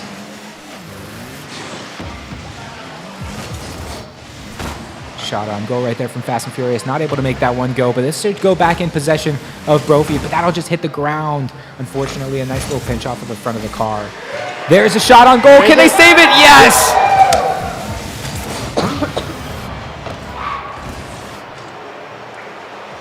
This get cleared back into Brophy's half right there. As all 3 of Brophy players are in the corner. They need to spread out just a little bit to create some more space. Costco Pizza taking a 1v1, 50 into the middle. Following up, no, a clear off to the side corner right there for Pueblo as they'll take this into the midfield. Nyla doing everything they can. Nice little fake right there, but getting to the corner back.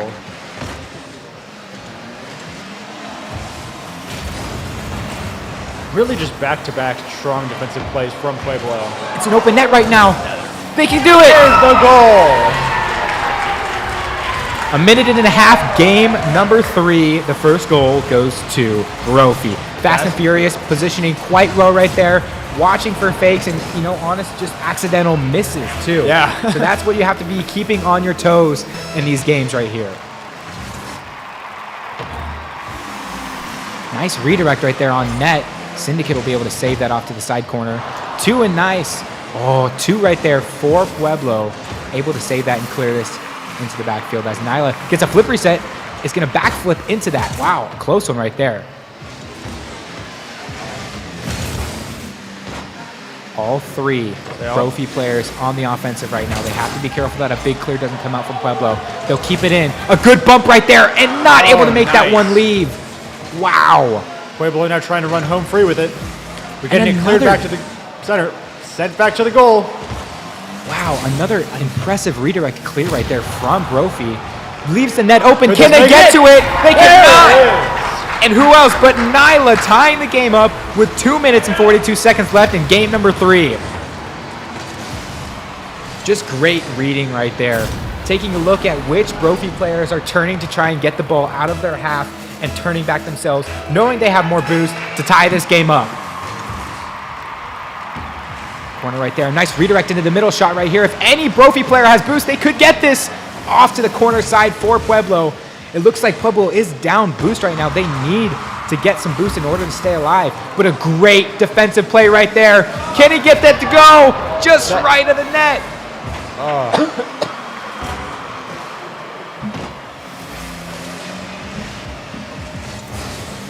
Good clear right there from Pueblo. Back and forth this game goes. 2 minutes almost on the clock. You can hear them comment on stage right now. They're telling each other, hey, I got this. Don't worry, but it's an open net. Can they get there for the save? No! Syndicate shoots it from midfield of his own half to put Pueblo up 2-1 in game number 3. In every game so far, Pueblo has just taken a lot of these long-distance shots from across the field. Whereas you often see Brophy often acting on the offensive, just using their boost while they're in Pueblo's territory. And so far, it's just working out for the better for Pueblo. Yeah. Offensive pressure, such a great shot, but wow!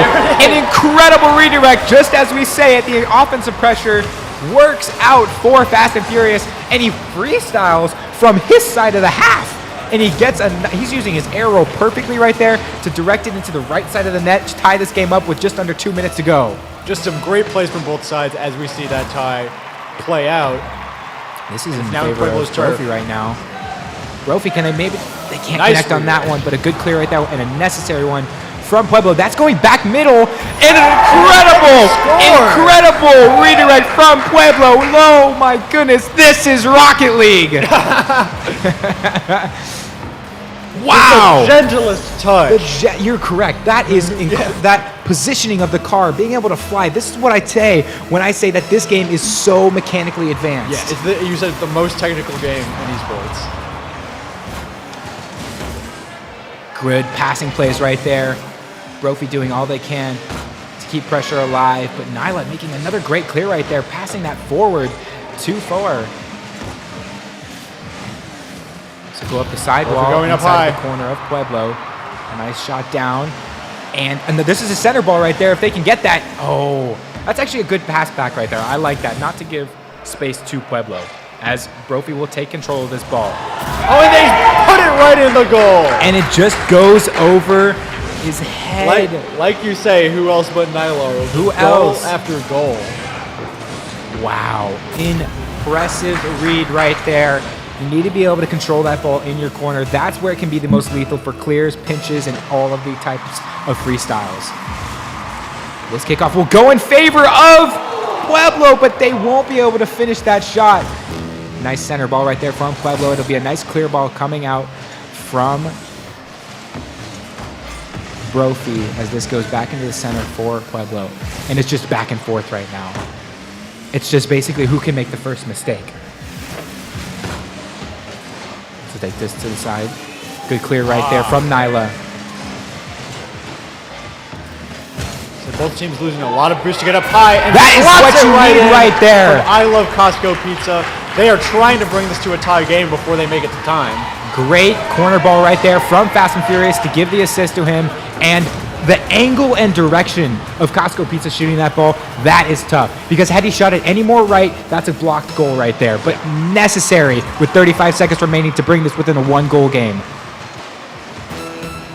That's a good time to mention Oh, it's a free ball. Oh my gosh, such a close shot right there. As Brophy will keep it in. Now we could see overtime here, but this is a good time to mention that the game does not end until the ball touches the ground, even when time is up. Correct. So this is just Brophy got to do everything they can to keep it in the air and just move it to that other goal. So Pueblo got to take this to Sky. 10 seconds remaining. Good clear right there. What? Oh, incredible redirect save right there. With 2 seconds remaining. Is it going to touch the ground? It's still in the air, folks. Can they get it? It's a goal. He got it. He got it, folks. He got it. We're going to overtime. It's tie game. We're going to overtime. Wow. And I don't know if anyone else saw it, but I stood out of my chair right there. Oh my God. Absolutely incredible I saw it, Jack. I saw right it. there. We are in our first overtime game in the semifinals. Wow. That's all I can say is wow. A nice clear there goes to the backboard for Brophy. It's an open goal right there. They'll finish it. They'll finish it. Within 7 seconds of overtime, folks, Brophy gets game 3. Fast and Furious, seeing that Costco Pizza has an awkward direct right there, an awkward angle to shoot that. If Costco Pizza decides to side flip, that is a saved ball. And so thankfully, they were able to get into that situation. Thankfully, Fast and Furious was able to recognize that Costco Pizza was at an awkward angle. And they win game number 3 in overtime after a 0-second goal. Folks, that was incredible. Living true to his name, Fast and Furious. Wow. All of these players are so talented, and this is exactly what I was hoping to see coming into today. That's the interesting thing I wanted to mention before this last game just started. That Brophy's in an interesting position because every game in these semifinals, every team in the semifinals so far are undefeated except for Brophy. But Brophy has by far the most impressive resume of championship after championship. Yeah, seriously. So they're in a very interesting position of this current league, they're just slightly behind a little bit, and even then, they've only lost 2 games. Yeah. But they're clearly pulling ahead now with an incredible overtime play like that. Incredible performance, just spectacular. You could hear the crowd getting excited to see, these teams go into overtime. That's when it gets tense. Yeah. That's when it gets tense right there. And I think they're taking a little bit of a timeout, try to gather themselves, figure out, hey, they can't lose this next game because it is a best-of-5 series. Yeah. So if they lose this next game, they're out. Yeah. And this is a single elimination tournament bracket, folks. So keep in mind that if your team loses, they cannot compete until next season. So this is all about who goes on to finals and who goes home. Yep, that's right. And underway for game number 4 as Brophy, I believe, has a 2-1 lead in the series.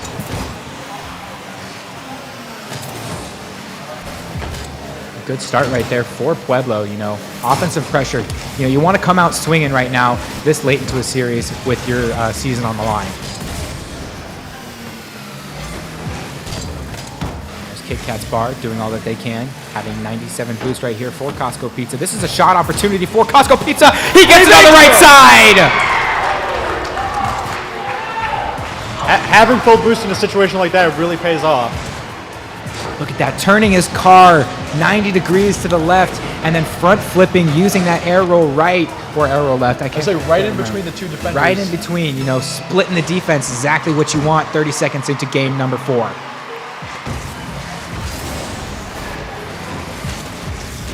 Pizza taking advantage of ball on Brophy's side.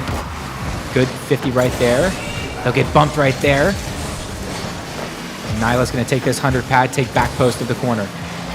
Take the time up the wall, but it's going to go in favor of Brophy as they might take their time right here and try to control. Here comes Kit Kat's Bar off the sidewall.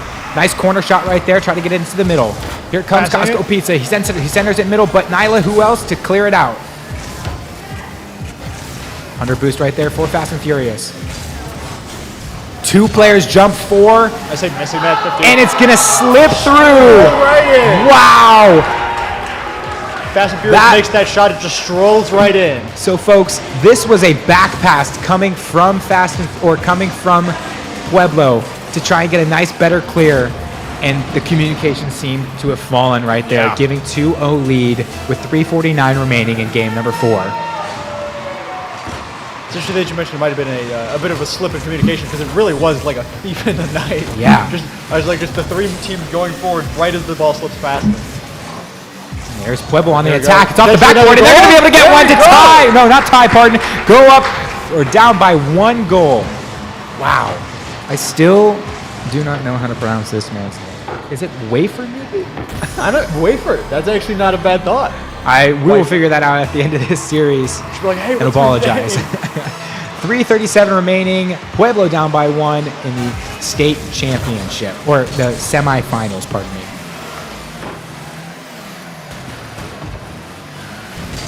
Saw that Taking defender their time. lingering right into Pueblo's goal. This is good spacing right here from Brophy. You can see they've got 1 mid. He's going to take the Boosting lead up. for that. That's a bounce shot. Can he catch it? He's not going to be able to touch that, but an incredible save, and he's not going to be able to save it anymore. There we go. Kit Kat's bar seeing that just barely. Pueblo was barely able to get this out. And who was that saved that? I can't tell, but oh man, such a great save right there. That was Syndicate who got a little touch on that. Just not enough.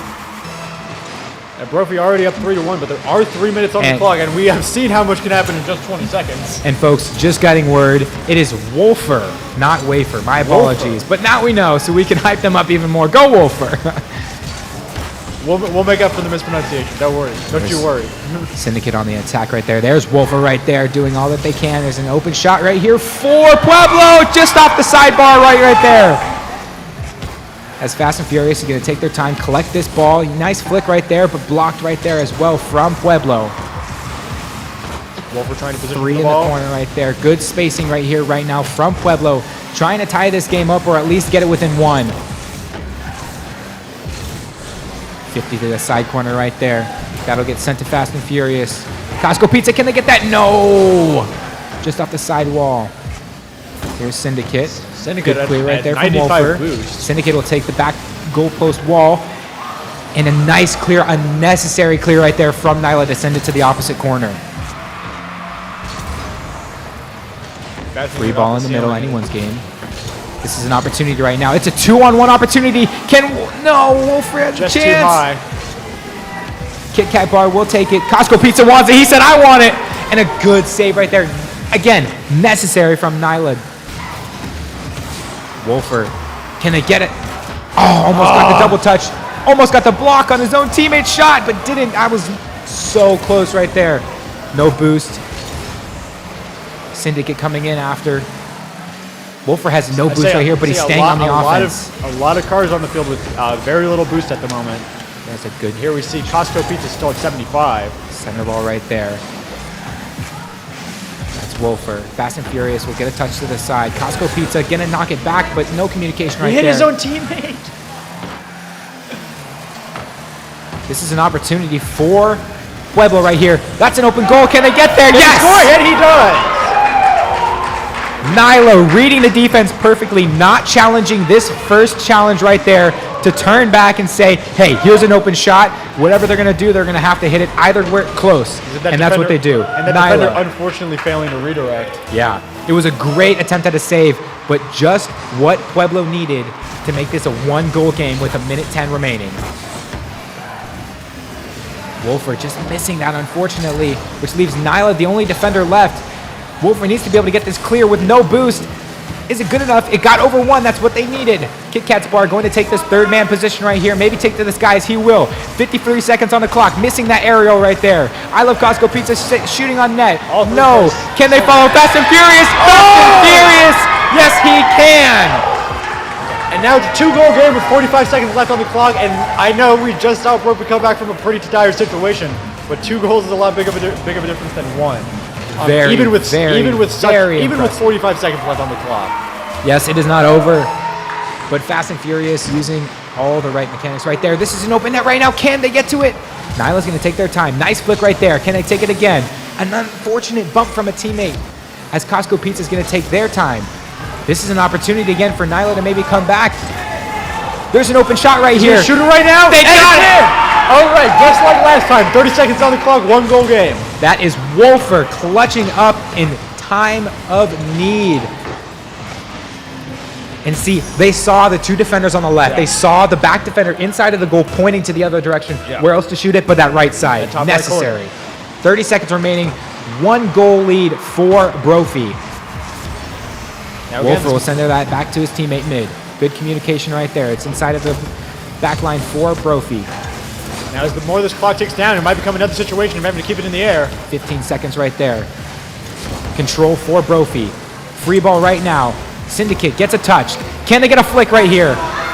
There's still an opportunity. And Oh no, it's gonna get cleared! With 2 seconds left. Brophy is 0 seconds away from getting to the championship, and they do it!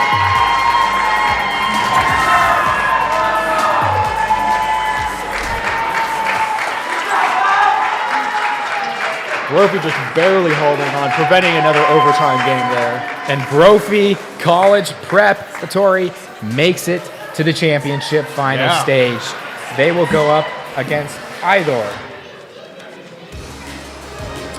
Nogales or Valley Christian High School. Yeah, What a series. Yeah, the winner. What a series. I mean, Incredible play from both teams, first of all, I just want to say. I'm speechless. I'm speechless. That was just such amazing teamwork from both teams. I got to hand it to all 6 people up there who played today. Incredible. What a season for Pueblo, but it does come to an end as Brophy will go into the finals for a chance to win it all and maybe add more to that resume there. Yeah. Unbelievable. That's a great shot right there from Nyla. Wow. There's so many highlights from that game. So many highlights from this series. Honestly, this felt like a championship championship series. Without a doubt. I mean, Costco Pizza kicking it off really, really quickly for this series. Just There were so many shots where it's just perfect slipping by the defender. And I think it's like defender's going this way, you know where to shoot the ball. I think the highlight for that series was that overtime necessary without goal, a doubt. that 0-second goal to send it to overtime for Brophy to take that game 3. Amazing. And then scoring within 7 seconds off of a kickoff. And 100% that really turned the game around for them because that led them straight into the victory that they just had now. Yeah. And I mean, it's just you take a look at these young gentlemen, competing for a championship. Brophy, going back to the state championship to try and put another title on that resume. We will find out who will they be facing next as Valley Crew and Pueblos will be, or pardon, not Pueblos, Nogales will be coming up in the next state semi. So stay tuned. We will be right back, and we will see you very soon. See you very soon.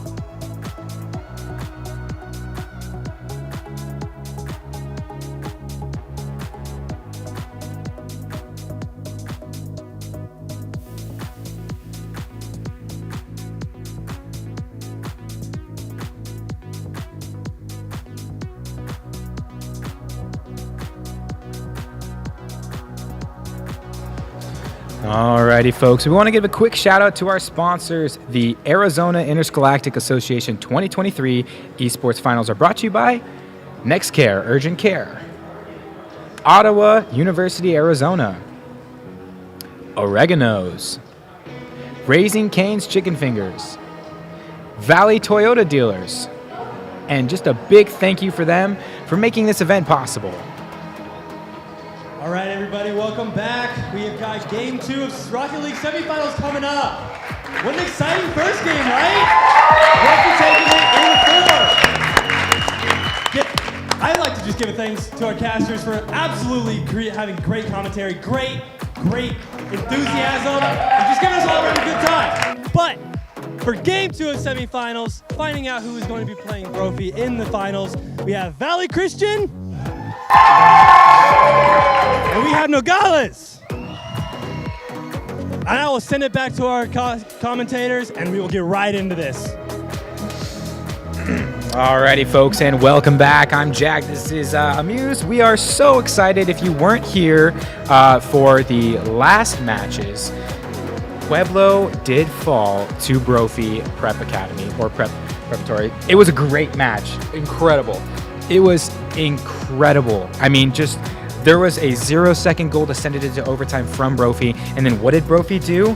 7 seconds in, they won it. They scored a goal to win it, to put themselves in the state finals. That will be coming up after this. And who are the two teams playing right now? That would be Nogales, I believe. I think Nogales. Yeah.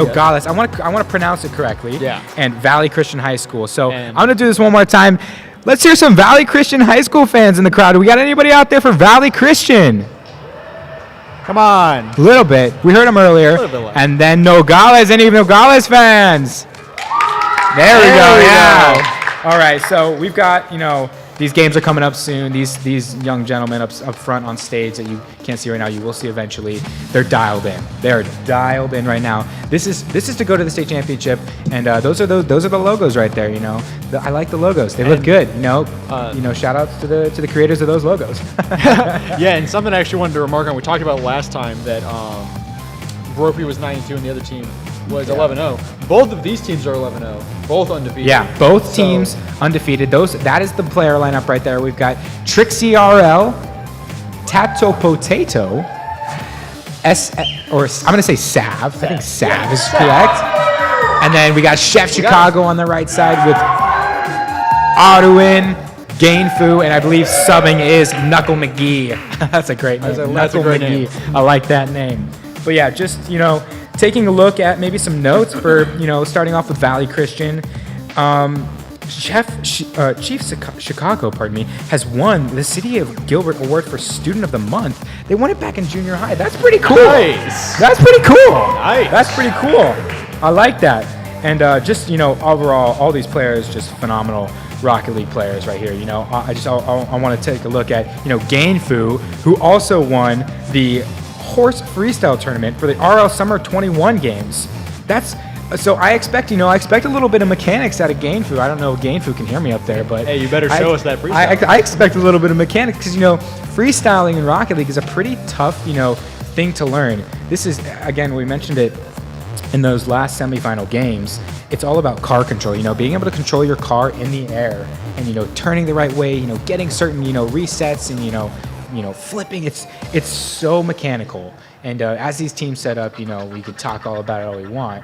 But I want to know, maybe you got expectations. Do you got any predictions? Any gut feelings? That's what I was mentioning. It's hard to call because they're both undefeated. Yeah. It seems like they're going to be evenly matched because it's hard to beat the last set. Yeah. It's hard to beat the last. It is. set. I expect great things. My hopes are high. My expectations are high just from that last semi. Exactly. Yeah, I was like, if that matchup played out like that, imagine two undefeated teams going head to head. We got a lot. And then the winner of this gets to face the Titan that is Brophy. Yeah, that's right. We're gonna see how it goes from there. I love a good underdog story and stuff like that. But I don't know if none of these teams are underdogs. These teams are just goated. That's what we were saying. It's like the only team that isn't undefeated here is Brophy, and they have like championship after championship under their belt. So it's like, you can't really call it an underdog story anymore. Right, exactly. Just the best of the best. But yeah, it's just like every team here has worked so hard to get to this point, and we just want to congratulate all these teams that have put in the work, put in the hours, put in all of that time to get to this kind of stage and perform for friends and family, and for all of you viewers watching. So if you're watching, leave a like, make sure share the video around, because this is some pretty fun stuff to watch. It's electric, if I were to give it a word. But yeah, so we also just want to shout out to Ricardo Medina for Junior. He's leading the program to this success as a first-year coach. That's pretty impressive. It's tough for a first-year coach to reach a stage like this, I think. And, just shout out to him. He's given it all. He's given it his all. It's nice to see the coaches and the players putting in all of that effort. Yeah. Giving it out here all on the field. Yeah. But as we load this game up, all we can do is wait and just sit in excitement as these teams train, practice, get warmed up, because you don't want to go into a game cold, because if you go into a game cold, it's gonna sign in. Yeah, you gotta sign in. It takes time to get logged into your account and stuff like that. It also takes time because with each new time you're playing Rocket League on a new PC, you got to go through the tutorial. It's a little bit of a bummer, so you have to play the tutorial every time you log in on a new PC. And so I've had my fair share of struggles with that, but it's okay. You live with it. You live and you learn. But folks, remember, stay tuned. After this will be the state finals for Rocket League, again presented by Nova Home, and it's just following that will be League of Legends. And if you haven't watched League of Legends, it's a trickier game. Oh, yeah. But with our commentators coming on after the finals for Rocket League, I would say you will be just as engaged as someone like myself who has never played League of Legends in their life. But I have casted it a couple of times, and I've learned it a little bit. It's super fun. I am confident it will be entertaining. Yeah, and so you were doing Smash before this. Smash, yeah. And overall experience, how are you feeling? How was that? Smash is obviously my main game. It's the most fun I've had. That's right. I've also done. I did a cold read for Overwatch. It was honestly just a little test run through thing. And I've done that one. Smash is obviously my favorite League game so far, and it's kind of the thing where I get to do what you're doing here for there. Yeah. Where you just be the expert, leading the conversation, leading the charge. Right. And you have someone else who kind of hops on, brings the energy, to keep pushing it forward. But honestly, I'm having just a great time here. It's so much fun. Again, thank you to PVCC for, putting this on for everybody. We want to thank everybody involved, all the crew backstage that you guys don't see, that put in so much hard work and effort to bring this experience to you guys. Just a huge thanks to all of our sponsors and everything like that. One other thing I want to notice, Valley Christian High School were the Rocket League State runner-ups in the inaugural season back in 2019. So they got a chance to, come back and... Yeah. And maybe get in there, but not to disregard Nogales. Also, they were runner-up last season in Rocket League. So the question is, can they take the gold this year? Yeah, it's which one of them can bring back from that silver and turn it into a gold? That's right. But to get through one, you have to get through another, which would be Brophy in the finals. And again, we've mentioned it so many times already, but if you didn't see that, you can go onto YouTube and look at GCU Esports. You can go onto the PVCC YouTube, I believe, as well, and look at their live stream. Rewind a little bit and watch that Game 5 series. It was only in 4 games because Brophy did take it in 3, a 3-1 lead, or a 3-1 win in that series.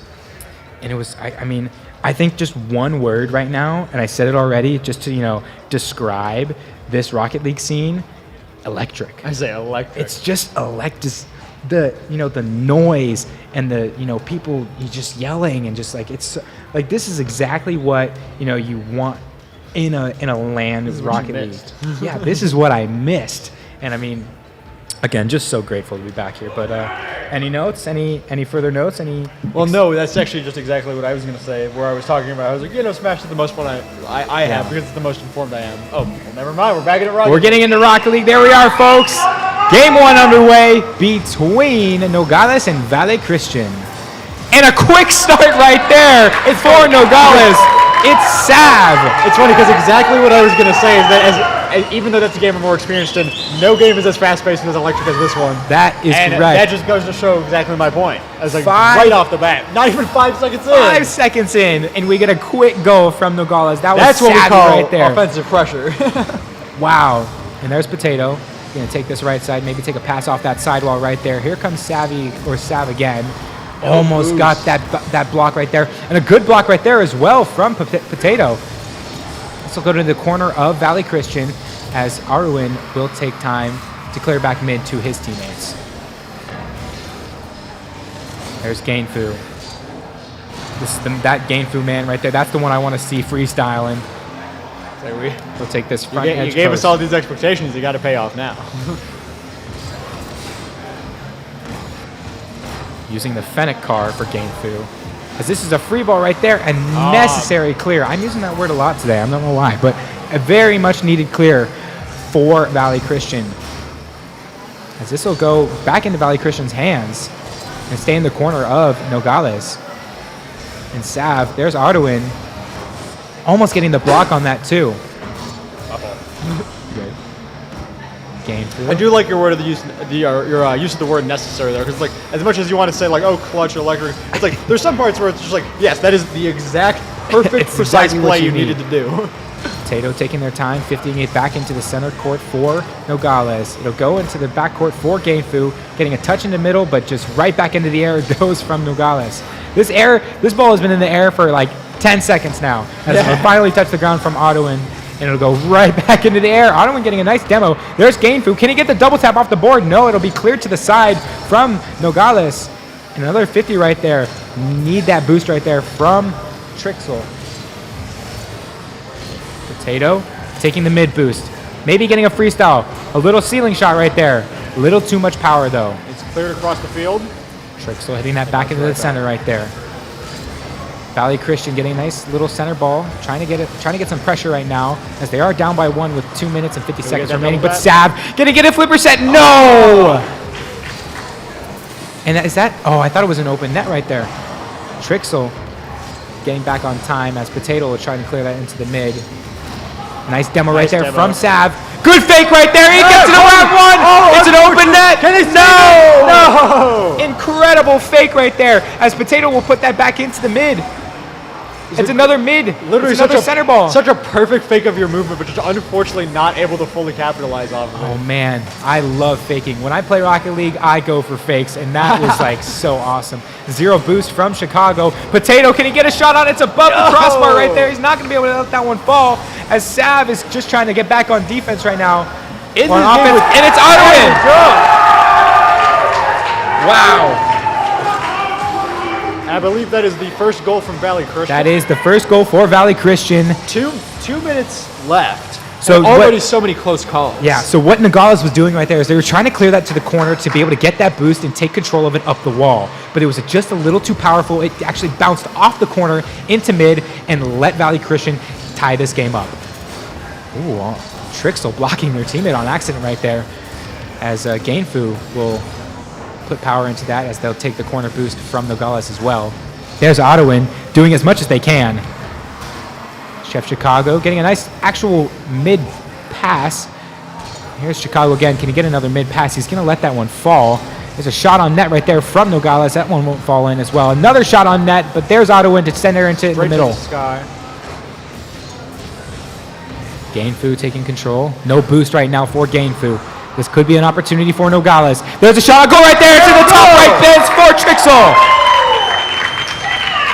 Look at Trixie go. Using this communication, there's no way this was not communicated right there. Yeah. Wow. Perfect pass. Just elevating right now, making sure not to waste all the boost that they had, and just slotting that top right, giving them a 1-goal lead with a minute 20 remaining. Were minuscule boost. I saw one of them was like 9. Yeah. And the other was 15. That's Sav right there. Good amount of space and time right here for Nogales, but it'll get blocked by Gainfu right over to Nogales again. It's a shot on goal, but there's Chicago to send it right back into the middle. There's Potato. Needed that boost right there. This is going to... Oh, and that was absolutely crucial right there for Nogales to get that touch, or else that would have been a 2-on-1 for Valley View. There's an opportunity, and there's the goal! From Sav, making this now 3-1 for Nogales. And just Valley Christian out of boost right here, and just an incredible double jump pass off that corner right there from Nogales, and Sav just slotting that in on that top right side to give them a nice comfortable, but you know, you get a little two-goal lead. It's comfortable with this amount of time left, but you have to be careful.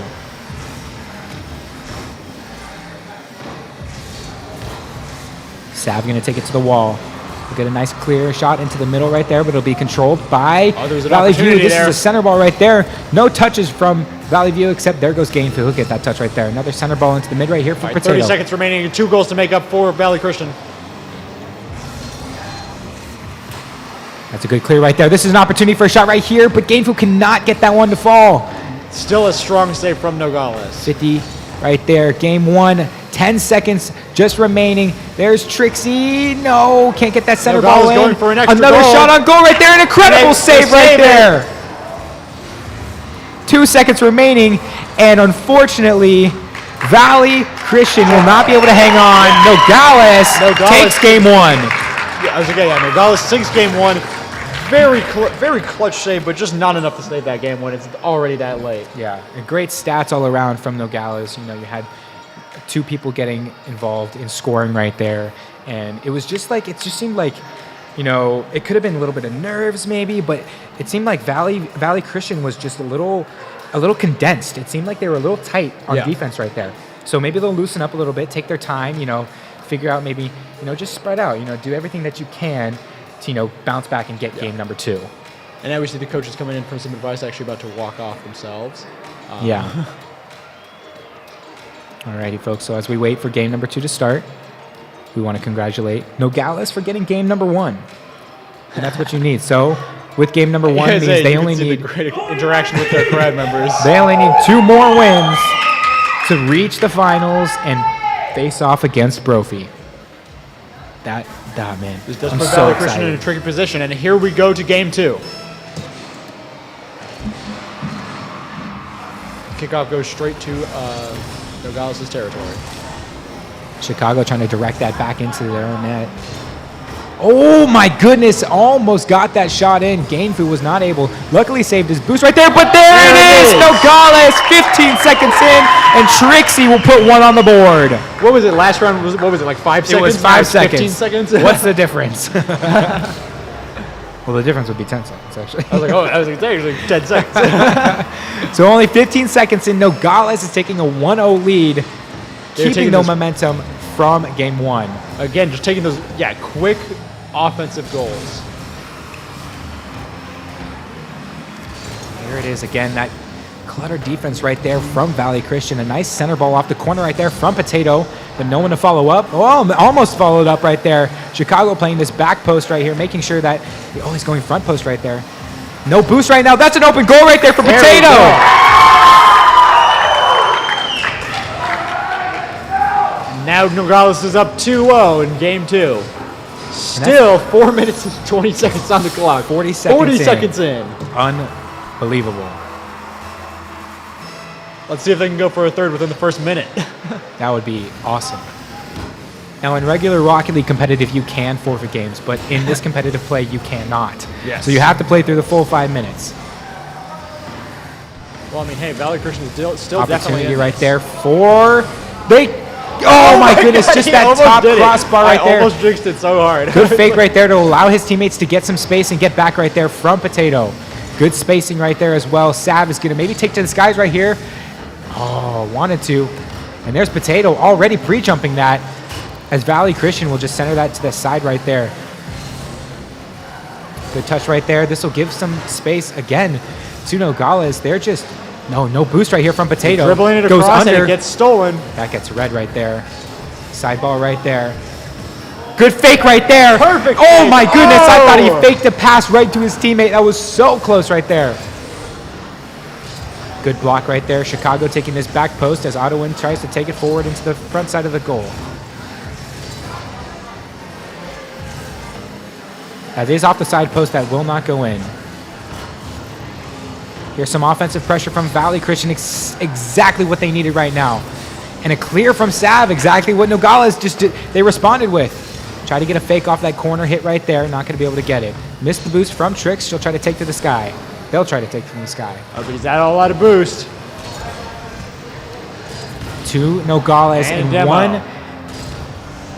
And see, what's weird is you might think that demo right there is like not good for Nogales, but they didn't have anybody back on defense. Yeah. So that's spawning a Nogales defender back on side. There you go right there. Good save from Nogales. Taking to the skies again is Gainfu Here's Chicago trying to make do with what he has. Only 30 boosts remaining and just getting bumped around. I was going to say, he's Nogales. getting bumped around all over by Nogales. Odwin will send that one back to the corner as it'll get redirected. A demo right there on the exit for Valley Christian. That can be, it could be utilized, but it doesn't look like it will be, as Gainful will just hit it back up into the corner again. Try to get a redirect right there from Sav, but it'll just be cleared out by Valley Christian.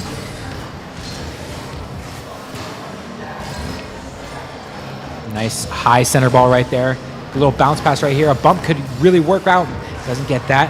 Potato got control. Can he get past two? Perfect No. control. Trixie. There's Sav. On the attack right now is Valley Christian. Not able to connect. Trixie taken to the skies. No boost. Do they get the flip reset? They do. They tried to must you. They did not get it off, though. I was about to say, I was like, is he going for a flip reset? Here comes a pass. This could be a shot. No boost right now. It's an open net. No, it's saved Very by close save. Nogales. Minute 20 to go. Passing it off that wall there, passing it around.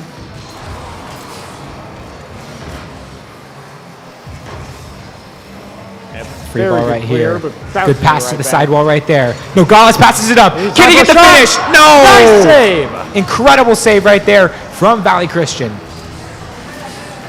And this leaves only one defender inside of Nogales' Valley backfield. Christian's still But not they're on the going to be able to board get a in a nice demo. clear right there and just reset with only 50 seconds remaining and 2 goals down. Center ball right there from Trixie, not able to get a goal off of Valley it. Christian's still not on the board with only 45 seconds left, but it's only a 2-goal difference. It's only a 2 goal. This goals can be scored within 3 seconds of each other. Oh, This yeah. game is not over. This is a nice attack right there from Valley Christian. 3 jump for Nogales. Ball goes off of the sidewall there, a little wonky. And it's just time. They're stalling time right now, and they're going to take more time right I would say here. they're clearly just passing it around, rotating it around, trying to make sure that Valley Christian can't sink even 1 goal. No boost for Chicago. 12 seconds remaining. Nogales is looking strong right here, and they're going to get a third. And it's Potato with 9 seconds remaining in game number 2. Ooh, great deflect right there. That could have been saved if Yeah. he did not deflect that right there.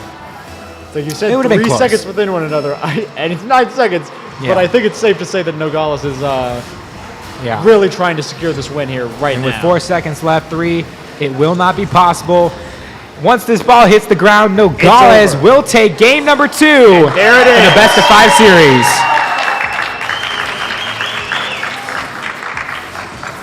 Say a much more dominant, but also methodical lead there, where it's just goal, goal. Let's just stall out for another couple minutes. No, yeah, as we that- pass back and forth, and then just goal to truly just sink that fate. That's right. And that means Nogales is 1 game away from the state finals, folks. They will face off against Brophy, but don't count out Valley Christian. Yeah. I saw life. I saw hope. They were finally getting it down. I They could really tell were. because the pressure they put on at the end right there, that's the pressure they should be using throughout the entire game. 100%. And I think if they can do that, they can give Nogales a little bit of a run for their money. Yeah, I was going to say, it's just the trouble of they have to win. Valley Christian will now have to win 3 games back to back. Yeah. Without dropping a single game in the series, whereas Nogales is just 1 away. Yeah. So it's like even though Valley Christian I think is getting that download, kind of like securing that game plan of what they need. It's kind of just like how much Yeah. longer could they push that before Nogales turns it right back around? And I love a reverse sweep just as much as anybody else. You know, anybody know the 2016 Warriors Cavs finals? You know, the Warriors got reverse swept right there. Or actually, I believe they were down 3-1. But you know, that's regular sports. We're talking esports, folks. You know, we'll stick it to esports. The Warriors? What are you talking about? But yeah, so a reverse sweep could come to Valley Christian if Nogales can't pull off another win. So we will await this next game, as you know, we're taking a little bit of a timeout, a little bit of a break. You know, make sure to stay tuned, folks. After this will be the finals, and then following the finals is the League of Legends final tournament. So I believe the semifinals were already played. Yes. So they will be playing. I think it is a best of 3. Really? I think it is a best of 3 for the League of Legends finals. So make sure, if you guys like League of Legends, if you like esports, you know, it's all about competitiveness. And, you know, if you want to watch that, say, on the subject stick of with Rocket us. League. But with that said, game number 3, can they do it? Nogales get to the finals. I was gonna say, on the subject of like Rocket League for Valley Christians, like, to be fair, nothing will stop a win streak, like just one loss. Exactly. Tricks like- will take to the sky. Get If another they- touch off the ground right here. A good bounce pass right there. Can he get another one off the top? And no! Nice save from Incredible Valley save right Christian. there. And another incredible save right there. Potato going to take this mid boost right here. Try to do all that they They're can. really- This is coming off the side. Nice down pass right there into the corner. Really focusing on the defensive coverage right now, as close as the ball is to their own goal. Sav waiting Can for they a touch. clear it out first, though? Tricks blocked. getting that touch right there. There's Sav blocking his own teammate's They're shot, but blocking that's his own honestly teammate's okay shot. because there were defenders ready there. So, you know, try to reevaluate. Here comes so I something think from he was- Potato. A nice cross right there. It is a center ball, but not I going was to be saying, I able to think he was connect. blocking his teammate's shot just to maintain control of the ball for his own team. Sav. There's Tricks. You know, they're just, wow! Oh no! No way! No way! No way! Let's see that Look replay. at this redirect. He passes it back up to his teammate, and just Sav spirals is it able over. to connect, and Chicago just inches away from saving that first goal from Nogales. So he passes it, it's passed back, and then just bumps it right over the defender. Wow. With only 4 minutes, just under 4 remaining, Nogales has a nice 1-0 lead. There's a nice shot right there. It's just, oh my goodness, they pitched it out. A great save from Valley Christian, what they needed. Taking it to the defense. Here's Sav with the freestyle. Can he get it off the backboard? No, Not it's blocked. yet. There's Gainfu. And it they is push it right Trixie getting a second goal to put 2-0 lead up for Nogales, and they're 3.5 minutes away from possibly being in the finals. I think it really is just their like really solid structured teamwork so far. Yeah, it seems Just like already they've got putting them- great. They get in the lead so fast. They got just keep great building. spacing all around. Gainfu's going to take his time right here. He'll be handed right back away and go into the corner of Valley Christian. We need some offensive attack right now for Valley Christian to put this game back in for them. There's Potato. Not able to get that boost. That's actually huge for Valley Christian. But it's just stopped right there for Trix. And is it going to get pinched in? No, Sav right there to save it. He'll take to this guy's right here with 0 boost. Just kind of send that forward. Can he get a nice shot? Oh, what a save from Gainfu. Pre-jumping that shot. Unbelievable. Demo right there from Chicago. He'll also take it to this sends guy. it right back to the goal. No flip reset on that. Tries to center 0 it boost. mid. Still center ball Off the right here backboard. available for Valley Christian. Nobody has boost. Yeah, it's like they're all I mean, starving. like, everybody's got 0 boost right now. Potato jumps for it. He's in their back net. Sav spacing just so well, knowing that he doesn't have any teammates behind him, so he has to play farther back. Going for There's this shot. Gainfu. No boost right here for Trix, but they're going to be able to get that Perfect middle. redirect.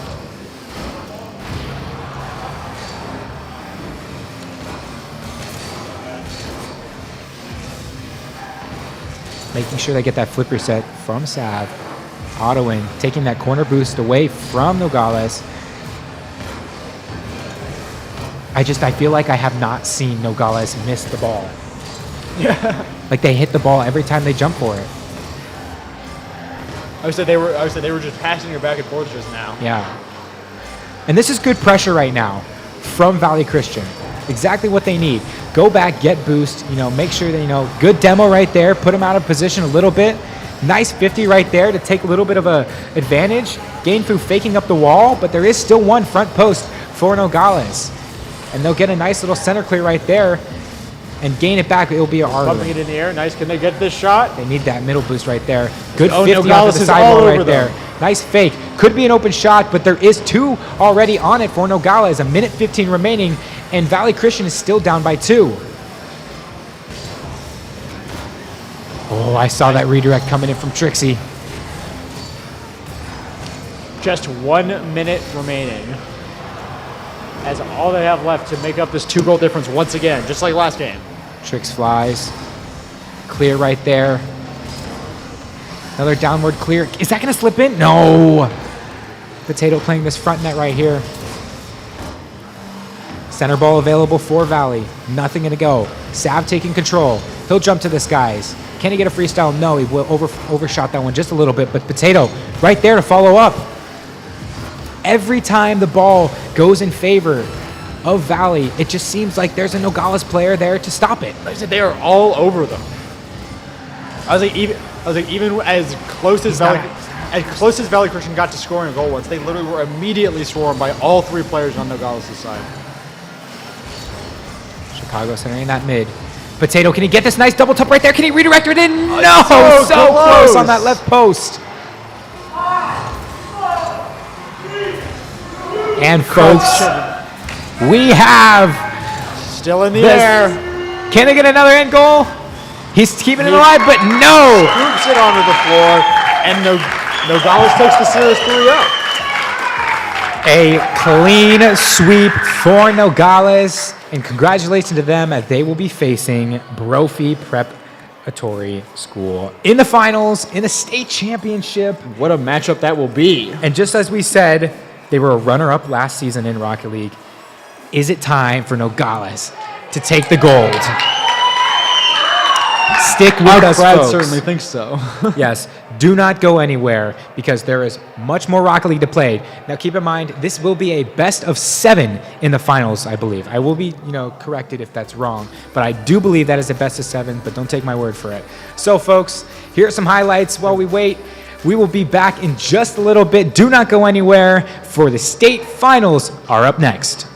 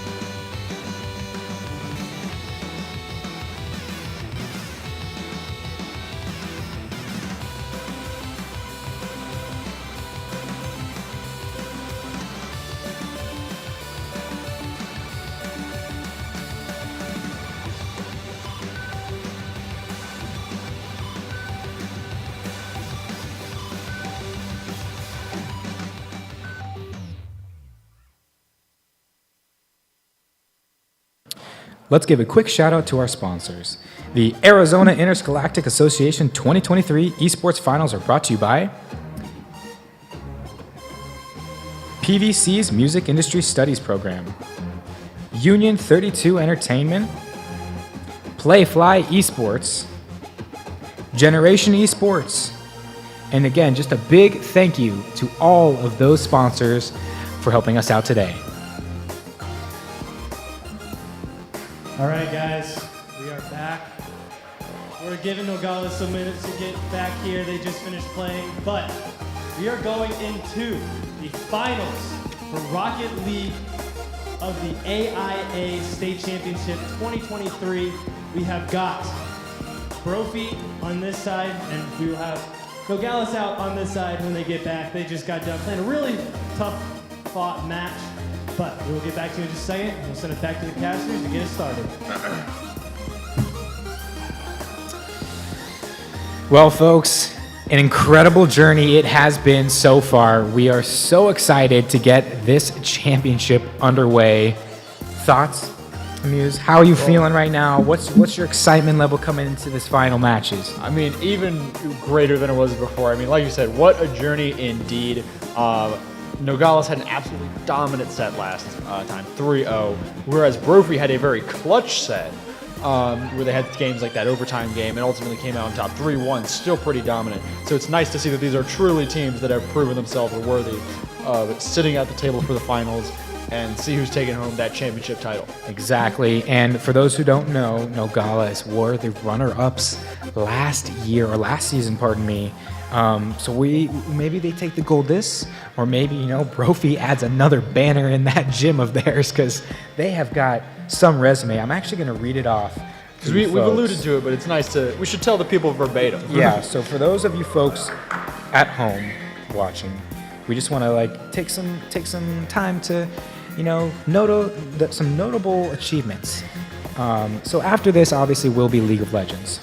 And for League of Legends, they have 3 championships and 2 runner-ups. And with Rocket League, they have 4 championships. Pardon me, that is 5 with the AIA last year. Actually, that was the Super Smash Bros. Ultimate championship. I believe they won last year. Oh, I was going to say, did they win last year? Because then that'd be an especially interesting rivalry here. But I mean, just taking a look at this, let's tell you a little bit about the players actually for Brophy, because it's been a while since we've talked about them, since they were the semifinals that weren't the last, but the one before that. So Costco Pizza is the team captain. He's been to 10 different countries, which is just, 8 more than me. 8 more than me as well. Just kind of wild. I wish I had the list of countries because then I could be like, oh, I want to go to that country. Oh, I want to go to that country. But, we don't have the list. But that's okay. But it's still very, very cool. Oh, yeah. He also is, taking a look at where they are right now in the state championship, he's got to be a great leader. Oh, yeah. So, and it does say that on the sheet. It does.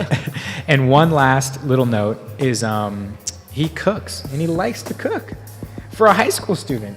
I love Costco Pizza? Yeah. I love Costco Pizza. He would just eat Costco loves to cook. And I guess his diet doesn't consist of 3 times a day eating at Costco, which is it is cost effective. It is. You're right. It is cost effective. But yeah, so that is Costco Pizza. I love Costco Pizza, who we will see, I believe, very shortly playing for Brophy. And taking a look at Kit Kat's little bio here, he's a new addition to the team this year, actually. And he enjoys playing car soccer just as he much likes playing regular soccer, which is really cool. Because I think what you can do is take,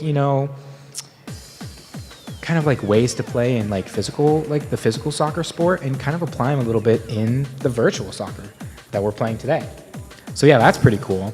And it's notes here. He brings vibes. That's what it says. It says Kit Kat's bar brings vibes to the team. Yeah, on the playlist. On the playlist, which is awesome. Another notable player was Fast and Furious. Who I mentioned earlier in the stream, will be taking the mantle of team captain after Costco graduates. He loves soccer himself and cars, which seems to make Rocket League just the right game for him. And another little fun fact is something I've been trying to get better at myself. Fast and Furious is on the varsity chess team, which is really cool. because I personally have been taking time during my history class, I'm sorry, Professor Miller, playing and trying to learn chess. Yeah.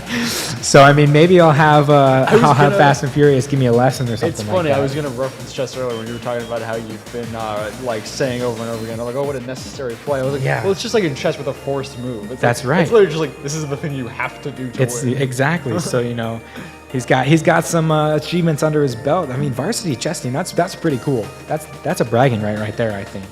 But yeah. And then another senior who I don't know if we'll be seeing them today or not. I believe this is their substitute, is Rain. He plays a little bit of League of Legends and for Rocket League. He's also graduating this season and acts as the Esports Lab Manager, so shout out to him. That's really cool. And he's going to be attending ASU, and the note is that their lab will never be as meticulously updated and cared for again. So that is funny to hear that, they're losing a very valuable piece of the team. But as these teams get ready to load into the state championship, we just want to remind you guys to not go anywhere because the day is not over here at PVCC, the community college. Because Rocket League is going to be obviously going, but then League of Legends is up next. I just talked to one of the casters you guys will meet for League of Legends after us, Michael. Very talented individual. Him and oh man, why am I blanking on? Yeah. I don't know. But both casters are very talented, and they're going to be casting some League of Legends, just the finals, the best of 3 finals. And League of Legends is a little more of a different game. It's not car soccer, which is okay. It's not Smash Brothers. It's not. And it's Some definitely mix of between it's the two. also very. God, what's the word? I would say it's just so Methodical? Yeah, methodical. That's a good word because you have to choose the right characters to counter different characters. The pace is very different from Rocket Yeah, League. and definitely, Smash. because the start of the game of League of Legends is a little bit slower. And then as the game progresses, it gets a little bit faster, more eliminations happen, and it gets a little more hype. So hopefully they bring some excitement to the table as well, as those teams are probably walking into the arena soon enough. I guess the last thing I have to say is I'm just so excited. Because, it's been a long time since I've casted Rocket League for, a crowd. And What a series to come back to. What a series. Honestly, I literally got up out of my seat when he made that 0 second goal. I don't think anyone else saw it, but Jack literally jumped up. I was like here. I was like, no way. And I almost threw my chair. I'm just kidding. Into the crowd. But yeah, I can take a look at these young gentlemen up on stage right now. These young folks, they are dialed in. My man is hunched over right here on the right. He is like, I am ready to play. Nogales has not stopped practicing, and Brophy's talking. That's right. You know it's serious when you're leaning over in your chair. You're almost falling out of your chair, and you're like, oh, it's on. It's on like Donkey Kong. Tails all the time.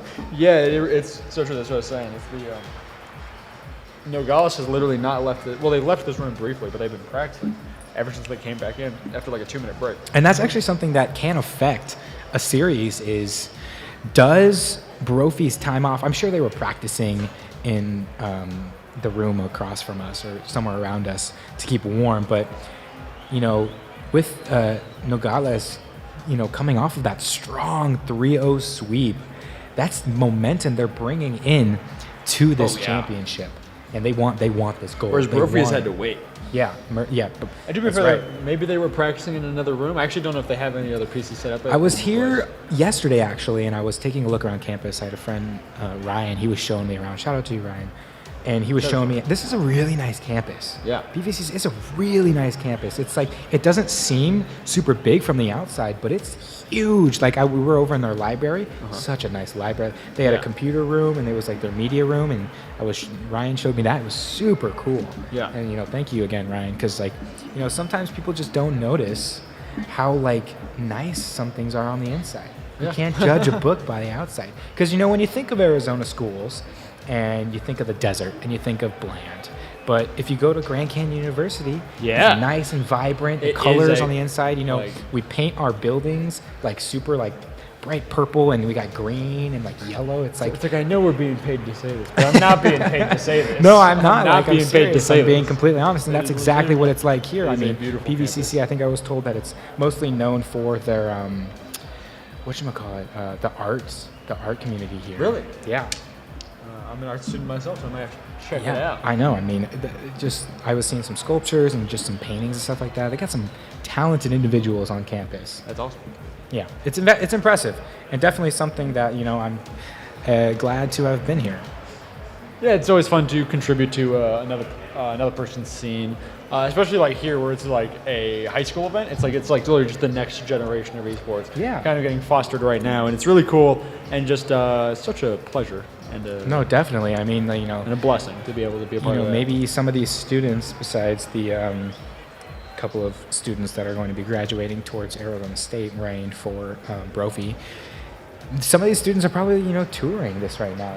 Maybe looking at this campus, thinking, "Hey, this is actually like." So maybe go to PVCC. Like a possibility. Maybe go to GCU. Yeah, Ryan was telling me, their esports club, it's on the come up right now. It's looking good. It's looking good, and I can assure you that this is definitely what you want as one of your options. Oh yeah. It doesn't get better than LAN video games. Like, this is exactly what high school kids dream of, and dreams are being made today. I definitely did as a kid who grew up in Arizona, and I never really had extracurricular opportunities like this. It's actually very cool. During to go all the way. During the COVID season, when school was like on a halt and stuff like that, everybody was doing online. Me and my buddies, we put together like custom tournaments. But we're just going in game, folks. I was all serious and I was all like emotional and like. Production. That was a little bit loud. Pardon me. Yeah, I was like literally without it. Moment to even think, we are already off to the races. I just got interrupted, but I'm totally okay with being interrupted by game one of the state championship. Brophy versus Nogales. Here we go, folks. There's already a super close save there. Just 30 seconds in, and it seems that Nogales is keeping pressure right here as there's Brophy, fast and furious, who will be taking the mantle of captain after this season, is clearing it out. There's Costco Pizza again, who will be graduating. So congratulations to him again and all the other students graduating this year. There's Trixie doing all that they can right now to get this momentum flowing as they did just last series in the semifinals with that clean 3-0 sweep. Nogales coming off a win and Brophy coming off a rest. We're going to have to see whose momentum is stronger here. That's true. That's true. I think that's going to be set. That precedent might be set by just who even gets this first goal. You got to get a nice clear right there. Definitely need that clear right there from Costco Pizza. If he doesn't get that clear, that ball is going in the net. 3 on. Corner ball. Bump right there from Nogales. Kit Kat bar. Zero Keep bumping boost. it back into the wall. Yeah.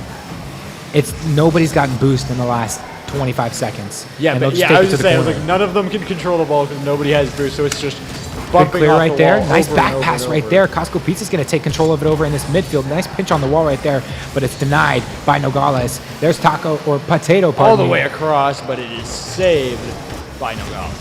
Sav sending it in. Good corner cross right there. Take control of it, but Nogales also taking control. And Potato, what a clear, what a redirect. Is that going to go in? No, and it's saved. Stop that ball from rolling. Kit Kat's bar, 0 boost right there, but Costco's got plenty of it to spare. They need to clear right here. Oh, he bumps his own teammate. Almost halfway into this game and no goal scored yet. Like we said, truly some titans of the sport playing right now. Had a great center right there for Nogales, and they still maintain control. And that could be all 4 players right there near the ball. Missed it. This is a close game if I've ever seen one. Literally, almost more than half of the game over. It's again back and forth right there. Necessary again. Brophy right there doing all that they can. Opportunity. There's Sav trying to take control of this right here. And he might accidentally send it that mid. It's going to be far off that left post right there. Costco Pizza taking the corner boost from Nogales as Nogales goes on the attack. Nice right there. Maybe got a flip reset off of it. No, gets bumped by his teammate. But he landed shortly after. So.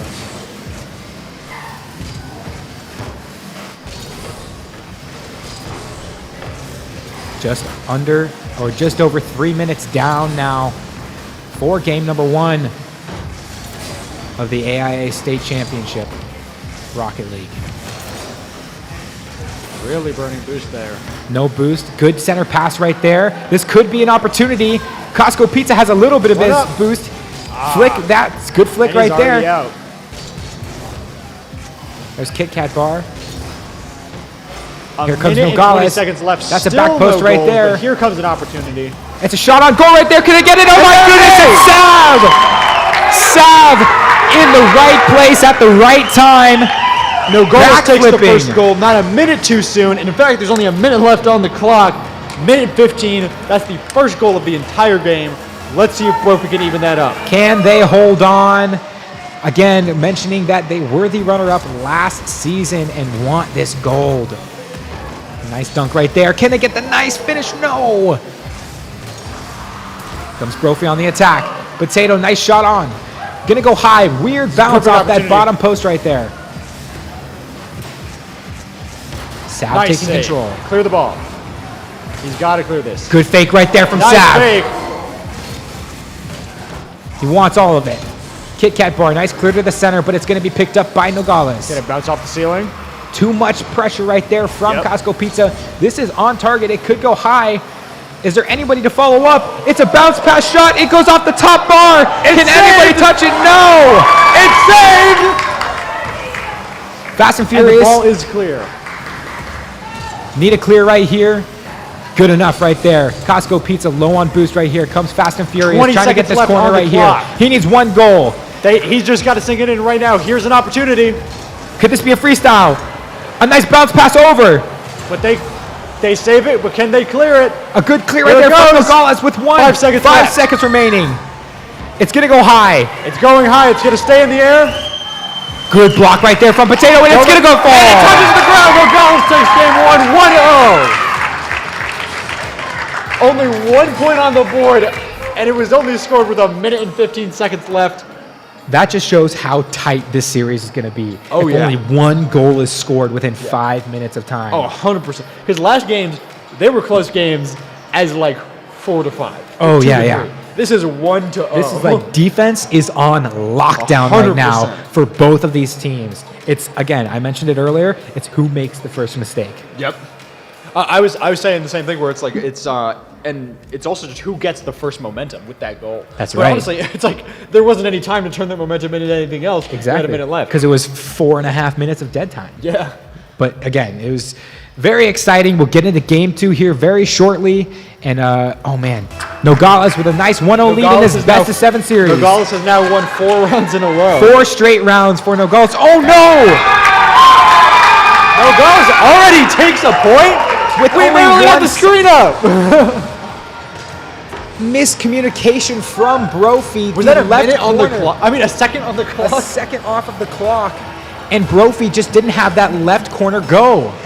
That could be devastating considering the game we just saw where 1 goal was all it took. Here comes Potato freestyling. Nice shot over! Nogales is now 2-0 already. Wow. Potato taking control of that. No way that's getting saved. He had the flip reset from that ceiling. He used it correctly. That was a flip reset. Here they come again on the attack. Can they get it? No, it gets bumped out of the way. But here comes a Nogales for another goal! Back to back, 3-0 already. And 15 seconds in. every single person for Nogales has put a goal in their stat sheet already with only 15 seconds used in this first game. Or the second game, last pardon. game wasn't high scoring. Wow. And this could be attack right here. Now Brophy's going to need to take every chance they get if they want to bring this back. They need to lock down, communicate as much as they can. Oh, are we going to pause? We're going to take a quick pause real quick, folks. Stick with us. We will announce what's going on. Oh. So we did have a controller disconnect within that first second of the game, which is why that first open goal happened. So we'll figure out rules and regulations to see how we continue. So stick with us, folks, as we'll announce very soon what is going to happen. Because that is crucial. We're going to have to find some ruling on that. I don't know exactly. I do believe that I think the other 2 goals might count or something like that. We'll see how our TO over there in the black collared shirt takes advantage of this. So Thankfully, we do have our TO up on the desk already, kind of just teaching them the rules. Like he's like, here's what we're gonna do. Yeah. Here's the rule. I met him earlier. He's a great guy. Oh yeah. So yeah, hang with us, folks. We'll figure out how to proceed forward after a controller disconnect.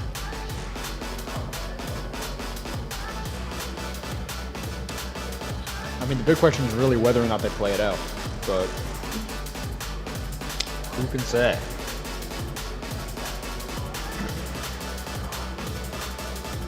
This is a momentum change, if anything. Oh, 100%. Like we're saying, is that If this game does get reset, Nogales was coming off of 4 straight round wins and then got 3 goals, like with not even a minute off the clock yet. yeah. So it's going to be very interesting to see if we'll they kind of switched figure- up at all. I'm very curious on how we'll proceed with this because that is momentum. I mean, what happens is like if Brophy manages, if this is a reset of a game, it's a whole new, it's a fresh slate. Yeah. It's just like it's an accident. It just happens. Yeah, it literally It just sucks. happens. But it would be like 3 goals erased off Brophy's record. Yeah. So, Well, I mean, we'll figure this out sooner than later, Yeah. folks. Stick with us, obviously. Again, presented by Nova Home Loans. Find your home. They have a home for you. But yeah, again, thank you to all of our sponsors and everybody who's, helping make this event possible. we have a ton of sponsors across. I think across all 3 games we have like 14. 14 total sponsors. That's awesome. pretty Every awesome. single one of those businesses, thank you so much for helping us out. Yeah. I know one of our sponsors is Oregano's. Yeah. That's awesome. I personally love Oregano's pizza.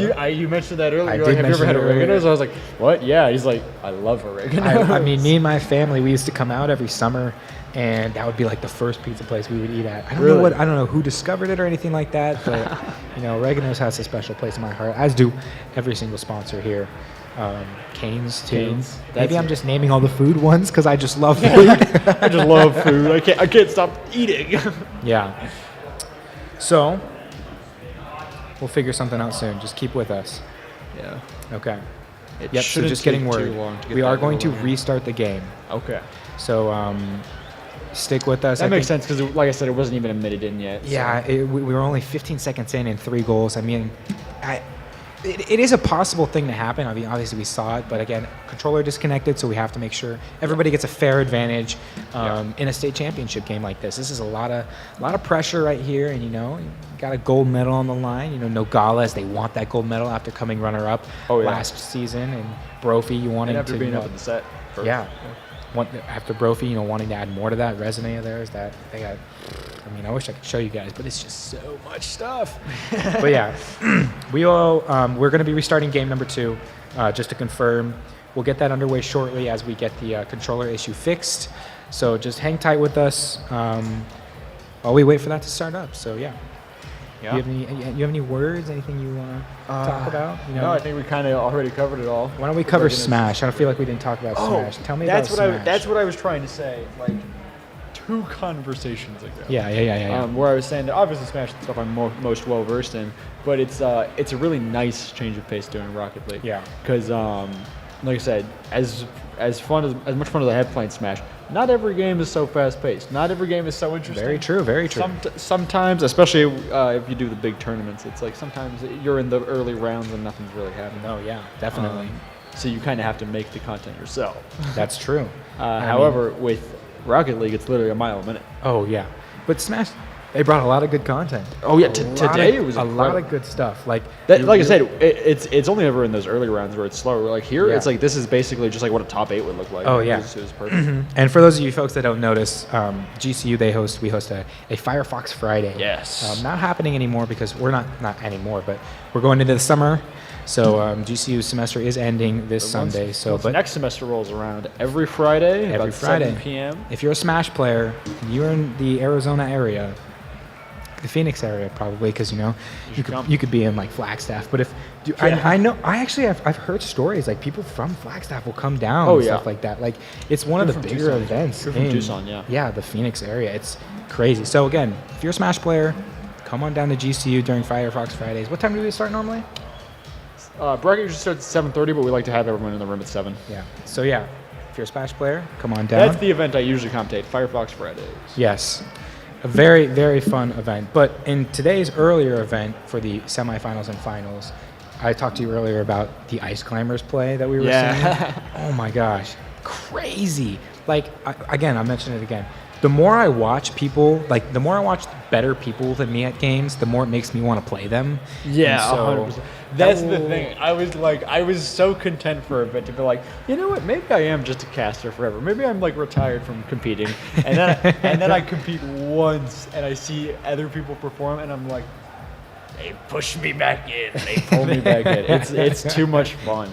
It is fun. It's like stuff like Smash, stuff like Rocket League, stuff like League of Legends, stuff like Street Fighter, just like everything that's out there. It's just so great. That's why I said it's really cool to have this many sponsors support an esports event, and to have an esports event that supports so many high schools. And like I said, just get a lot of people who's into this great hobby we all love. Yeah. It's a great career even. But we also just want to give a huge shout out to PVCC Esports. Oh, yeah. What they have put on here is just phenomenal. The setups they have, the crew that they have working right now, everybody is doing top-notch tier work, and they are growing so fast. So again, if you're in this area and you're thinking of touring campuses, PVCC, the Pacific Valley Community College, is a great place to take a look at. 100%. So yeah, we're just getting word. We're coming back again. PVCC Esports, putting this on. I'm grateful, and I'm very thankful Very to blessed. to have this opportunity to share with all of you at home watching. But with we go. that, To the no rec- more the motion. rec- We're going back into game number 2 after an unfortunate controller disconnect. Oh my goodness, Nogala's taking no time whatsoever. Run it right back, they said. 5 seconds in, another goal. They said, run it right back. Sav was just, I'm going to take over. 5 seconds in, whether it's 1 second or 5 seconds, Nogales is on the board. And like I said last time, one goal was all. Yes, one goal was all it took in game 1. So who knows where this could lead already. This is already a great opportunity for a goal for Nogales. Bouncing off the wall. Just this pressure. You got 3 Brophy. Yeah, Brophy's defense has been incredibly strong this series. There's Trix waiting for this ball to fall, containing that. 0 boost, not going to be able to get that corner boost, and here comes Costco PC.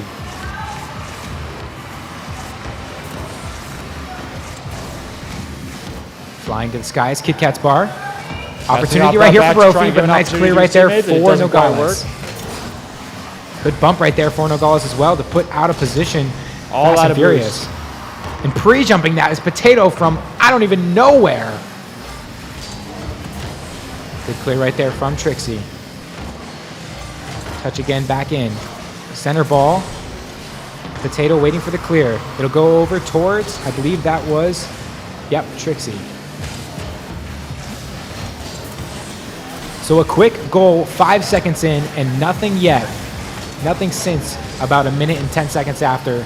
But on the attack, can they get a bump? No. Very nice Here comes save. Sav back into the center ball. 50ing over Trixie's head. Nice clear ball to the side right there to give it to Potato. All the way across.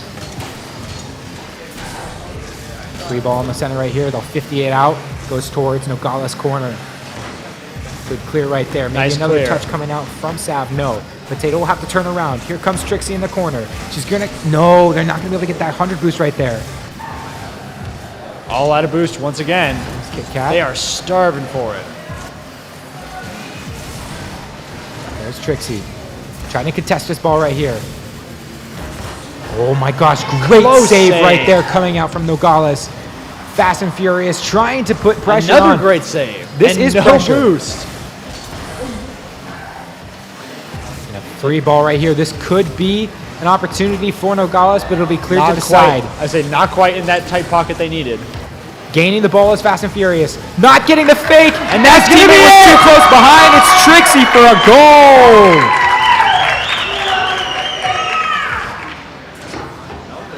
and went off the backside of Brophy. 2.5 minutes remain. 2-0 lead for Nogales. They are eager for this win. They want it. Sav clearing it out.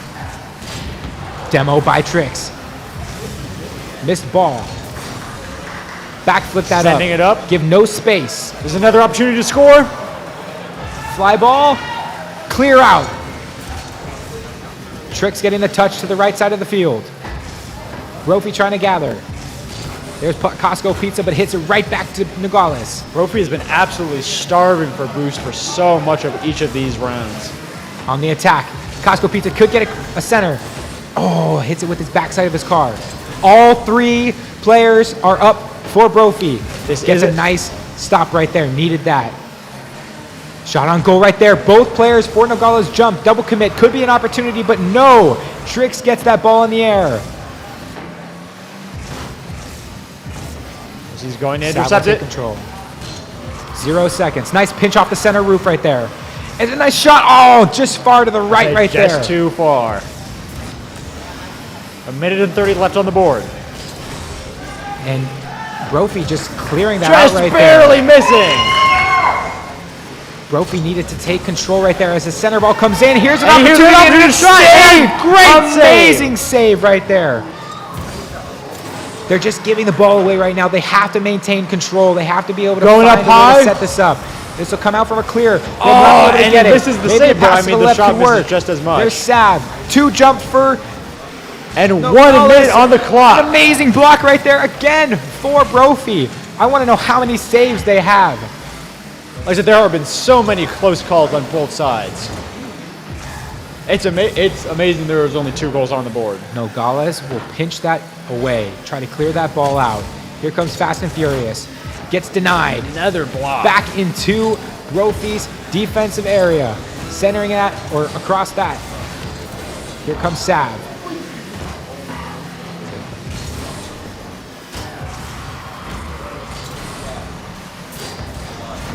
Gotta be careful when you're that low on boost.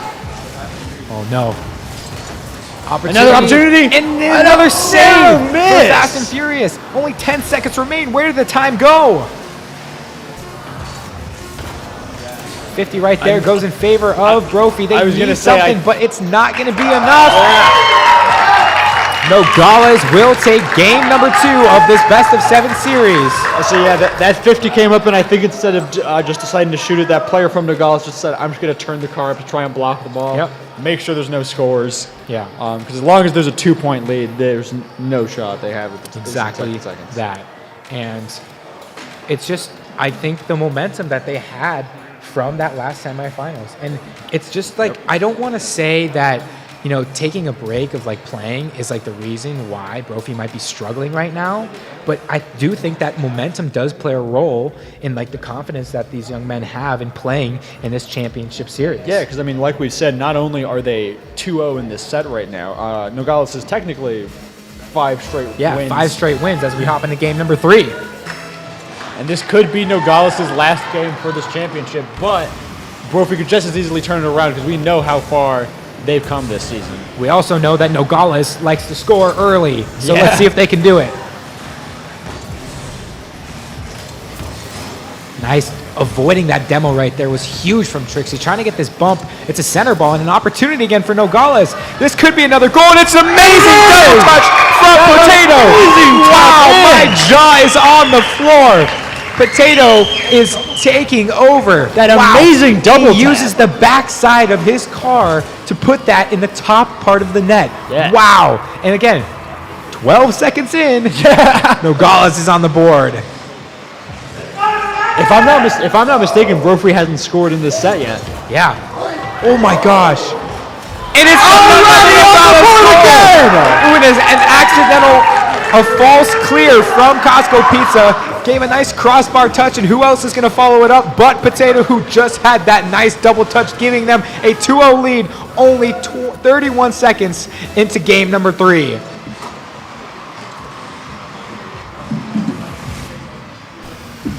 Flying to the sky. Nice 50 right there from Costco Pizza to give Brophy a little bit of control. Fast and Furious following it up. No boost. Tries to get at least one touch. Gets it over one. Can they get another goal? No! No, just barely missing it. And some strong defensive play from Nogales to boot, and they are about to clear the ball. Passes it up to his teammate. Taking it Take it about into as the high as center. you can. Kit Kat bar will follow. Costco Pizza getting another touch right there. Sav hitting it back. That's a clear ball. I say almost. Oh I my say gosh. almost a clear shot to the goal. And sometimes that forward first attacker right there fakes out a long goal shot like that. Yeah. And it makes the defender miss because he thinks he's going to hit it. And there's a fake right there. Can he get a flick on this defender? He gets it. Is he going to hit go too high? It does. But he got the follow up. And there is goal. Just what they needed. Just what they needed. Brophy and Fast and Furious make it work. All of Nogales defenders are not in sight. Nowhere to be seen. And Brophy on the board for the first time this set. Yeah, exactly that. And oh my goodness, just taking control. Potato has a hat trick with 3 minutes and 37 seconds remaining. Like it's nothing, they return that goal All in kind. players. 3-1 in Nogales' favor. Wow. Here comes the kickoff. Whose favor will it go? It go towards Nogales, but Brophy will be able to control this. 100 boost for Already sending it. 2 in the corner right there. Got to spread out a little bit. There comes Nogales, just putting so much pressure on.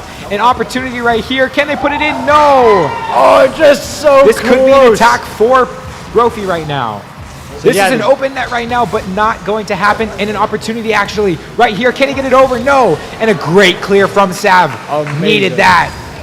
Another good clear right there. And another Mid open boost net. stolen. Off the corner. And it's going to be what great save. Need to touch this right now. Is that in? Not quite. Too far to the right.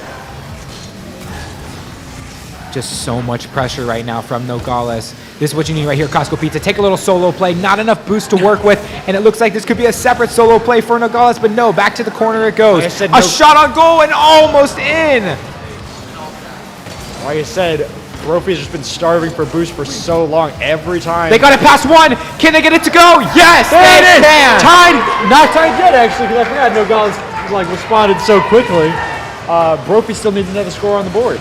Yes, and Costco Pizza noticing that turn on the defender from Nogales and taking advantage of it with half of the game remaining. They are down by 1, and can they bring this back? I sure hope so, because I love me in overtime.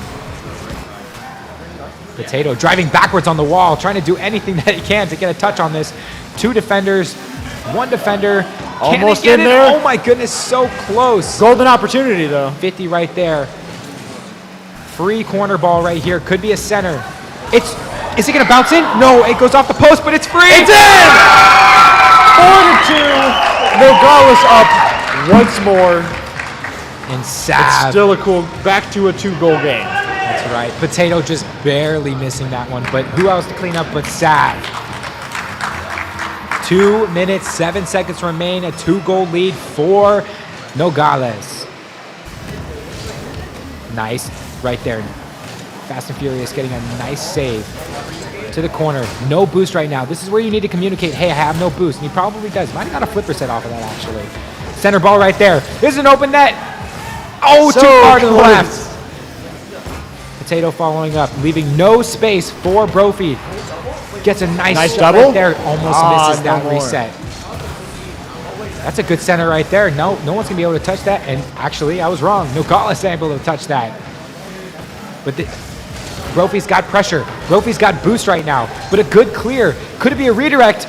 Off the sidewall. Into the center. Close. Nice clear right there from Fast and Furious. The redirect was needed. Shot off left. Potato. No boost for Potato. No boost for Fast and Furious. Got 100. Center ball from Sav. Goes the up for it ceiling. again. Another touch. Might be able to hand it back center. Trixie, pardon. Trying to create opportunities for their teammates, but Brophy is able to clear it. There's a demo Got around. right there. Fast and Furious, they need a nice 50 to get this center ball. Won't go. 1 minute remaining. Another demolition Another right there. Sav gets it over 1. And That's a big goal. It is 5-2 with 50 seconds on the clock. 3-goal game. Potato with 4 goals in game number 3. That's so unfortunate. That car from Brophy was going for the ball and just hit the car out of the way instead. That's so the right. ball just kept going home free. He was too quick. Kickoff will go to Potato. Has an opportunity. Can he make it a 5th goal? No. Brophy on the attack. Nice clear right there from Sav. 38 seconds and still 3 goals left to make up for Brophy. Costco Pizza might jump. Gets a touch. Touches middle. Nice clear right there from Nogales. Fast and Furious trying to follow up. 30 seconds remain. 20 seconds remain, actually. 3-goal deficit for for Brophy. This could be Nogales finally coming back from being the runner-ups and taking the gold home. If there's only 10 seconds left to decide it, this is gonna get a great bump right there. Just getting under the skin of Brophy. Say they're just keeping it on the floor. And it that touches down. Look at these young men perform. The pressure and their score. Look at these stats right here. It is best of 7. I forgot. Yes. This best of 7, guys. So we are not done yet. 1 game away is Nogales from a full sweep in both the semis and the finals. Can they do it? The game will be coming up shortly. Maybe they can. Let's take a look at some highlights right here. This is this first goal. Again, only like 21 seconds in. And Potato, a beautiful double touch right there. I say they do a wonderful job, just goal after goal, keeping Brophy off the board so sharp, and they're going right into the next game. 5 minutes remaining in a possible championship win for Nogales. Nice, can they come out with it? Nice fake creating or can for another teammate. Brophy reverse sweep? I love that kind of story. Potato, nice center ball right there. Good clear right there from Brophy, but what else is going to be happening? Trixie going to be making sure that doesn't go. Back pass, maybe take a little bit of control right here, take it to the corner, get the boost. Just like that. Flip reset. Flip reset! Almost got it. Nice pass right there. Nice fake right there. 1 bump, not going to be enough. There is an opportunity for Nogales to fall. Pinch backwards. So much pressure from Nogales. They're just keeping it all up in Brophy's business. They're jumping from half court. They have all the boost and all of the control right now. It might not look like it. That's the thing I keep mentioning. Brophy has just been so behind in their boost control. Where just every time we cut to one of their players, they're like 0 to 12 boost. And there it is. Costco Pizza managing to put one away. And Brophy is now taking a wonderful, wonderful pass right there from Fast and Furious, recognizing the player on the wall and seeing that the other player is playing a little too far up on the post. Brophy finally taking the first goal of the game. Let's get this kickoff. Just a minute in.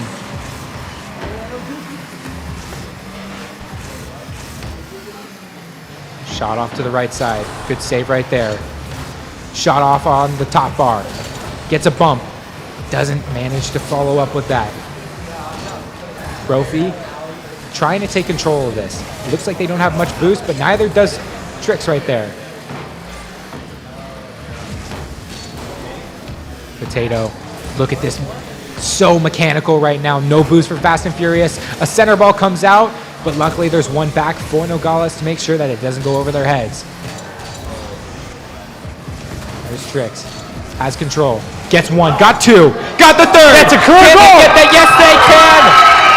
And it is now tied game. That is a clear shot. And just Trixie getting 2 defenders on skates. And it gets Potato an open goal. Sometimes you have to sacrifice your own goal to make sure that your teammates can tie the game up with 3 minutes remaining. That's what I say. Perfect alley-oop there. Just bump it up above the defender and just shoot it right in. That's right. 3 minutes remain. Trix on the offense. Might get one off there. Trying to center this in. Oh my goodness, that would have gone in right there. That was an incredible redirect for Potato, but an even better save from Brophy's defense.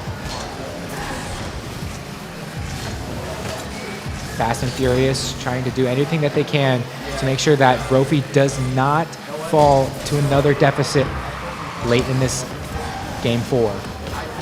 Potato, no boost. Doesn't get the clear. He's gonna have to go all the way back for boost.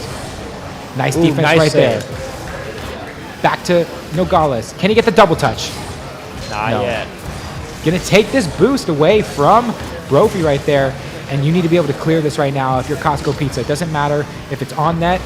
That's exactly what you need. You just need time to let your team recuperate. Good defense right there from Fast and Furious. It'll go to the left side. Nogales following up. One to the center. Available shot! And a goal! Sav is on the board with his first of game number 4. A 1-goal lead, and Costco Pizza just accidentally side flips, allowing the opportunity to be there for Sav. 2 minutes remain, 1-goal lead for Nogales, and possibly the championship. Sav taking to the skies, got the flip reset, isn't going to be able to follow up, but almost got a redirect from his teammate. I don't know who that was, but Potato, it sounded like it could have been him. Tricks. Faking right there. Got one. Got a crossbar hit. Not going to be able to go in. Very close save from Brophy. Potato following again. So mechanical. A great center pass. Not enough again. And they'll just take their time. Nogales has been gain very, control. very strong. Exactly what Brophy needs to learn right here is gain control. And is it a redirecting goal? No. Sav also taking control. No. And it's an opportunity. No. Oh. Brophy is having 2 open net opportunities right there, but not enough boost to make that happen. Like I said, that's the recurring thing. They've just Here comes been Fast and behind the Furious. boost. Whereas Nogales has been just doing really strong in their game of passing back and forth, just setting up their teammate for a goal. Just like 1 minute. 1 minute remains. Over the head pass right there. Off the top. He didn't jump for it. And he got another one. That's 2 goals to make up now for Brophy. They need to do what they did back when they got themselves to finals in the first place. Bringing this game 2 ties to send this to overtime. Otherwise, I don't know how else it might be possible. 1 minute remaining. This is clutch time, folks, for Brophy. Can they clutch this up, tie the game, or even win it? With only a minute remaining. Here comes Sav on the offense. Man is so controlled in the air with the ball. Almost got a nice redirect right there. Brophy needs to take this attack. There it is, a possibility right here. Can they get the double? Can they follow up? No! Still have possession of the ball right now. Cooks are pinched right there. Trix is going to be able to take control, pass back right to his teammate, and play back as the 3rd man. Only 30 seconds on the clock. Nice clear right there. 20 seconds remain.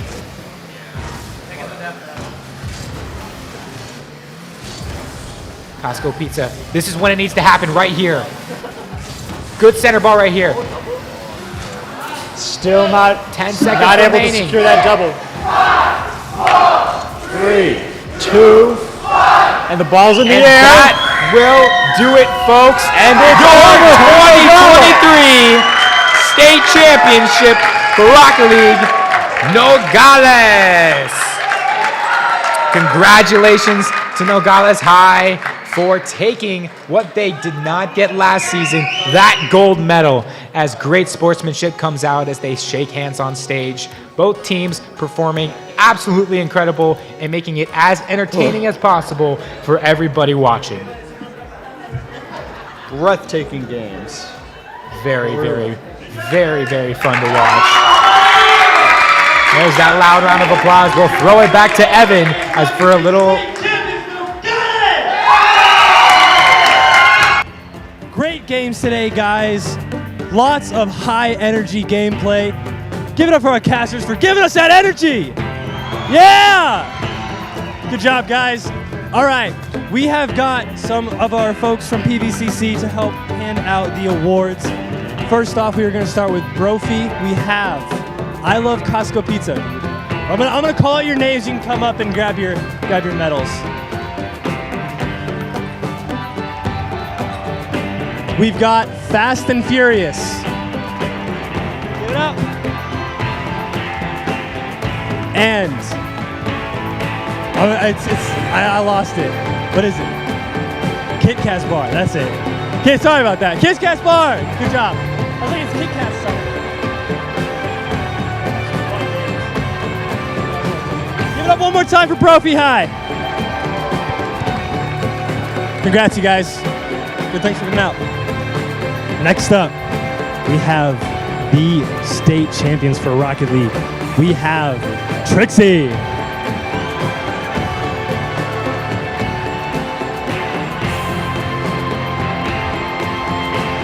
We've got Tato Potato.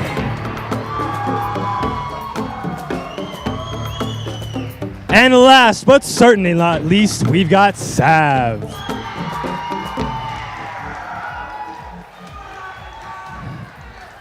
Give it up for your AIA Rocket League state champions! Congratulations, you guys. Now, how does it feel to be state champions? Honestly, it feels amazing. Last year we were runner-up, and now we just moved ourselves, so it's a lot better now. I feel a lot better. Congrats, you guys. I'm gonna have you come up here, and we're gonna get a few pictures with you guys. Don't drop the trophy.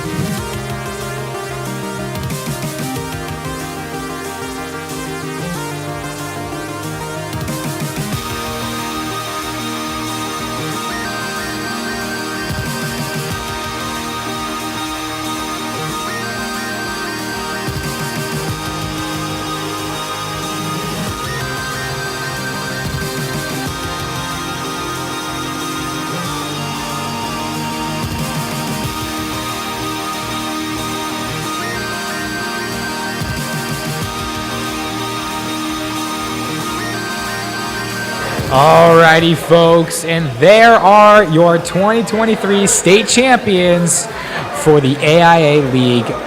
Congratulations to Nogales High School for taking this victory after becoming runner-ups just one season ago. We're very proud of them, and we're very proud of everybody who competed today. So, with that said, we thank you guys so much for joining us today for the AIA 2023 Rocket League State Finals presented by Nova Home Loans. Be sure to tune in at 4 p.m. or just right after this if you guys don't want, or you can hang on, because we've got the finals for League of Legends. I've been Jack. This has been Amuse. We gratefully appreciate the time you've given us today to watch all these young men compete, and we will see you guys very soon.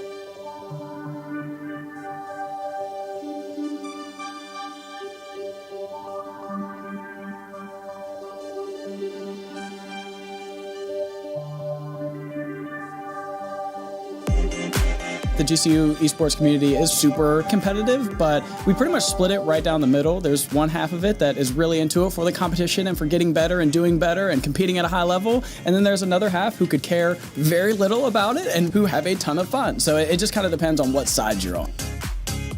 We have about 14 competitive teams competing across 14 different games, and we're looking to add about 3 to 5 more in the next couple of semesters.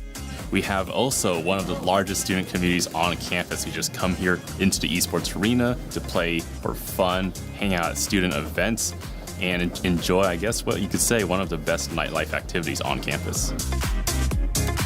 The esports arena at GCU is a central hub of our gaming community on campus. We have over 70 gaming PCs in here, and for consoles, we have over 36 Nintendo Switches and a variety of PlayStations and Xboxes as well. Every kind of gaming community, you can probably find it here at the esports arena at GCU. This place is giving me the opportunity to make friends. Coming into my freshman year, I didn't know anybody, and I'm a little bit introverted, and well, I was like, I know this place exists. I play video games, that's like my biggest passion, and then I got involved with the team, and I started talking to everybody, so like everyone in here I've gone pretty close with and have some pretty good relationships with just because of this place existing.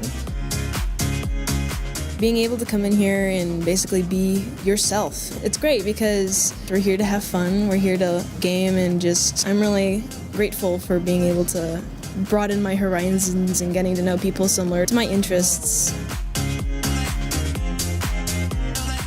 I'm excited to see a lot of our competitive teams continue to grow. They're really successful, but we want to go even further beyond. I'm excited to see what our student leadership can do to bring more communities into the fold and build upon the success of the predecessors and make our community not only the best one it can be, but the best one it can be in the state.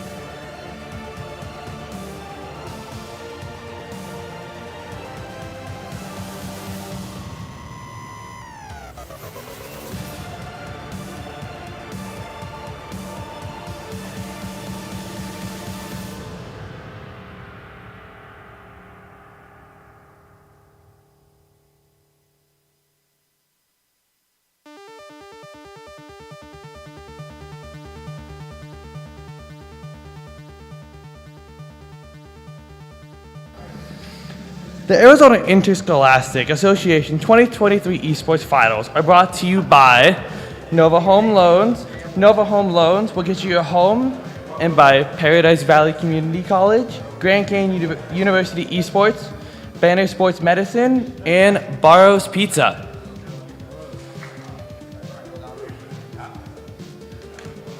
All right, guys, we are into our final match of the day. It's been a long day for everybody. Lots of semifinals going on, lots of finals going on.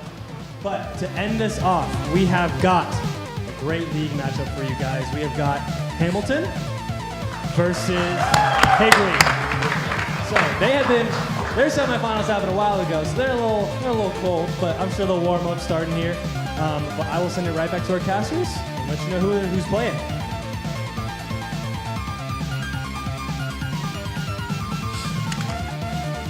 Welcome to the Arizona Interscholastic Association 2023 Esports Finals presented by Nova Home Loans. I'm Michael, with me is Ben, and we're here to bring you the state finals of Arizona High School League of Legends.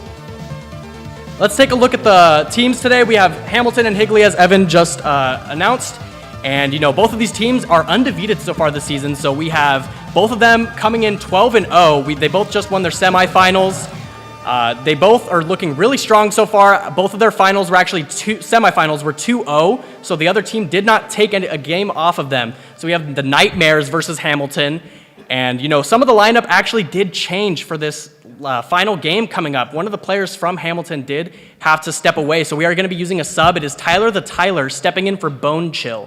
So that's going to be the support role. We're going to see some of the players moving around. But besides that, they have the rest of their starting roster, and then Higley also has their roster, so it will be Dreamcatching, Sparkly Shark, I Love Kitties, Jeek, Gonti, and then for Hamilton, we have Bappymon, Scion Kip, Catfisher, Jitters, Tyler the Tyler. And I gotta ask you, Ben, how do you feel coming into these finals? What do you think of these players? You watched their semifinals with me. You're a little bit familiar with them. How do you feel coming into this? I am extremely excited for these games, as both semifinals were completely explosive games. I mean, both teams kind of were showing off their own style, their own champion pools, a lot of bans going back and forth, and both games, I feel like all of them were actually much closer than I was initially expecting. I mean, both teams had some hard-fought wins that were going back and forth, and the fact that neither team lost a game is very impressive to me, and showing the stakes that are really coming into these finals. Yeah, I gotta say, we have, for this game, the fundamentals of League of Legends, are really important, because when you look at it, we have a 5v5, and for this 5v5, at its core, we're looking to break the enemy nexus, back to the basics, that's all it comes down to. But when you're looking at the map and you're looking at some of these things, it could get confusing. So if we look at what we have, what to look for, there's players, they have their own champions with special abilities. There's over 150 champions in this game, so there's lots of different characters, lots of different counterplays. We have mages, assassins, tanks, bruisers, all the works. And with these teams, they want to get objectives, they want to take towers, they want to do all that stuff to get their lead. They have gold and items to build, and these are all just little things that build up to them winning the game.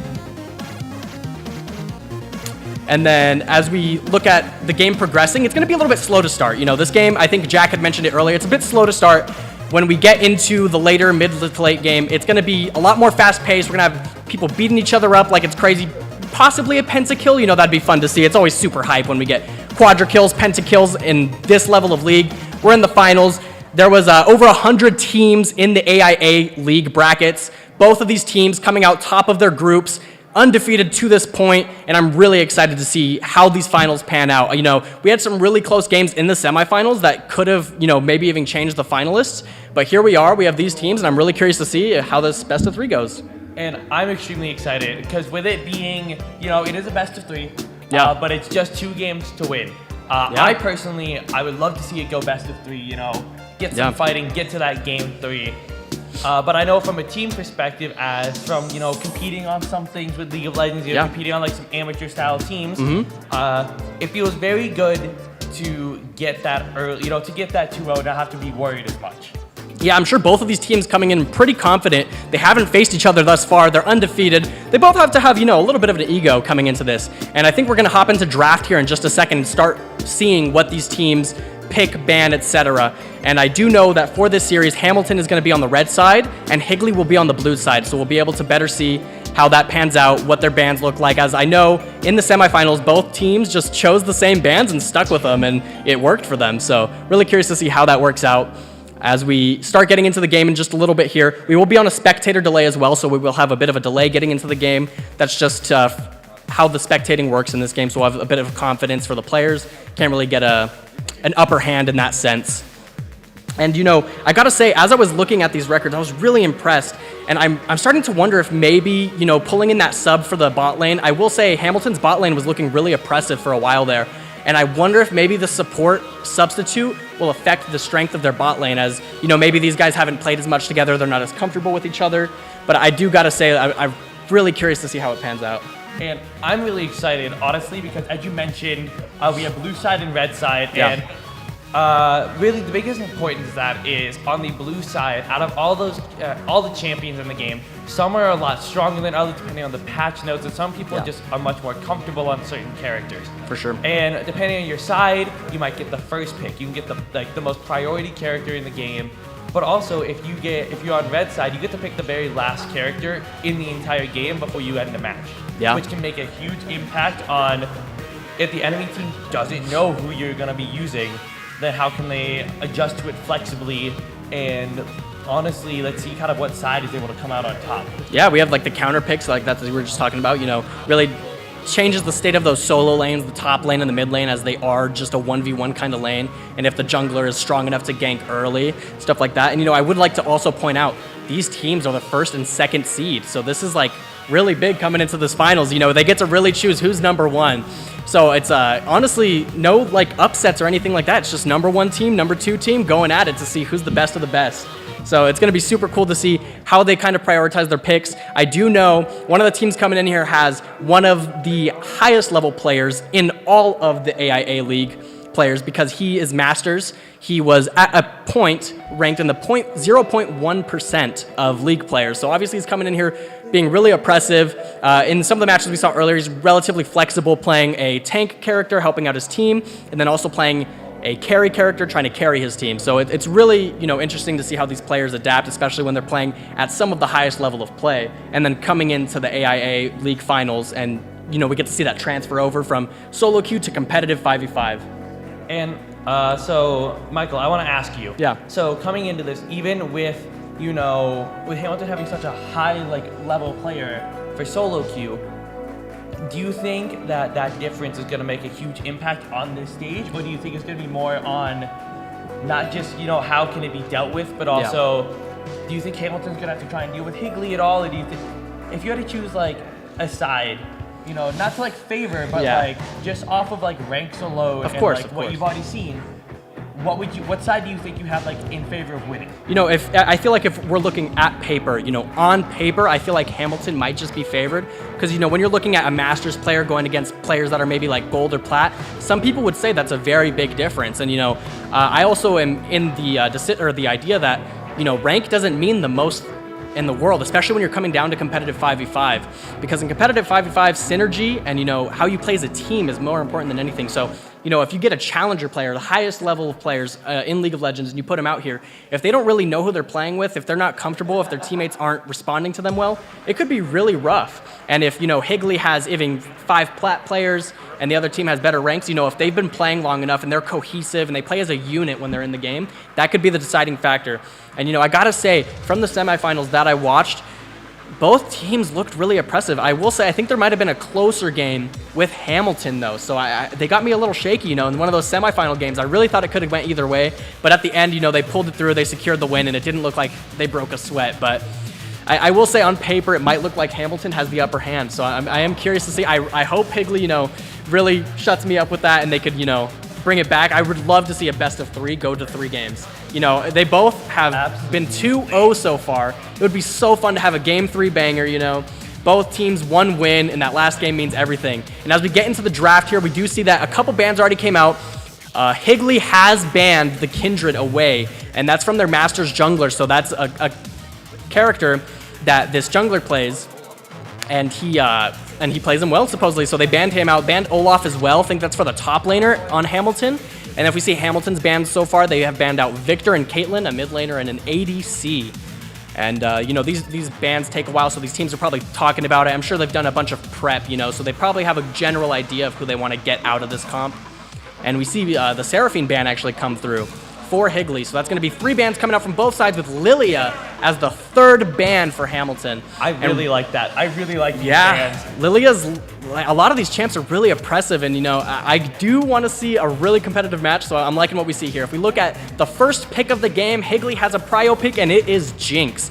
Jinx being one of the, if not the best ADC right now across the board. After her most recent buffs, she's been pushed in pro play and everything else. She's kind of pick or ban right now. So it looks like they chose pick, and we're gonna respond with Xayah, arguably the 2nd most popular ADC. So it looks like we're not taking any chances. Both teams picking meta at the moment. And so I want to go back to the bans for a minute as the picks are coming through. Yeah. After watching these semifinals, because you know some of these bans, you know, they're just characters. But on the side of Hamilton, they had the Seraphine, they had the Olaf, and they had the Kindred in their game 1 especially. And those 3 picks came really in handy for Hamilton, as that Kindred in the jungle was carrying. But we actually have the next pick coming in as Rakan. And Rakan is an amazing support with Xayah, as they actually have like synergy that most supports don't come with, because they were released together and they're actually designed to almost be played together. And then we got the Emilio coming in from Higley, one of, I would say, if not the best support in the entire game of League of Legends right now. Yeah, and you know, that has to do with him being a more recent champion, and they haven't really like nerfed him or changed him, but since release, he's been really strong. And we see a couple more picks come out. We have Veigar, who's a great late game champion. You know, he scales with his abilities, and he's strong AP. So now they have a lot of AP damage. They're a little bit more flexible in their next couple picks. Really surprised we don't have a jungle pick here. It looks like maybe, or they're trying to do a counter pick jungle and for one of the teams. And we see Ziggs come out as well to match the Veigar scaling. Veigar, Ziggs, both well scaling AP champions. So it looks like they're kind of just handshaking in the mid lane for a decent amount of the game at least. You know, kind of just farming up, getting to see who has the bigger CS.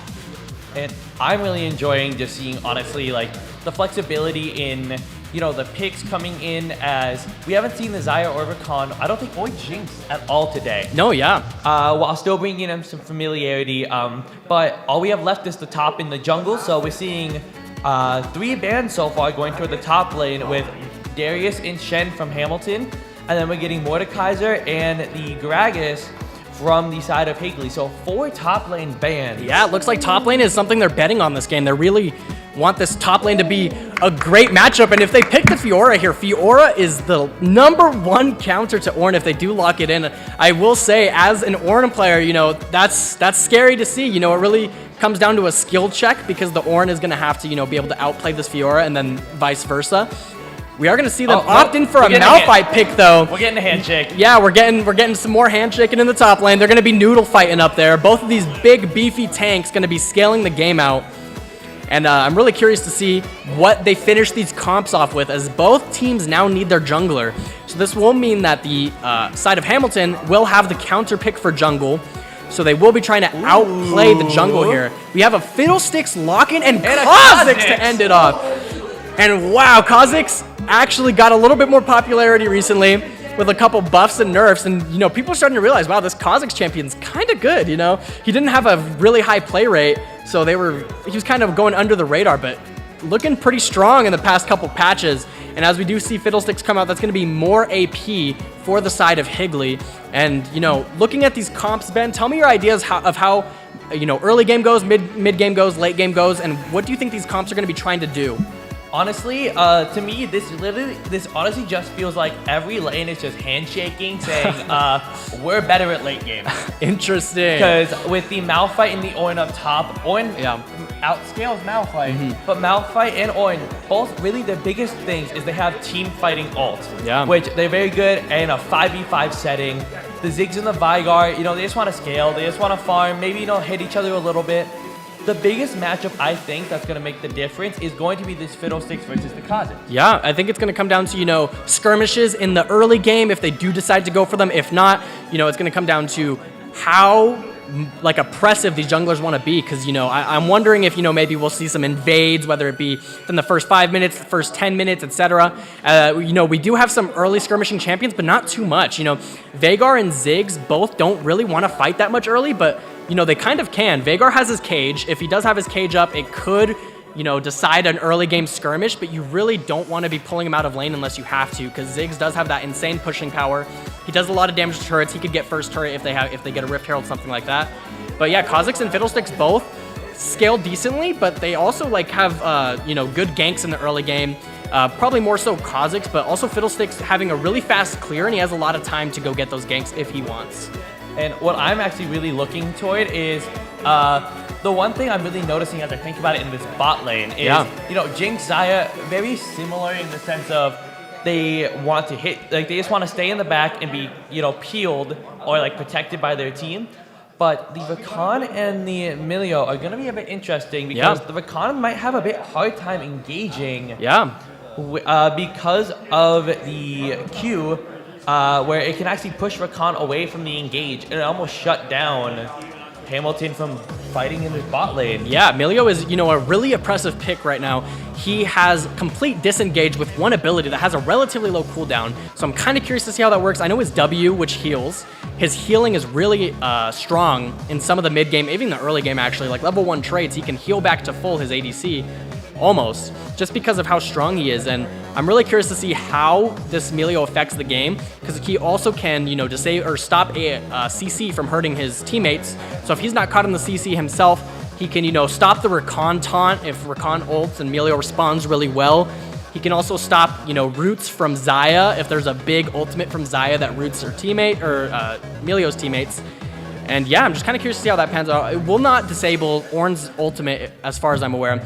But also, Malphite on the side of Higley going to be looking to get a good engage on this Ziggs, Kha'Zix, even the Xayah if the Xayah doesn't have her ultimate, or even if he's out of vision, catch her by surprise, get a knock up, and maybe the team jumps this Xayah. So it will be really interesting to see how these fights are set up. I do think Higley has a better time trying to catch people, so I feel like that's going to be what we have to look out for. Once the champions start hitting level 6, Malphite's going to be able to jump over a wall. Fiddlestick's going to jump over a wall with him, and if Veigar cages in the right spot, they're kind of just stuck in this little circle of death.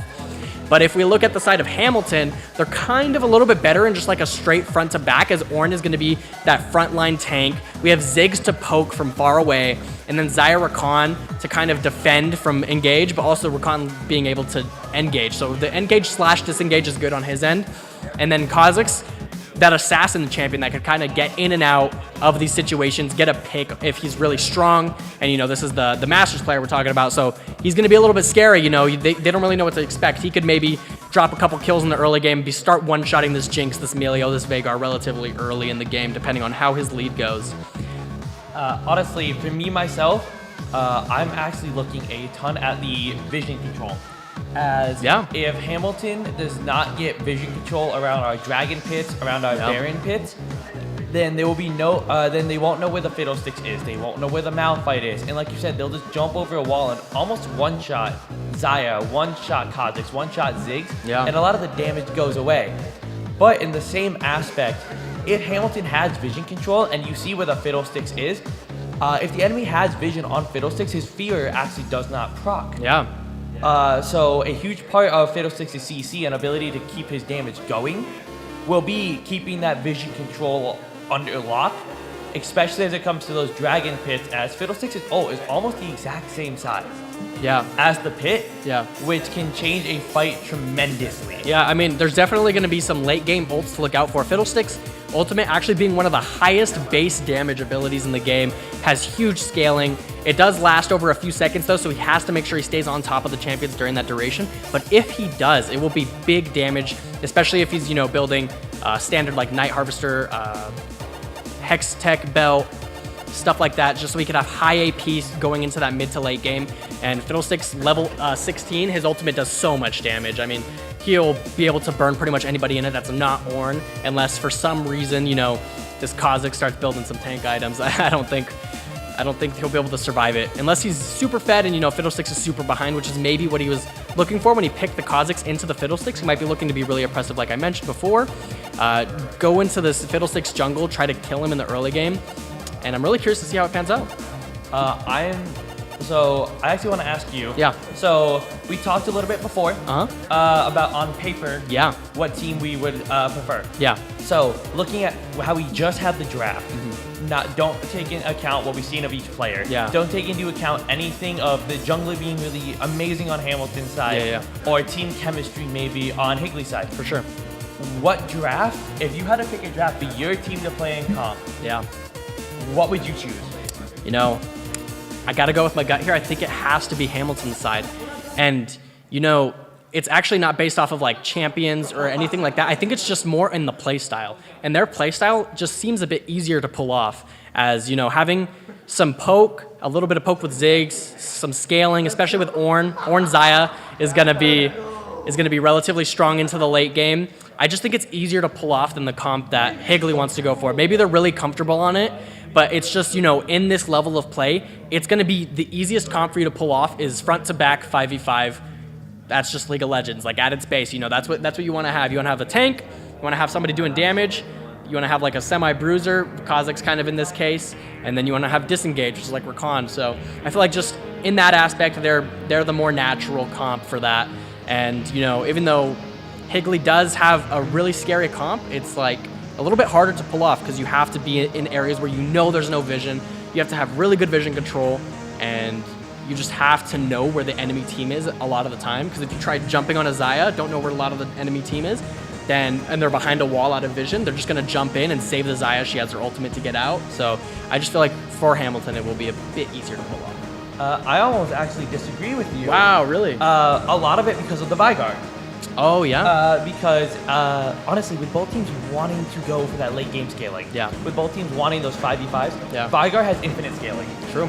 Veigar just has to hit his abilities, hit a cage, and on the Xayah, if the Xayah is inside the cage, and if she's already burned her ultimate, or he catches the Rakan almost even, with how much damage he will start doing, it's going to be impossible to build enough resistances, except on the Ornn, to not be one-shot. And the Kha'Zix, if he tries to jump in, the cage almost completely denies it, in my opinion. And I really think this is going to come down to the execution of Kha'Zix getting onto the Veigar, for sure, and the Fiddlesticks getting onto almost the Rakan, to stop the Rakan from engaging at all, to follow up with the Ornn. Yeah, I do think it'll be rough getting on Xayah. I feel like that's why we might see when Xayah starts hitting 6, a little bit more resources put towards the bot side. I feel like they will want to burn that ultimate a minute before Drake, you know, 30 seconds before Drake if possible. So like, or any objective for that matter, where they could start setting it up. They know Xayah doesn't have a cooldown, and then, you know, they have either Fiddlesticks or Malphite ult up, so they could jump on her, and, you know, that would either burn a flash or something like that so she could get away.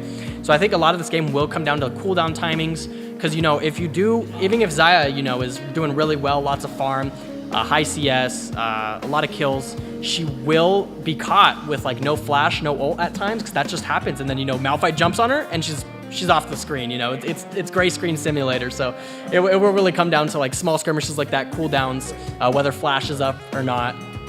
And it's really fun to actually track the timers themselves, as flash is actually a 5-minute timer. 5 minutes, I know, and that's there's no way that, you know, somebody's not, like, Malphite should be ulting on repeat mid to late game, right, on this Xayah, so there's like no way they're not going to know whether she has flash or not. Like, you just have to, every time she flashes, you like keep that in your head. 5 minutes from now, count it out. And, you know, that's why it's great to be spectating. We're going to be seeing it from this angle. We're going to be able to watch all the timers. We're going to see if, you know, somebody's 5 seconds away from getting a flash and they just don't get it in time, and, you know, they get caught, and it's like the worst feeling ever, because you're like, 5 more seconds and I would have been fine. It's just so, it's heartbreaking at times. So, and it's honestly insane thinking about the timers of cooldowns. Yeah. Because if you think about it, we just finished watching Rocket League. Yeah. Each match is about 5 to 10 minutes on average. Yeah, it's a big change of pace, because but for an entire Rocket League match, you have one of your most crucial summoning spells. Yeah. And then alongside with the top laners, you know, teleport flanks from Malphite. Yeah. Teleport can be 4 to 6 minutes on cooldown. And it's really going to come down to which team is ready with these cooldowns, as, you know, a 1 minute cooldown is the same thing as a 5-second cooldown if the fight happens within a minute. Yeah. Because if you can't use it in the fight, then it's gone. Yeah. And honestly, I'm excited to almost see how the Xayah can play. As for those who don't know, ADCs are very squishy champions. They die very quickly, but they do a lot of damage. That's why they are the carry, and they have their support with them, who's there to protect them, peel for them, and kind of keep them alive. But that also basically paints a huge, giant red target on their back.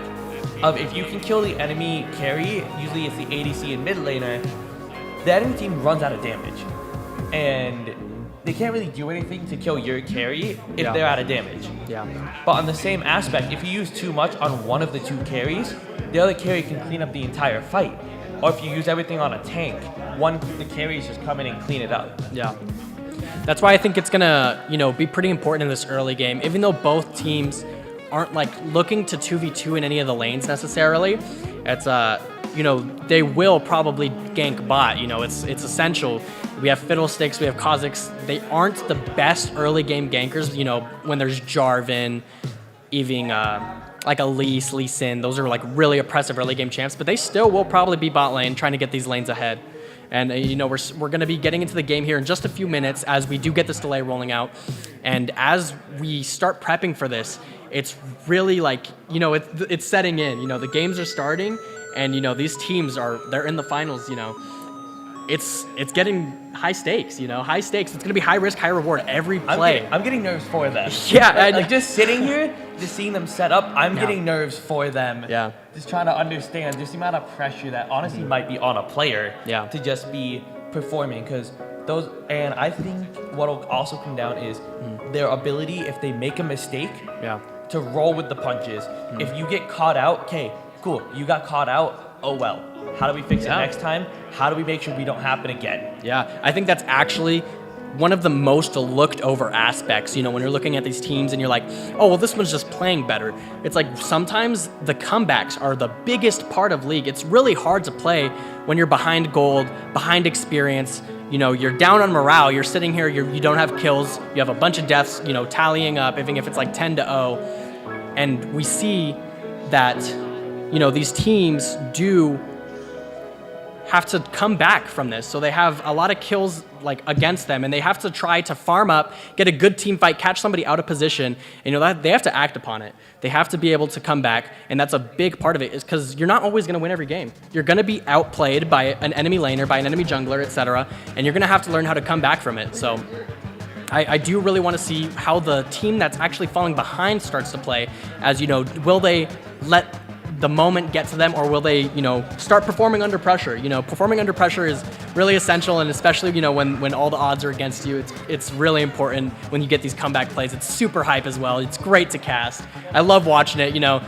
I really am praying for a pentakill this game. If you had to pick a champion for this game, to get a pentakill, who would you choose? Jinx.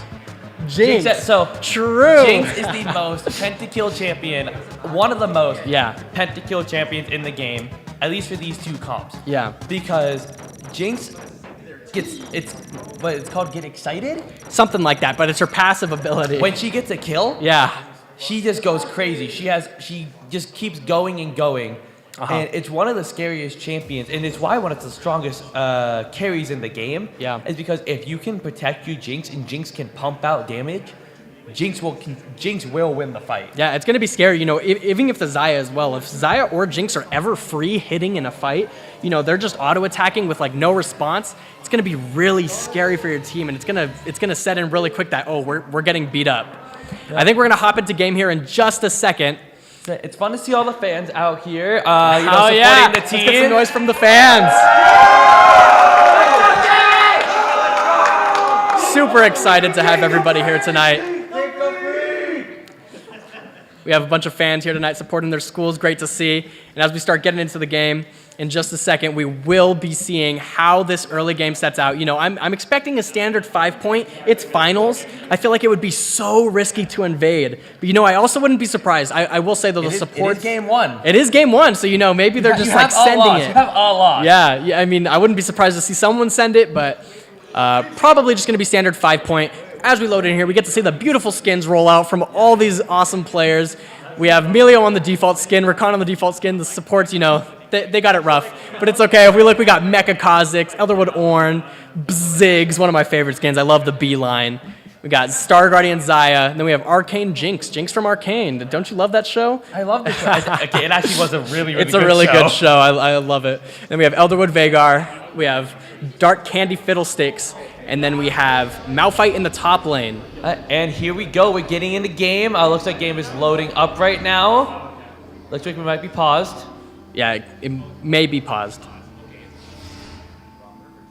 Oh, I think it might be spectator bug. We might have to actually... Do we have the spectator bug? We might have a spectator bug. We might have to close client and reopen by spectating one of the players.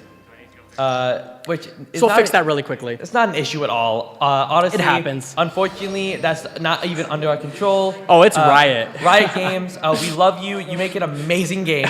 We absolutely love you. Yeah. Can you give us access to the spectator feature that you use for pro play? Yeah, it happens. You know, it's actually really rough because there's no way to know if it's going to happen. You just kind of have to spectate a game and then hope it works. It's really rough, but you know, luckily you could just go find one of the players, click spectate. You'll get back into the game shortly.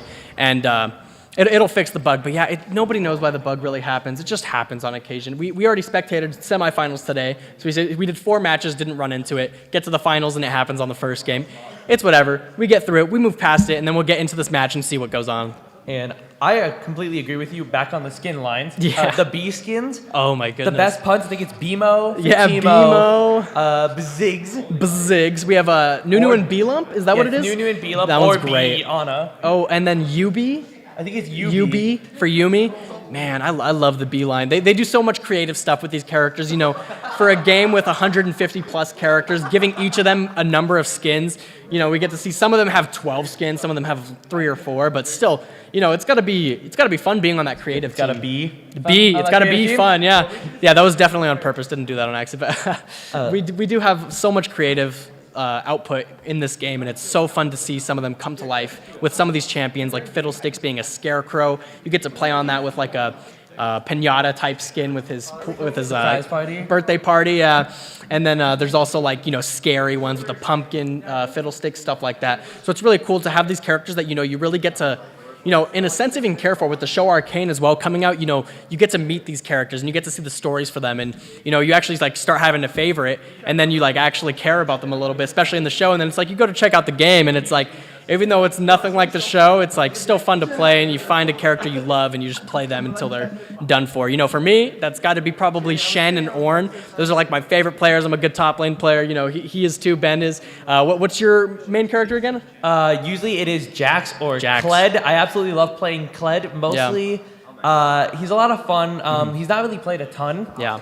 And I enjoy playing my tanks. I do. Yeah. I love being a great team player, but sometimes it's really fun to just go and wreak havoc whether you're winning or losing. Just cause chaos in a match. It's these little quirks about the champion, right? So it's like this Kled guy just like rides a little dinosaur kind of, and you run around with your little dinosaur and start beating stuff up. But he runs away. He's immortal, but he just runs away. Yeah, it's so funny. And then, you know, for somebody like Ornn, it's like he's the forge god, and you know, he like does all this cool stuff. He builds items for his teammates as ornaments, and you know, he calls the ram. It's the call of the ram when he summons it and then sends it at the enemy team. And it's those cool things that make the character who they are. And you know, they keep making these new characters with new quirks and new personalities, and it just gives the game so much character in that way. And I think that's what draws a lot of people in. And then, you know, people stay for the grind and the ranked, and they start getting competitive about it. The ranked grind. We won't talk about that one. We won't talk about the ranked grind. I gotta say, so much props, you know, to Hamilton's Jungler for getting to Masters. It is such a process, you know, especially when they just added, you know, increased LP gains and losses. It's like every game means a little bit more now. So you could, you know, realistically you could climb a whole rank in a dozen games rather than before being 24 games, you know. So each game matters just a little bit more. So with you saying Ornn's your favorite, him being in this match. What do you want to see from the Ornn specifically?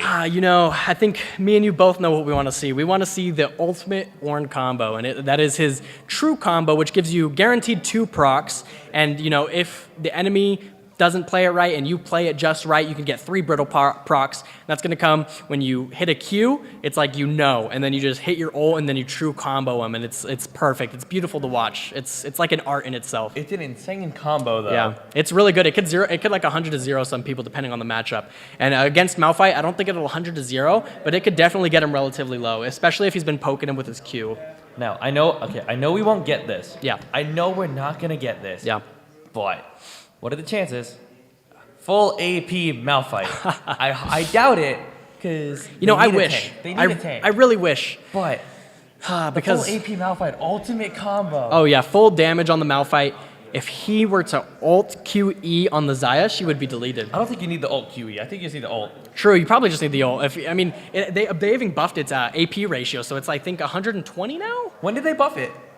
Like 6 months ago, and it went under the radar. It was just like 10%. So it was like 110 to 120 or 100 to 110.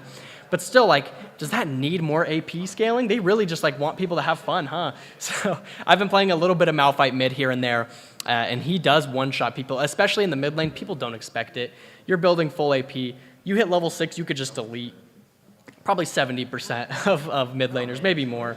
Honestly, 70% of the entire enemy team. True. The only one that survives is a tank. My favorite thing on AP Malphite is you hit level 6, you have Predator boots, you just walk bot lane as fast as you can, you just run at them, you do your little rock, you wobble on over, and then you just ult right at their head, and it usually one-shots them.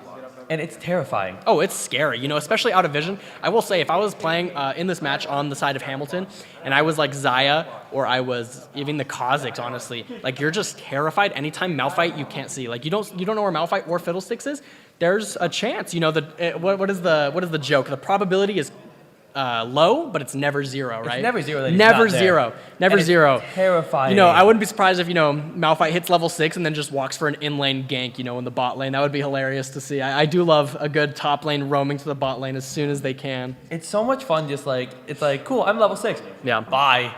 Yeah, you just leave. I mean, especially in this matchup, I think Ornn versus Malphite, neither of them really have to worry that much about, their tower getting destroyed. Because especially if you're playing against Jax, Yorick, Tryndamere, even Set sometimes with Bork, it's like, if you leave lane for about, 30 seconds? Your tower is like generous. gone. That's very generous. Yeah, I mean, it just depends on the state of the game and some of these champions, but they can destroy your tower and give their team a lead as well as themselves.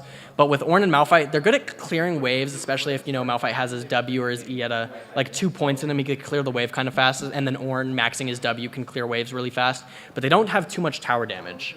So they could get a couple plates, but if you roam bot lane, you're not losing too much top lane. You're just losing some farm and maybe some XP. But if that's getting your bot lane ahead, getting them kills, getting them gold, then it's definitely worth in that sense. And so, going into the top lane matchup, yeah, we almost had a Fiora. Dude, that would have been great. Since we have a little bit of time here, if we want, could we touch on it briefly? If we want to kind of talk a little bit about the different roles of each of these kind of champions play. Could we touch on them individually before I just go, I guess, top to bot? Yeah. And just kind of talk about, what each champions kind of do, because for this match, nicely, we have a lot of mirror matchups. Yeah. And so in the top, and that's actually not that common. So it's very uncommon. That's not usually common. Usually you want counter picks. You want to look for stuff early in the game, but both of these teams playing really safe in this. So because when we come to the top lane, we start with 2 tanks. Mm-hmm. The tanks, we call it wet noodle fights a lot of times, wet noodle they fights. don't do a lot of damage. But man, oh man, will they CC lock you, which is stunning you and basically not letting you move for years, it feels like, when you're actually playing the game. Yeah. In the jungle, we kind of have 2 more assassin-style champions of they don't want to be seen. They don't want to be known. They just want to pop out, one-shot somebody, and then disappear to do it again. The mid lane, we have 2 mages, which mages are more long distance. They're much more burst heavy than a carry. They kind of do 1 spell rotation. It does a lot of damage. Yeah. But then they have to kind of wait for their cooldowns. Mm-hmm. And then in the bot lane, we have our AD carries, which are which is very DPS heavy. Yeah. They won't do a lot of damage in an instant, but their damage over the will course, ramp yeah. up. And they do a lot of damage very quickly, but not quite as fast as the burst. Then we have our supports, which in this game, we have one of each. We have an engaged support in Rakan who wants to go in almost like a tank, but can get out easier, kind of start the fight. And then Milio, who is a lot more of protecting his AD carry in the sense of buffing them, healing them, and kind of keeping them more alive. Yeah, they're both like enabling their team in a different way, and that's why support is actually like one of the more versatile roles in this game, as there's just like so many different styles of supports. There's like the engages, the enchanters, and then when you get to enchanters, there's different kinds. Like there's Lulu, who can turn an enemy into a frog, and that champion can't do anything for a couple seconds. Or you could have someone like Karma, where they're shielding their team, putting out some poke damage. Or you could even have Soraka, where she has a silence, but most of the time she's just healing. Like that's like her main job, is just sit there and heal. Then you have Yuumi, who's like the special case. Yuumi gets to sit on... We don't like Yuumi. Yuumi gets to sit on any champion she wants. She's untouchable. She clicks a few buttons, but Yuumi is a special case for sure. We don't, so personally, I do not like Yuumi. As a top lane player, you I may think also feel this. A lot of people don't like Yuumi. A lot of people don't. So what will happen is the enemy champions will get ahead, and it's not like you can target the Yuumi. Yeah. So Yuumi just goes on whoever's really far ahead, and they're already hard to kill. Yeah. They're already behind. They're already hard to kill. And then Yuumi is just existing and making it worse. Yeah, it's an untargetable champion that's just going to sit there and make that person that's really fed more fed. So that's just never fun to play against. Really hard to kill. Yeah. And, that's... I actually know Yuumi did get, kind of nerfed pretty bad recently, and due to that, her play rate has gone down. But they did actually put in, a rework for her. She did get a little spike, but not as much as she used to get played. She used to be, pick ban every game, especially in some games like with Zeri and stuff, where she was played a ton. And it's really interesting to see, like I said, how these supports ended up. Melio looking to disengage, heal his teammates. Rakan looking to set up some big plays for his Xayah and such. I'm really curious to see how their feathers are positioned. Xayah throws her feathers out in these games, and she gets to, set them up in positions where if she uses her other ability, it'll pull them back through and stun the enemies. And honestly, so when it comes to each of these roles, usually it's actually defined.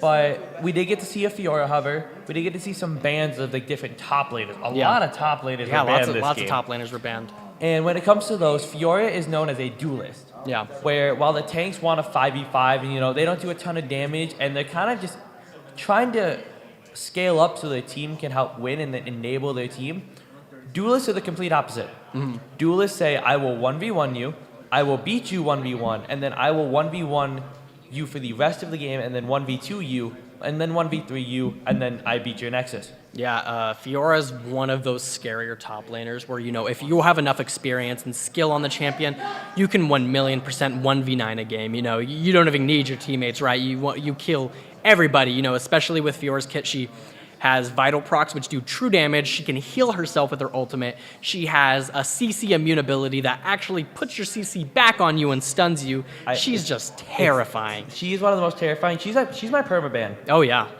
She's a permaban for me. She's somebody, especially as a tank player, you never really want to see. She's real scary, does a lot of damage in a short amount of time, and it's really hard to counterplay if the enemy players, good enough. So I wonder what maybe the thought process was. Maybe they were just looking to have Malphite. They kind of wanted a more traditional team fight. They kind of needed some beefiness in the top lane, and they thought, Malphite might just be the answer we're looking for instead of Fiora. So I'm really glad they went with the Malphite, because looking at their team composition, they would have been forced into a tank jungle.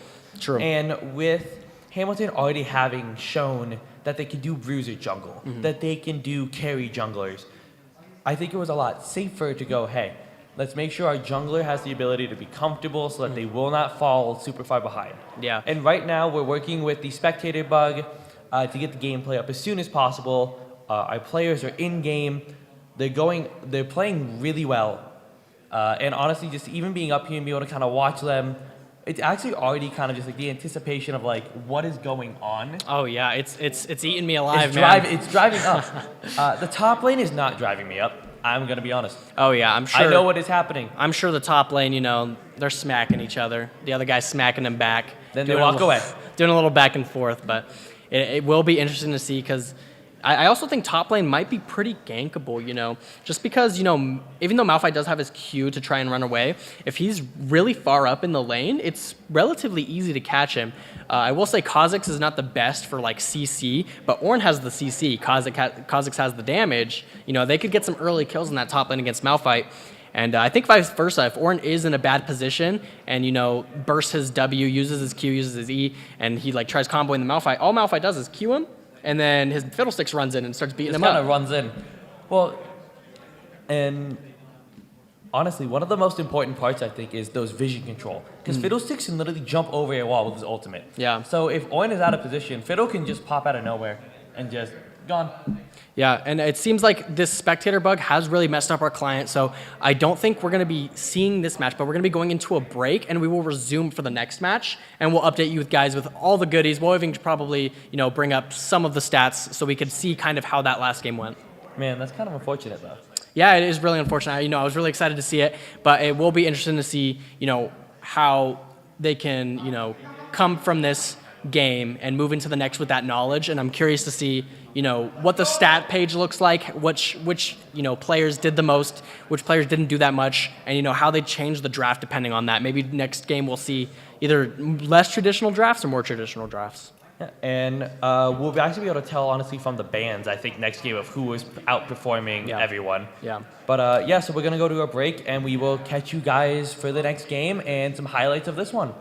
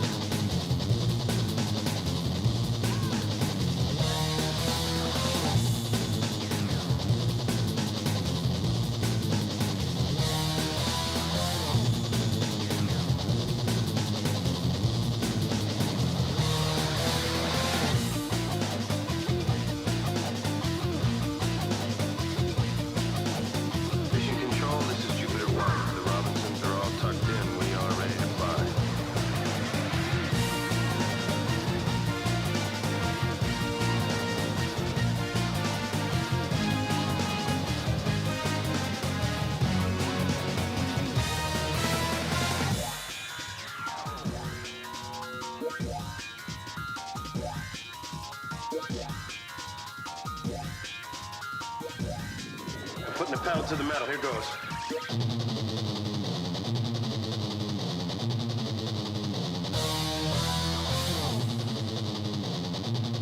This Cold War just got hot.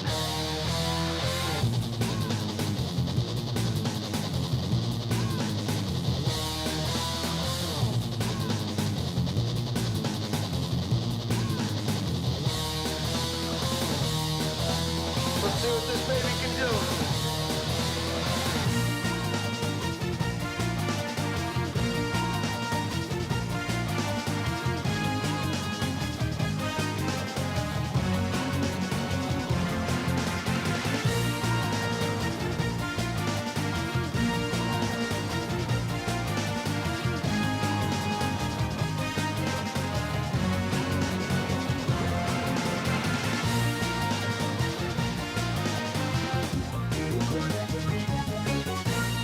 Okay, last one to kill a bad guy buys the beer.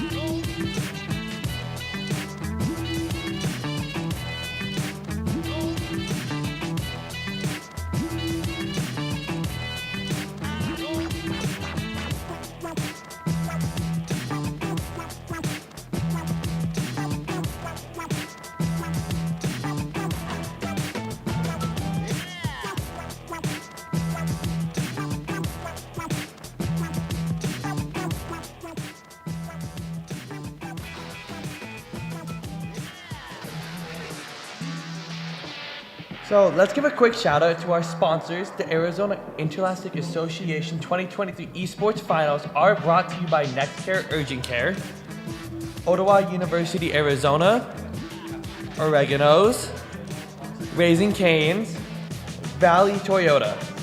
A big thank you to all of them for making this event possible for all of us.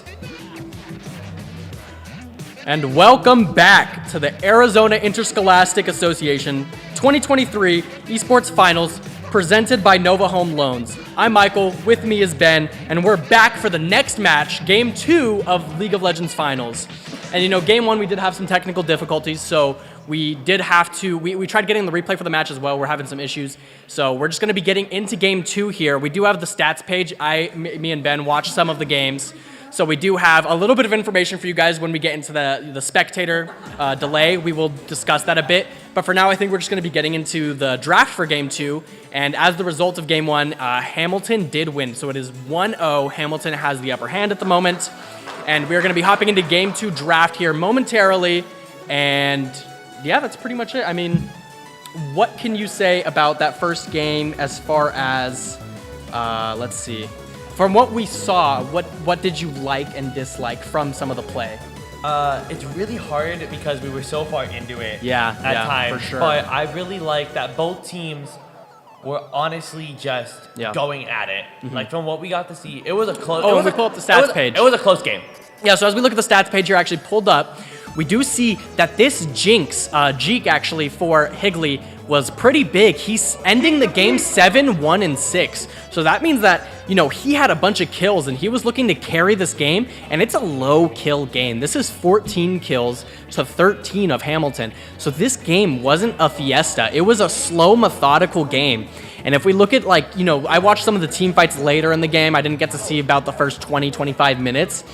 We do know that both teams were looking a little bit scary in that end game, and it came down to like 1 or 2 fights. Unfortunately, we probably will not get the replay for it, but just, based off of what we saw, I could say for sure that, Jeek was looking like he was, kind of carrying Higley throughout some of these fights. And if we look at Hamilton, on the other hand, you actually see that this Ornn is 4-1. He was doing some damage, getting some kills, it looks like. And then also Kha'Zix being Cyan Kip. He is the Masters player we talked so much about. He's 5-2-8 in this game, so it looks like he also was kind of a carry this game. But it's actually kind of funny because you see Ziggs and Xayah are not that many kills. They each have 2 kills. But for Ziggs, he doesn't need those kills to do all that damage. He's 2-0-10. He didn't die. He was just farming up. He has 275 CS. He's doing damage no matter what. And if you look at some of this gold distribution, we do see that he actually was up gold. Compared to the Veigar having 12,000 gold endgame, him having 14,000. That could have been decided in the last couple fights. But if we just look at CS numbers, he was CSing a little bit better. And, this kind of goes for different roles as well, because also it looks like Cyan Kip did kind of run the jungle in this game. Dreamcatching, playing Fiddlesticks, has 169 CS, while he has 290 on Kha'Zix. That means that he was farming a lot. This was a 35 minute game, so that means that he was getting close to 10 CS per minute, and closer to the end game, it's like he's getting close to full build. He doesn't really care about the CS that much, so I'm sure he was more focused on getting picks, getting kills, and some certain angle stuff like that. But yeah, I mean, it's from what I saw, it was really coming down to these team fights, with Malphite and Ornn being the front line, and they actually played a little bit of a better traditional 5v5 than I thought they would. I thought it would be a bit more difficult, for Higley to play with, this kind of comp, and it actually turned out pretty decent just because, this Jinx was so ahead. She was kind of like free hitting in some fights, and you never want Jinx to free hit. So this Jinx was, putting out tons of damage, and it looks like this Malphite was kind of just walking around waiting for Kha'Zix to show up so they could pop him, because, they do not want Kha'Zix taking out their Jinx. And, just looking off some of the stats page, what's something that, maybe stands out to you or that you'd like to take note of, Ben? So what actually really stands out to me is, especially from what we got to see, I think what made this game hard was the fact of, in a sense, of what Dragon Soul it also was. Because with Kha'Zix being an assassin, he is squishier, yes. But honestly, that Kha'Zix build isn't like a full, I'm going to one-shot everything in the world build. Yeah. As well as though those dragons were the mountain dragons, which gave Kha'Zix a bit of a buffer almost of like, the Malphite engage didn't fully get to one shot. Yeah. Because that's what I got to see a little bit of. And you can kind of see, like, because of, like, the kills, of low kills, a lot of it seems to have just been who had the control, like who was there ahead of time and who was ready for it. And I do want to take note of, as far as I'm aware, Higley was up at the beginning of this game. They were leading this game relatively confidently, before we had our technical issues, and we had to use a good bit of our pause timer actually just for some of that. And due to that, that might have hurt their momentum a little bit. And, I'm sure, that game is like after coming off with that lead, it is a bit upsetting. So I'm really curious to see if they change draft. I wonder if maybe they're happy with how they performed that game. Because, realistically, that late in the game, with the time that was going on and with how many kills the teams had, it was one team fight that really decided this game. So, maybe they're just like, realistically, a few of our players just like they misplayed. And, I don't think besides that, the game had anything wrong with it, especially when they were leading in the early. So I wonder if maybe they're just making some micro adjustments, or if they're actually going to try to work around their draft, maybe switch up some of the champions on the team, stuff like that. Curious to see if any bans come out from results of last game, because, we did see this Kha'Zix was annoying to deal with. Don't know if that's a very much played champ from Cyan Kip, but it definitely was obnoxious for them to deal with. He could go invisible, he could do a lot of damage, and he could get out with his E.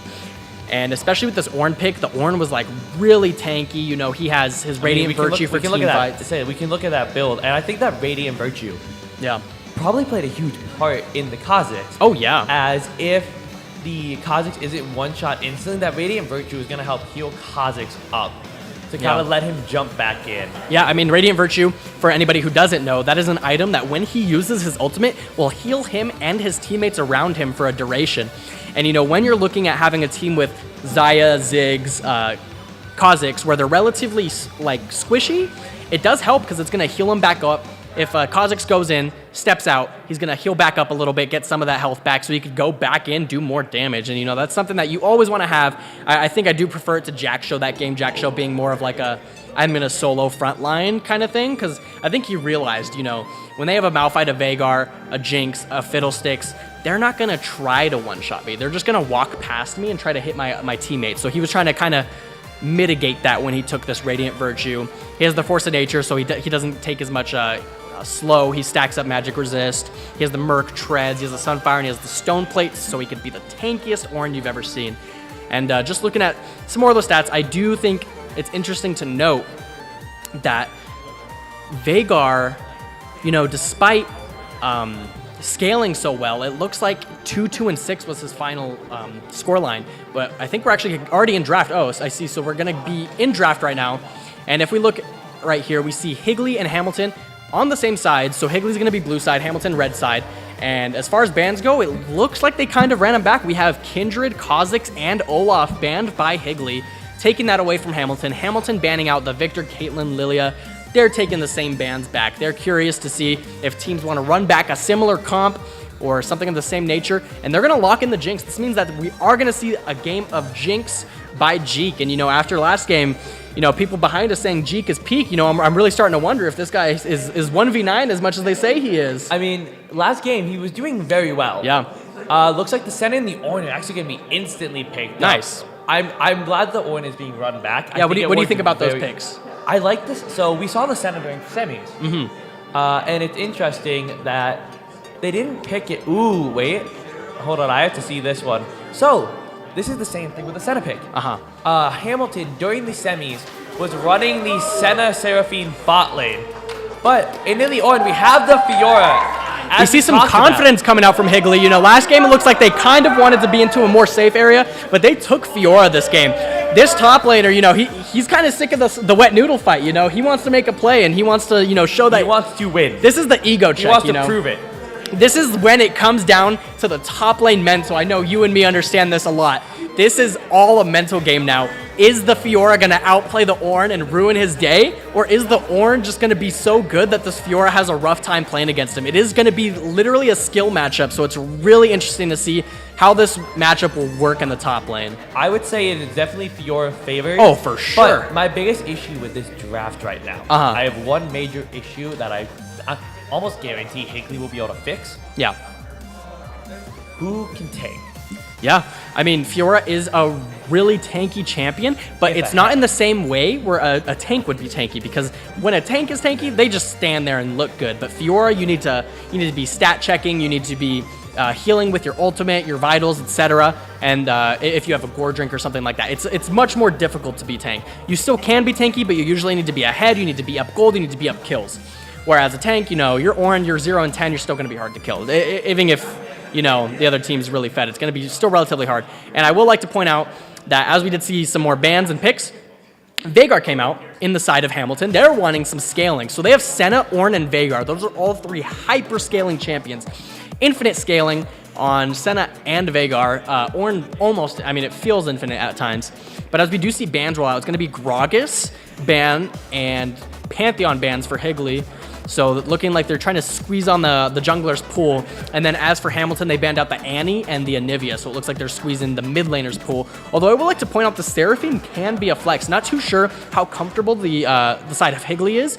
But Seraphine is definitely, able to go in the support lane, or if she wants to go mid lane. And we see a J4 come out actually from Hamilton. I like the J4. I really, really like the J4. Yeah, lots of people would argue, J4's pick or ban right now. He's really strong, even with his nerf. He's a really strong champion, and why he's so strong is just because his early game potential.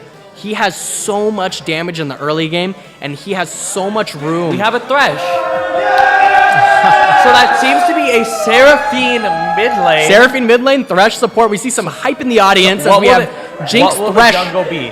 The jungle is gonna, this is gonna be the big pack. As we get to the final 10 seconds, we get to see what jungle will be picked for the side of Higley, finishing off the draft. Finishing with and it's gonna be a Mumu. Now, Everybody loves a Mumu, our sad mummy, sad, lonely Amumu. I like this. This is a composition of Fiora wins top and Jinx wins We bot. have officially switched comps drastically from last game. Last game, we were kind of handshaking in every lane. And although you could argue Seraphine Veigar is semi-handshake, this game is going to go so much differently than we thought. And we see a Cho'Gath ADC get locked in, I believe. I think that's what this is.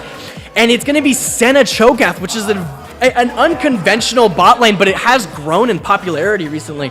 And this is just such a fiesta of a game panning out. I'm really curious to see how we, go on this. I will say J4, Cho'Gath, Senna, they have so much CC in the bot lane that Jinx and Seraphine's positioning and the way they play is going to have to be near perfect. Thresh, I think Seraphine. Oh, sorry, sorry. I forget that we have a Thresh on the board. I would hope it's not Thresh mid. But yes, it does help a little bit because Thresh can pull the Jinx, with his Lantern if he has good positioning. But yeah, either way, I think with so much CC, Thresh and Jinx are going to have to position themselves in a good spot, make sure they have good vision. They are blue side, so they have that tri-bush against them. And then for, Higley's draft, they now have a supporting jungler, which is like kind of taking out all of the top lane from last game because it's no longer going to be wet noodle fight. It's going to be Fiora and Ornn in a battle of wits and will. And it's going to be really interesting to see how that pans out, especially with these kind of early game junglers. Amumu and J4 both having really strong early game potential. Amumu more so in his CC than his damage, but Jarvan pumping out some damage. And, I got to say, if this game goes too long, I think Higley's in trouble. I think Higley's in deep trouble if this goes long, but I think Higley has that level 6. Yeah. If we look at that level 6, if they go bot lane, say we go bot lane 3v3, yeah, we have an Amumu ulti with a Thresh box. Yeah. They are not moving anything. Senna and Cho'Gath, while yes, they have CC of their own, they have no escape. They have no escape. Yeah. And as the crowd starts chanting, It's getting hype. It's getting hype. We're in game 2. We're getting in game 2. This is going to be a bloodbath. Higley coming off a rough loss, but Hamilton has the momentum with them. And I'm really curious to see how they do it because we hear a lot of hype for Jeek. It seems like Jeek is getting a lot of love from his side over here, and I'm curious to see how this game pans out, especially with Cho'Gath, Senna, bot lane.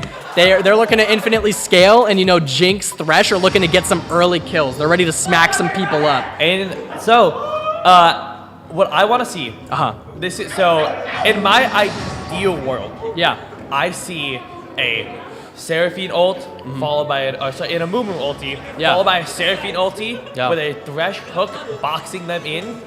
Fiora sliding into the backline, being able to slide over to the Senna, even the Cho'Gath, because she can melt the tanks. Yeah, true damage. While I mean, Jinx is just sitting behind her Thresh with the Lantern and the Amumu, just firing rockets. But if they cannot secure an early lead, I don't know what Higley can do. Yeah, I mean, it's a scary matchup, especially when you think about this. With Cho'Gath. Cho'Gath, if he gets to a point in the game where his ultimate is near one-shotting Jinx, outplay is going to be coming. It's going to get thinner and thinner for them to outplay because Jinx's positioning is going to have to be near perfect where Jarvan can't get on her. You know, Cho'Gath can't flash R her and take out her whole health bar. It's going to be like really difficult to outplay some of these fights, but also if they can Wombo combo, the Wombo combo is near undefeatable. I mean, we have Amumu, we have Thresh, we have Seraphine, we have Jinx Rocket. That's going to be like half of everyone's health bar, no matter who you are. And then guess what? If Ornn or Cho'Gath are really tanky, you know, it's getting hard for Jinx to fight them. She has an LDR. It doesn't look like it's doing the most damage in the world. We have Fiora. We have true damage. We have her ultimate. She can vital proc all 4 procs on Ornn or Cho'Gath and chunk them out. So I think it's going to be really like, oh man, I just don't know how to expect these fights to go. I think in a team fight as well. Well, yes, they have the Ornn ulti. They have the Cho'Gath ulti. They have CC of their own. But if Fiora can get a good to a post, I like that side. I like that side. This game is gonna be. I think top lane is gonna matter so much more than this game than last game, and I love that. I love top lane mattering. We know top lane usually doesn't mean anything. The island? So now we're gonna, dude. Listen, man. I know I love top lane and I like being important, but we got to be honest. ADC, jungle, support, all such important roles. Top lane kind of falls in the background. So I'm curious to see how this top lane pans out. You know, Fiora is such a good Ornn counter, but I don't know, you know, how this is going to pan up. These top laners have only played once against each other ever. You know, especially when you're like in a league and stuff like that, you're playing against top laners multiple times. So you get to, you know, learn how other players play. And, you know, they've seen each other play like once or twice, but they aren't familiar with each other's play styles. So it's really going to be interesting to see how this Fiora Ornn matchup goes and how the junglers path on this map. Because, I mean, Amumu has different lanes to gank. He could gank bot lane, or he could gank top lane. Or mid lane even. Yeah, I mean, it's Amumu, right? If he gets a good angle, he could gank anybody. And, you know, he could get some kills pushing those leads and accelerating them into the mid game. And I think even though late game it's really difficult for Higley to play, I feel like the mid game is what makes that most important, right? Because in the mid game, Higley's going to have to accelerate leads, get gold on the right players, whether that be Jinx, Fiora, etc. And it's going to be really interesting to see how they do that, whether it's setting up objectives, whether it's actually sacking objectives, taking towers. Fiora's a really strong split pusher. So I wonder if maybe like first, second drag, they actually just leave Fiora out of the drag, see if Ornn walks to Drake, and then, you know, they just take 2 or 3 towers, depending on how strong she is at the time. And going back to what you mentioned about, these teams haven't really played each other. No, yeah, never. And especially with the last top lane matchup being a wet noodle fight. We know it was a wet noodle fight. With the 2 tanks it was. Yeah. We don't know. We haven't even been able to see Dream catching duel. He was on a Mouth fight. Yes, he can duel a little bit, but you know, he slows you. He slows your attack speed. We haven't seen him duel. We don't know if he's gonna. We haven't seen him on a character that's mechanically taxing. Yeah, he's been, you know, mostly on tank duty, which is what some people get subjected to, myself included. So it's going to be really interesting to see how these guys, you know, shift away from that. I'm not too sure, you know, how comfortable he is playing Fiora, but obviously something happened in between those matches where he was like, I think I'm confident enough, you know, to beat these guys up. We see the players seeing themselves. They're ready to get into this game. We're going to be getting in just a little bit here. This time, we're ready. We got everything set up. The spectator mode will work this time. Then we get some hype for our Higley team. So many spirits.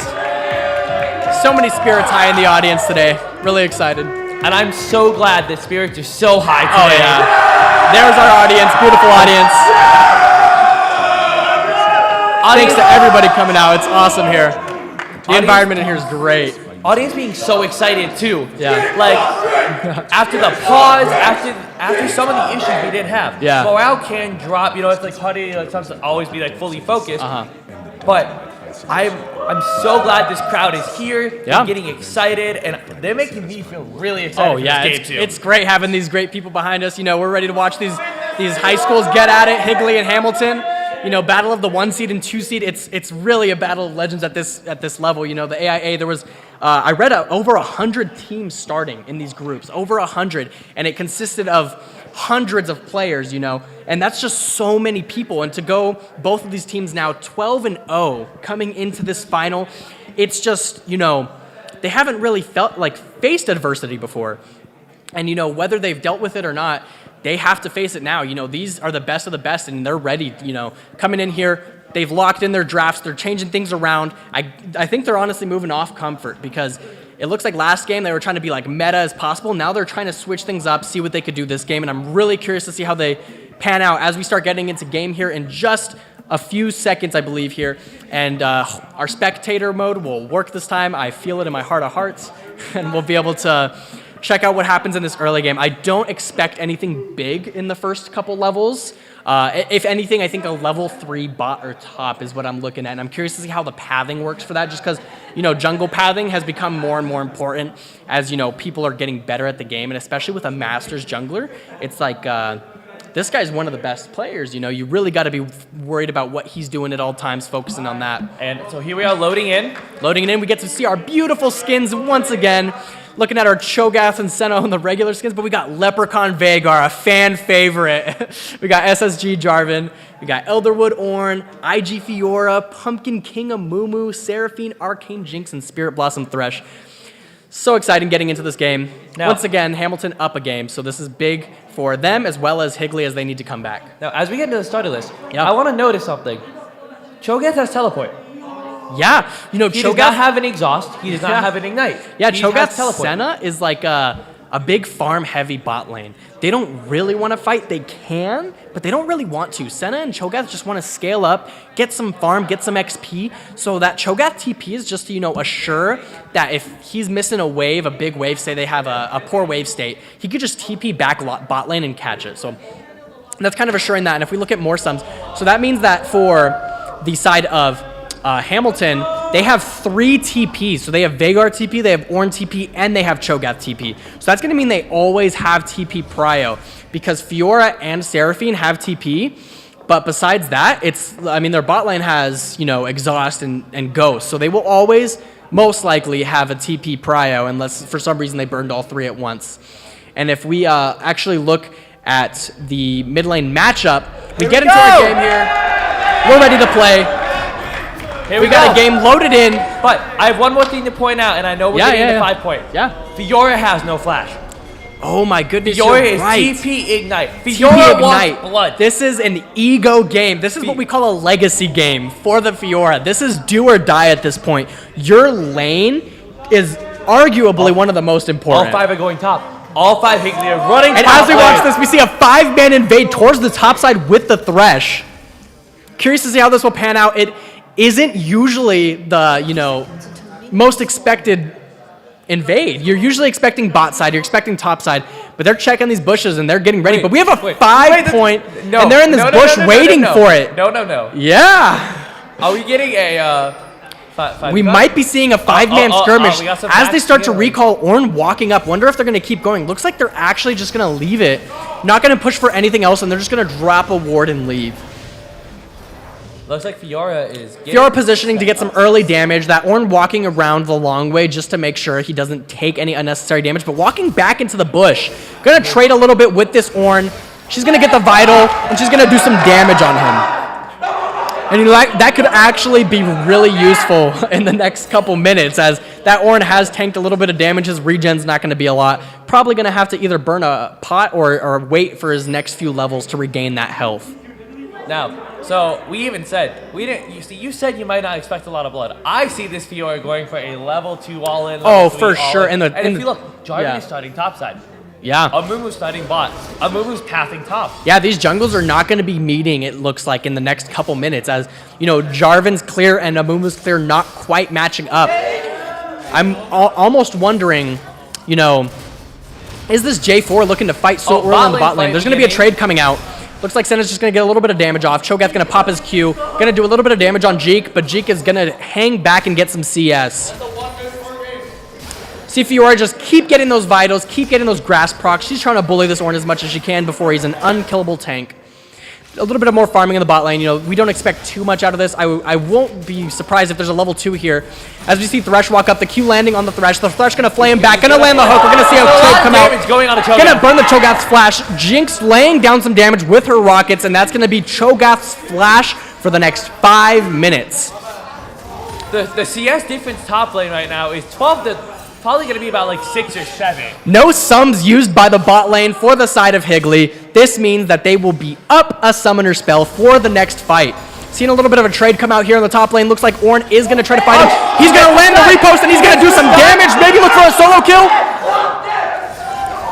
Not quite going to kill, but he is going to back off for now. Looks like Ornn is in a dangerous spot, though, as he keeps walking up while that Vital is right in front of Fiora's face, just hanging it there, trying to get her trade a tower shot, possibly.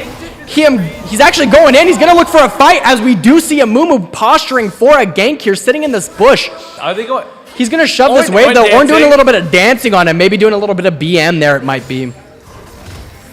Now, I don't know if the dive is coming in, potentially. Gonna see the flash come out, look for the dive, and it's gonna be first blood to Fiora!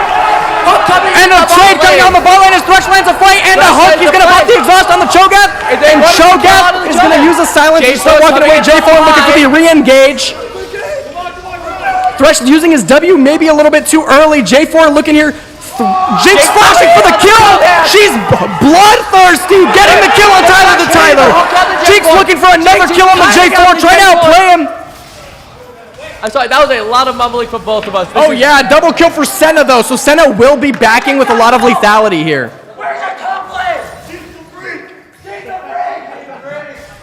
All right, so see TP coming out from Cho'Gath, and this is what we were talking about.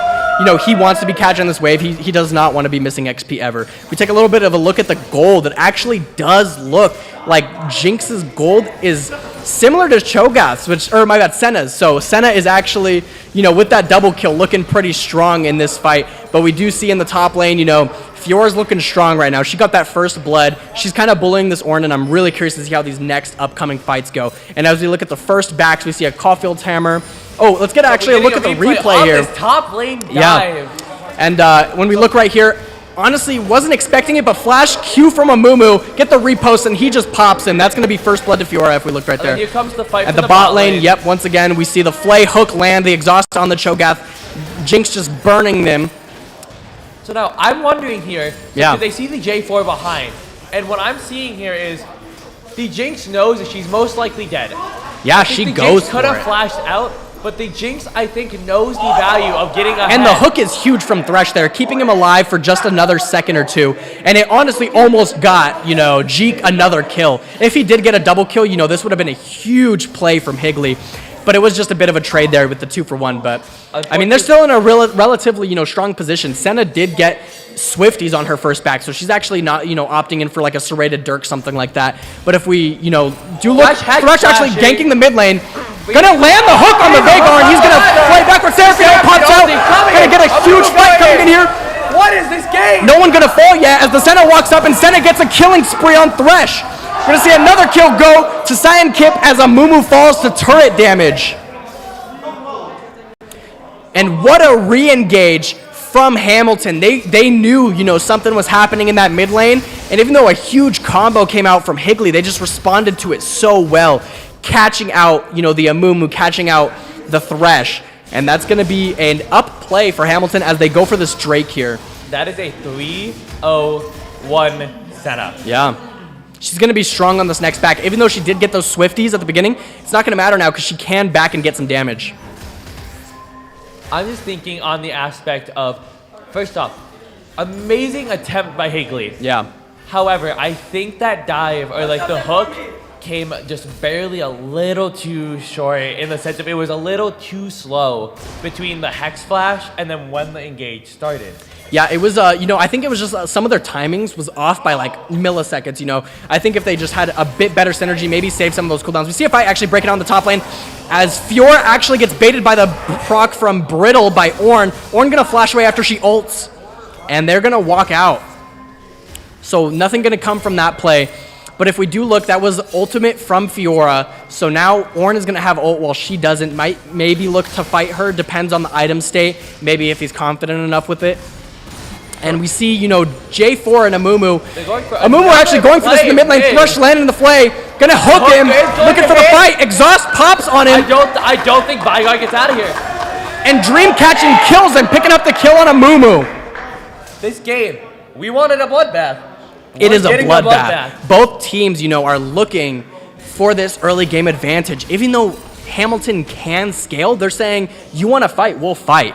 We'll go and we'll take these skirmishes and, hope for the best. Some of them going in their favor and that one obviously not. But as we keep going into this mid to late game, I think this Thresh is just going to roam like a monster as we've seen so far. Like, they know Veigar's mobility isn't the highest. They're just going to keep going after it. They know his flash is down. They're going to keep getting after him. And so what I'm looking at here is so I love the aggression from Hilly. I love it. However, it's not panning out as they desire. Yeah. Because my biggest issue is, well, yes, they're getting kills. Well, yes, Jinx has 2 kills. Fiora has a kill. So Hamilton is getting these kills on the Senna. And the biggest issue I see with that, and the only issue I see is if they can't turn that around. See a little bit of a skirmish come out on the top lane as we see Ornn and Fiora fighting it out. The repost not quite going to land. Going to be baited once again by it, but he pops his ultimate. He's ready to fight. Ornn going to pop Call of the God, and he's going to miss it. But Veigar there, ready to clean up. He's going to pop his cage, and he's going to pop his ultimate, picking up that kill on Fiora. So, like I was saying, I love the aggressive plays. However, if they do not work out for the side of Higley, if they accelerate this Hamilton draft to late game or to mid game with a late game build, I think the game is going to be very, very unplayable. Yeah, I will say, in the favor of Higley, they have a lot of CC where even if they have a fed Senna, with the right combo, they don't have the escape that, Jinx does with Thresh, with a Mumu CC.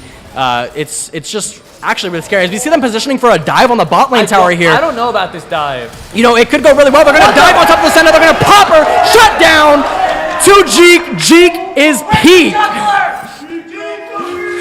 Looks like we have Jarvan going in. Gonna see a flash come out from Seraphine in the mid lane as Jarvan pops his ultimate on top of her. That's gonna be a cooldown in the favor of Hamilton. That shutdown went to Jinx. Yeah. That shutdown went straight to where they needed it. And to respond, they're actually gonna dive on this mid turret, gonna take the kill and drop the Rift Herald. That's gonna be a good kill for Catfisher. As on Veigar, he's gonna start doing damage with some kills. And let's take a look at this replay here in the bot lane. So that's what I want to see mid lane. The second the Hex Flash went through, Amumu was already CCing. So they don't have time to react to there's no way. There's no response to that. But I do appreciate, I'm on this Higley, let's go, Higley, go, go, go. Hamilton making sure it's even. Keeping a play mid. Keeping, still matching them the best they can. Yeah, those are the trades you're looking for, right? But you lose something bot lane, you take something somewhere else. And top lane, it's a little rough to take because it's a bad matchup, right? So that's why they're looking at this mid lane. They have the Rift Herald. They see Seraphine's not full health, so they just send it. If we can take a quick look at the gold here, Jinx is almost 1K up on the Senna. Yeah. Which is huge. Yeah, that has partially to do, right, with the fact that Senna's actually not the main person CSing in this bot lane. It's actually Cho'Gath who's CSing, and Jinx is actually just getting kills and CSing, so she's gonna be ahead of gold.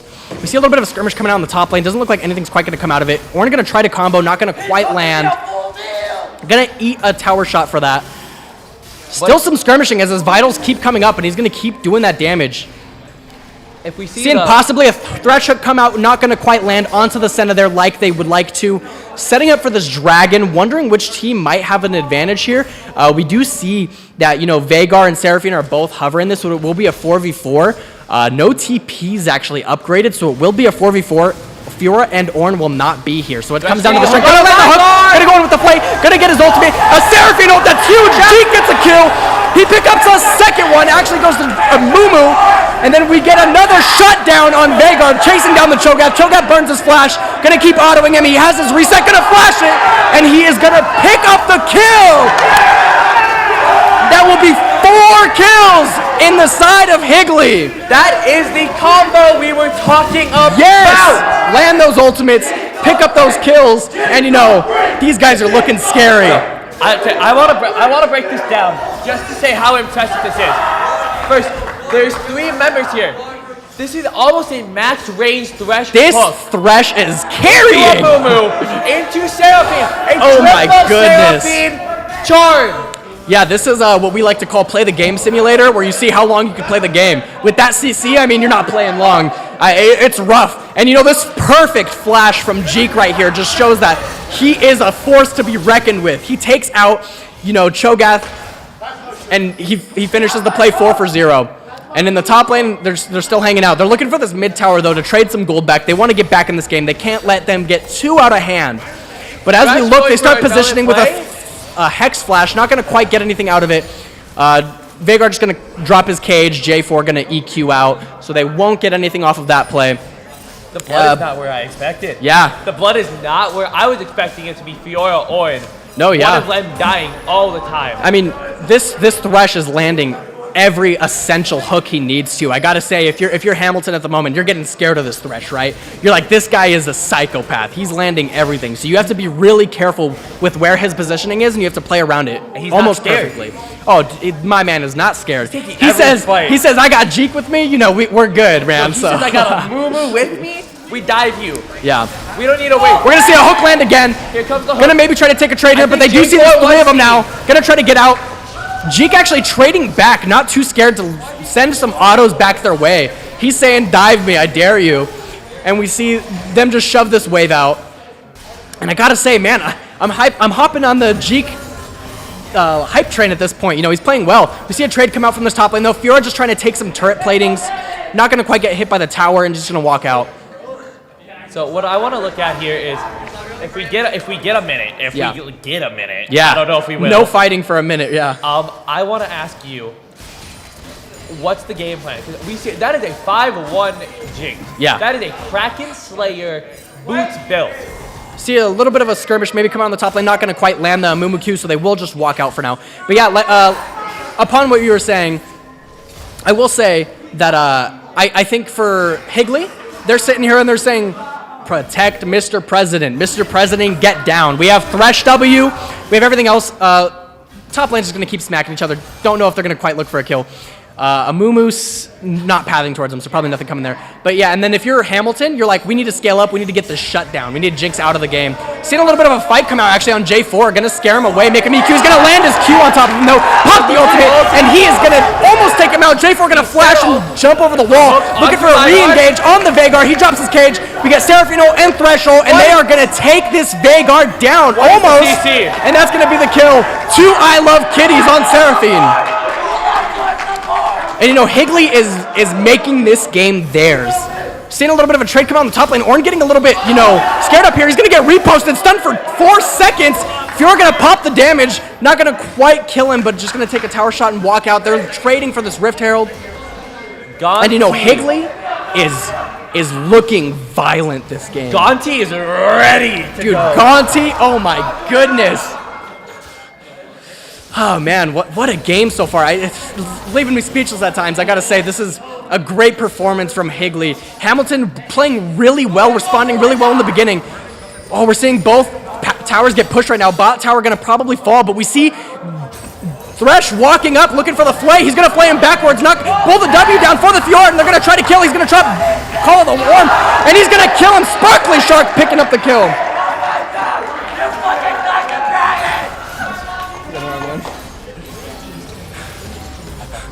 It's all right. Sparkly Shark picking up that kill, finally getting a kill under his belt. You know, he's been hitting so many hooks, playing so well that he wanted some gold. He said, give me a little bit of gold. I want this kill. I am the carry now. Yeah, I'm the carry now. But, you know, we got to respect the objectives on the side of Hamilton. They are trading objectives relatively well, taking that bot tower in response to the top tower. And this mid tower actually looking really low. Don't know if they're going to be able to defend it. Jeek's by himself. He's got a Mumu walking up, but they are outnumbered at the moment.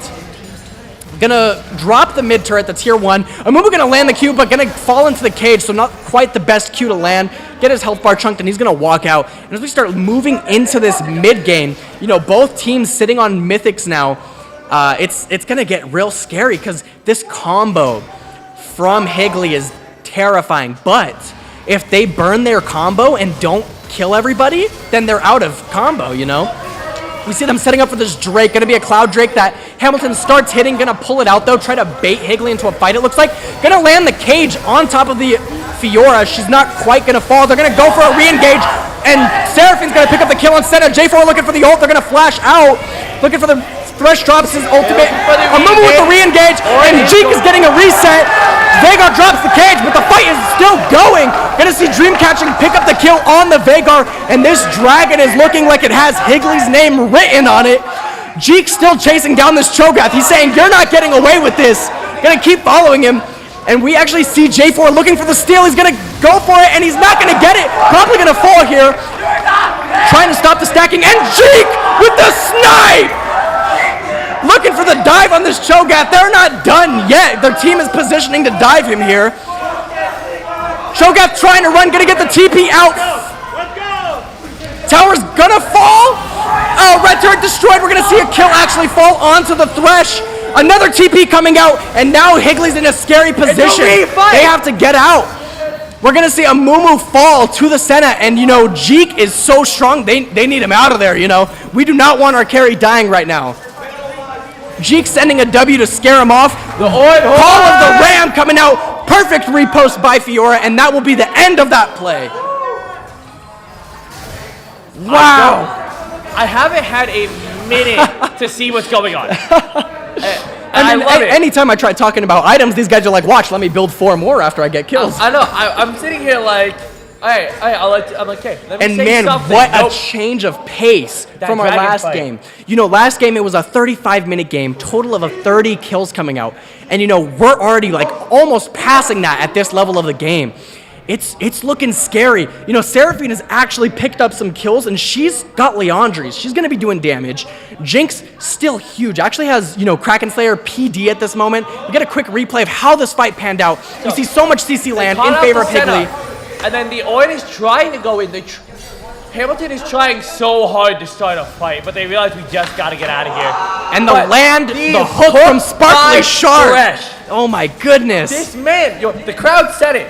This man does not miss. He does not miss. And I love the enthusiasm from Jeek at the end of that play, chasing down that Cho'Gath. Oh, we see another fight coming out actually right here. Gonna get a hook, and Sparkly Shark picking up another kill, showing why he is similar to a goat, some would say. It's going to be Baron from them.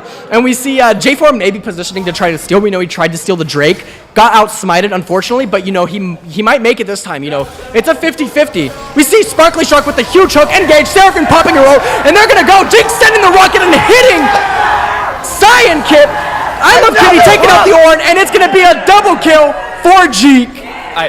I need a replay after this match. I need to know how many hooks has been hit. Guys, can we get a Thresh hook counter in the chat? Somebody's got to be counting these. This is an insane amount. Sparkly Shark looking deadly, lethal on the Thresh. This Thresh is gone next game. Oh my goodness. I don't even know if they could ban Thresh. They got to ban every champ with a hook. We need Nautilus gone. We need Blitzcrank gone. We need, you know, even Renata gone. Even though it's a really bad hook, it's still a hook. We got to keep them off the hook, champs. Jeez, man, this is a 20-minute Baron. 20-minute Baron right on spawn. Mid-turret has not been broken, and Baron has been taken. I gotta say, this is a huge game. Sparkly Shark taking the tower shots, diving for the kill. Sparkly, calm down, dude. He's about it. He's saying, I don't care if they kill me. You guys kill this guy, and we're good. And now they're taking that mid-turret. Cho'Gath trying to maybe defend it. Doesn't look like he's quite going to be able to. Vigor kind of poking him off, and that will be tier 1 in the mid lane gone. Sparkly is putting Senna in the lantern. This is a Thresh accurate. This is a lore accurate Thresh. Lore accurate Thresh, that's right. See Jeek picking up the red buff. He's got double buffs. He's got Baron. He's getting a reset for some items, and he is ready to run this game. He is on his hero arc right now. Him and Sparkly Shark are really running this bot lane. So they might Fiora maybe getting caught out right here. Gonna pop her ultimate. Look to kill this J4. Not gonna quite land the riposte. Gonna get knocked up by the Ornn, and it. The healing coming in. Oh my goodness, still alive somehow. How is Fiora alive? And even though it's a rough death, you gotta be saying J4 used his ultimate, right? You gotta be saying J4 popped his ultimate. We could still do something because J4 can't now hop on the Jinx. He can't now hop on the Seraphine. It's gonna be a little bit harder for him to engage. So they might be positioning for the next objective. We know Drake is gonna be coming up in the next minute or so. We have trap landing, and Jinx is gonna coming in. A W, and that's a double kill for G. What is this Thresh? Sparkly Shark picking up another kill.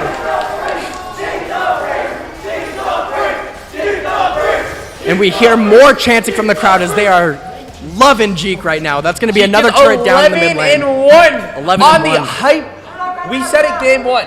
The most hyper of the hyper carries. Hyper carry the game. And it's crazy because we weren't even expecting like a super save the president comp. Oh, we're actually going to get a replay here. So as we look at this engage, I wasn't even expecting this at this point. Stun comes perfectly in. Yeah, gonna land the W, gonna drop the E. Watch the Thresh flash. Watch the Thresh. Thresh gonna flash Flay, and then J4 engaging at just the wrong time so that he does have to fall there. Man, and they are playing so well cohesively this game. Higley was looking good in the first game, but now they're looking like they are on the same wavelength. Like everybody is in sync, dude. I feel like I'm watching Power Rangers right now. They're in the giant robot and they are beating up the villain. It's crazy. And if we get it as we get closer to the late game, we do see that Higley has 3 Drakes. They're 1 off of Soul. It is going to be Cloud Soul. So that's going to mean they're going to have slow resistance. Looking for an engage actually onto the Thresh here. They want this guy out of the game. They're sick of him. He's going to walk away, flame away. So tanky. Yeah, they're not going to be able to kill him at this point. He's got 3 kills, 18 assists. 18. That's a lot of assist gold. That is 21 out of the 23. 21 out of the 23 kills. That's like, I'm no mathematician, but that's got to be 90%, right? 90% kill participation. This guy is doing everything. Landing another hook onto the Cho'Gath. Gonna flame backward. Jeek picking up another kill on the Cho'Gath. I'm gonna land in the Q. Popping the ultimate onto the J4. J4 gonna try to run away. Is he gonna be able to get out? Gonna EQ out just barely, but they are still hitting this mid lane. They're not red turret destroyed. Seraphine positioning in a pretty bad spot. Gonna flash, not gonna quite be able to get out, but we are seeing them hit the mid lane turrets. We're gonna see Amumu try to get out, but he is caught. Jeek's landing the ultimate, popping J4, and Jeek is ready to kill. Chasing down the Senna, and he's gonna kill him, picking up the double kill, and Fiora's behind the turret. Fiora's ready. Triple kill! Making this bottom tier 1 fall, and wow! What a series of events. There's an inhibitor gone mid. We didn't even get to see that. Dude, as far as snowballing goes, these guys are playing out of their mind. They have... Jinx wants more. They are feeling themselves, like they are so in the moment, and they are ready to end this. So, this is over a 10k gold lead about. So surely, let's take a quick break before everybody starts dying again. We're looking at this. They're 10k gold up. 10k gold up. They're ready to close this game out. Jinx is huge. Amumu and Seraphine are huge. Thresh is landing everything. They're ready to put this one to bed. How do they do it? I don't know. Okay. Oh yeah. So how does Higley end? Yeah. How does Higley put this to bed?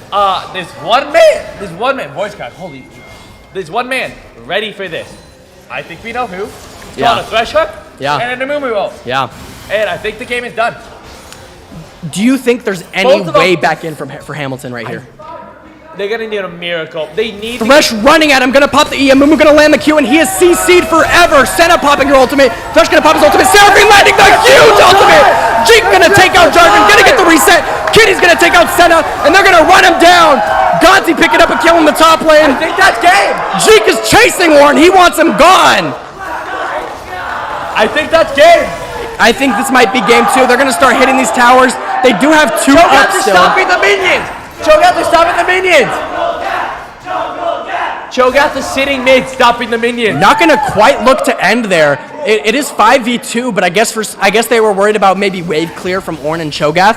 So I guess they're just going to opt in for this top Cho'Gath inhibitor. is holding all the minions mid. That's who the supers are. Yeah.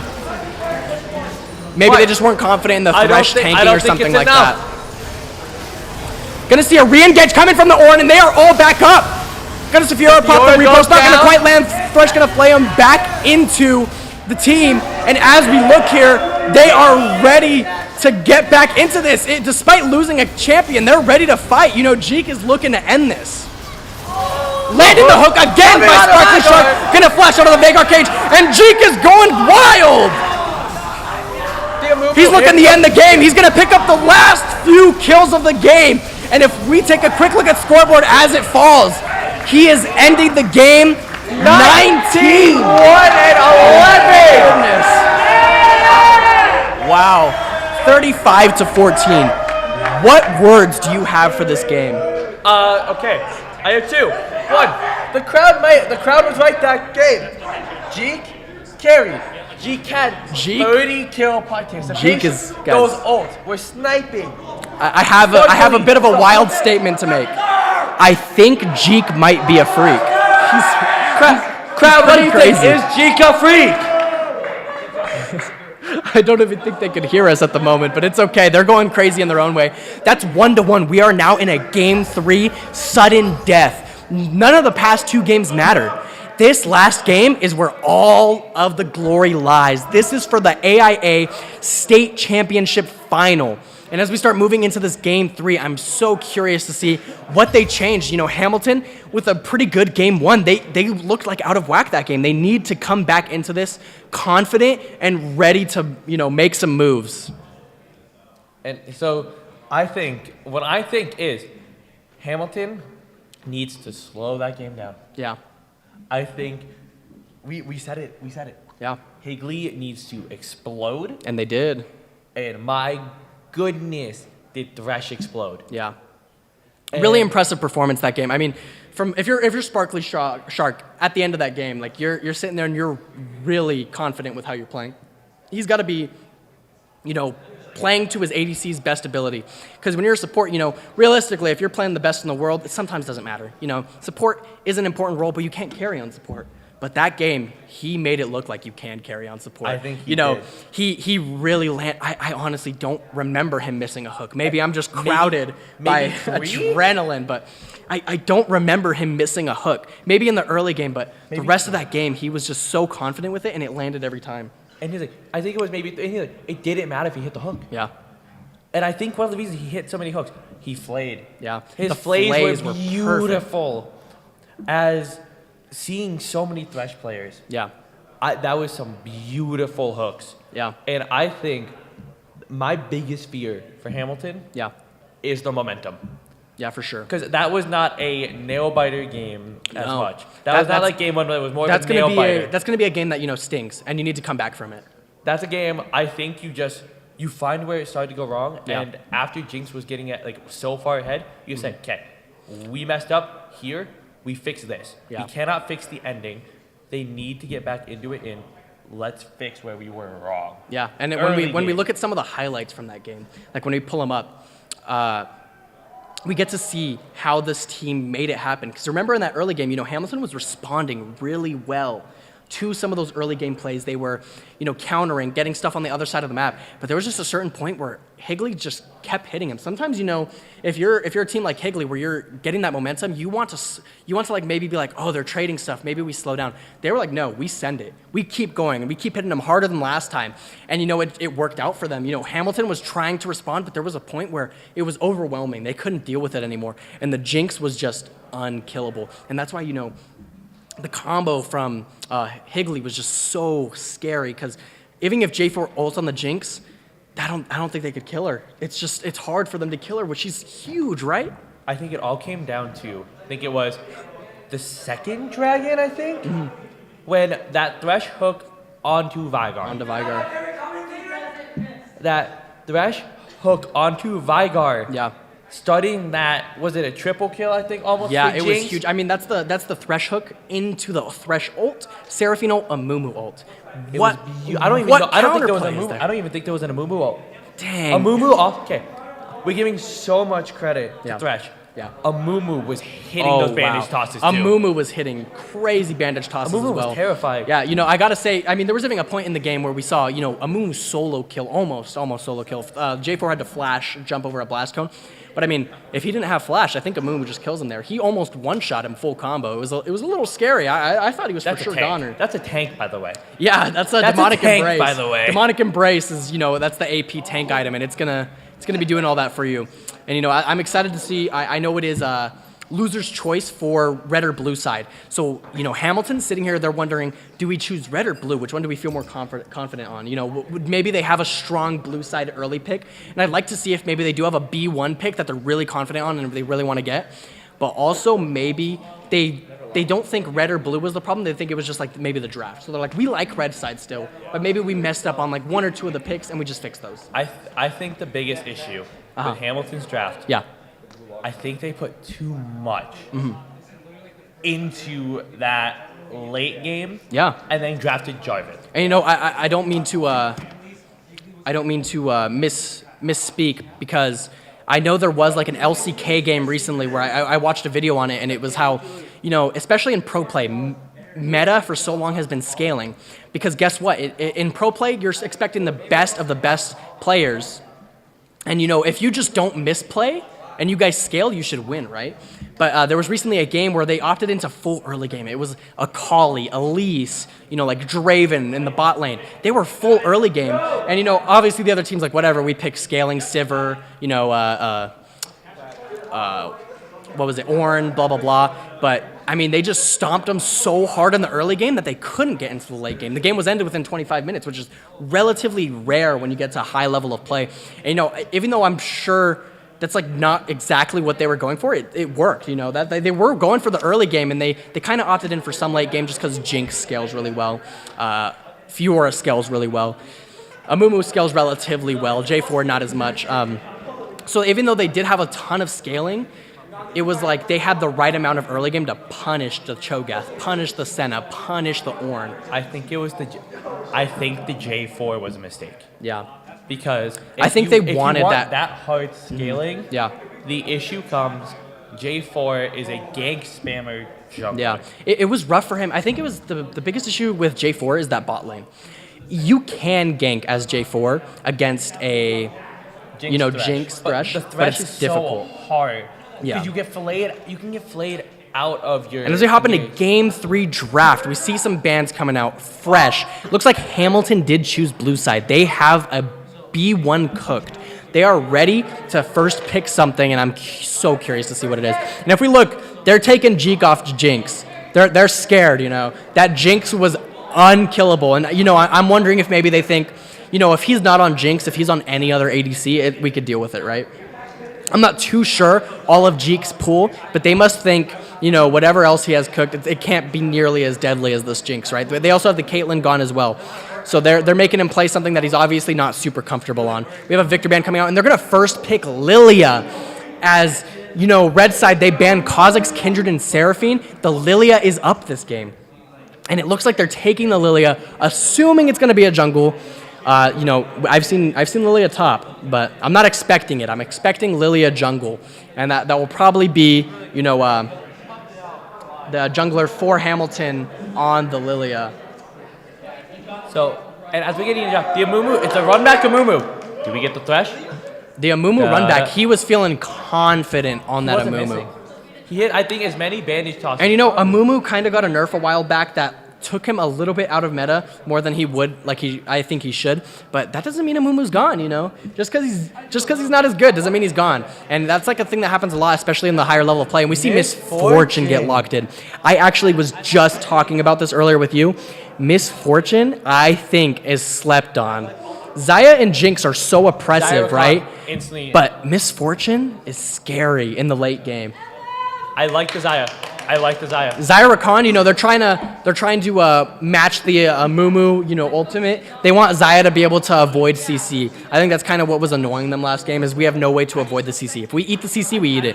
And, you know, in that game 1, they chose the Zaya to get out of CC, so I guess they're just, you know, trying to do that again. They'll probably pick support here. Oh my goodness, a Mumu support, and it's J4 jungle actually for Higley. I mean, you were right. They picked support. We just thought wrong numbers. Yeah, I mean, and as we see, you know, that's going to be the bot lane and the jungle is picked for both teams. We're going to see some mid laners get banned. We have Ziggs banned for the side of Higley. Curious to see how Hamilton responds. They could ban out mid lane, but they also could ban out top lane. Maybe if they want to pick Ornn here and they want to like ban out the Fiora. I don't know exactly what they want to do. It does look like that's what they're opting in for.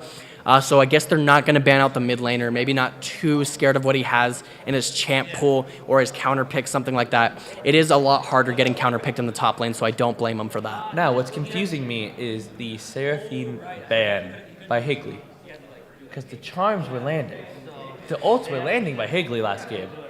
Yeah, Higley, I think, banned Seraphine just because they didn't want Hamilton to first pick it. I assumed one of their players plays it, and they just didn't want to see it. They actually banned out the Ornn as well. You know, I don't blame him. Ornn is just a tank, but that's the thing is everybody just says, you know, Ornn's just a tank. That doesn't mean he's not super annoying. His kit is so overloaded at times, it gets so obnoxious to deal with. Seeing an Annie ban come out from Hamilton, Higley will now respond with their blind pick. Is it going to be mid lane or top lane? I really start to wonder because top lane, I think the counter pick could be more obnoxious, but you know, mid lane, if it's sometimes the mid lane picks, depending on the pools, could just be really obnoxious. We're going to see Malzahar pick, so it looks like they will be counter picking top. Curious to see what Hamilton does, as you know, they are going to have a few champs up that I think their top laner plays. Going to see a Veigar hovered for the side of Hamilton, and it's going to get locked in. I don't know about the Veigar run back. And Olaf, that's going to be the top laner that, you know, Hamilton has had banned for the past 2 games.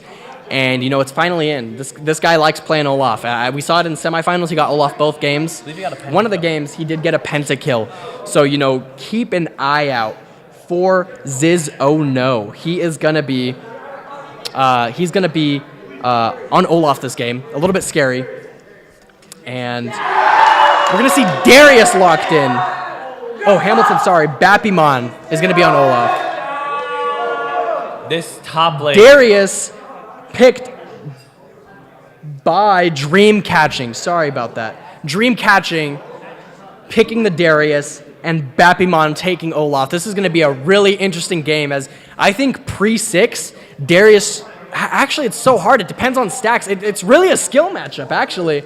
It's going to be... It's a really weird It's skill a really matchup. weird skill matchup because, you know, Olaf avoids CC, but Darius just loves beating people up. They both love beating each other up, so I'm curious to see how the matchup goes. I think it comes down to if Darius could get his Qs right, if Olaf lands his axes right. And as we start loading into this game, these drafts are looking so interesting. I will ask you, Game 3. Who do you favor? What draft? I'm not talking about players. Yeah. I'm not talking about what we've seen. Yeah. Because obviously we've already seen, you know, amazing hooks coming out from players like a Mumu like that. Yeah. Which draft itself do you pick? You know, 5 players. 5 players equal skill. I gotta say, I kind of favor Higley's, but it could go either way for me just because Zaya Rakan is really strong. You know, but Jarvan is so strong. Jarvan and Mumu, I mean, with the synergy we saw last, I guess it's hard to say, but Jarvan and Mumu, their synergy can work really well. And even though I don't mean to play on bias, last game the synergy was going great. We see Jarvan, we see a Mumu, they could definitely just combo with their ultimates. And when, okay. And, you know, as we move into this game, I'm really curious to see how they use these comps and how they move into them.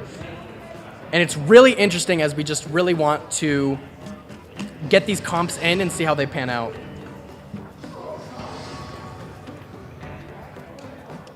So, and when it comes to these compositions, I think it's going to go absolutely astonishing. And I'm so excited for this 3rd game, but I really want to give a quick shout out before we get into this game, because it's going to be as bloody as last time. We need to do this ahead of time. Oh yeah, let's talk before the game starts. So let's give a quick shout out to our sponsors. The Arizona Interscholastic Association 2023 Esports Finals are brought to you by BYPVCC's Music Industry Study Program, Union 32 Entertainment, Playfly Esports, Generation Esports, and a big thank you to all of them for sponsoring this so we can have an amazing Game 3 for our final match. And as we get into this Game 3, I mean, the energy is so high. You know, Higley coming off a great win, but also their first game, a tough loss. They have to have conflicting emotions in that moment because, you know, I know how easy it is to get hyped up on adrenaline in the moment, but now the next game started, you're no longer 19-1 Jinx, you know, you're starting from scratch. Lane is even the second you walk on that rift, so you need to make these advantages for yourself and you need to play upon them right so that you can get into a position like that again. And I think their comp actually complements that relatively well, as we do see our audience hyping up Jeek. Got some bot diff signs. Looks like we have a lot of Higley supporters out here today. Great to have them. And you know, I just think it's such a scary situation to be in right now. And I'm looking at these drafts. I saw those drafts. Yeah. We saw the Amumu. We see the Amumu coming back on a different player though. But we said it is a hook character. And we saw the hooks last time. Are they consistent though? That's what we gotta find out. Yeah, Amumu, you know, his hooks are gonna be a little bit different from Thresh. You know, I'm sure more than anyone, Sparkly Shark understands hooks. So I'm really curious to see how he utilizes the Amumu hooks this game. He's gonna have 2 hooks. They're gonna be on cooldown.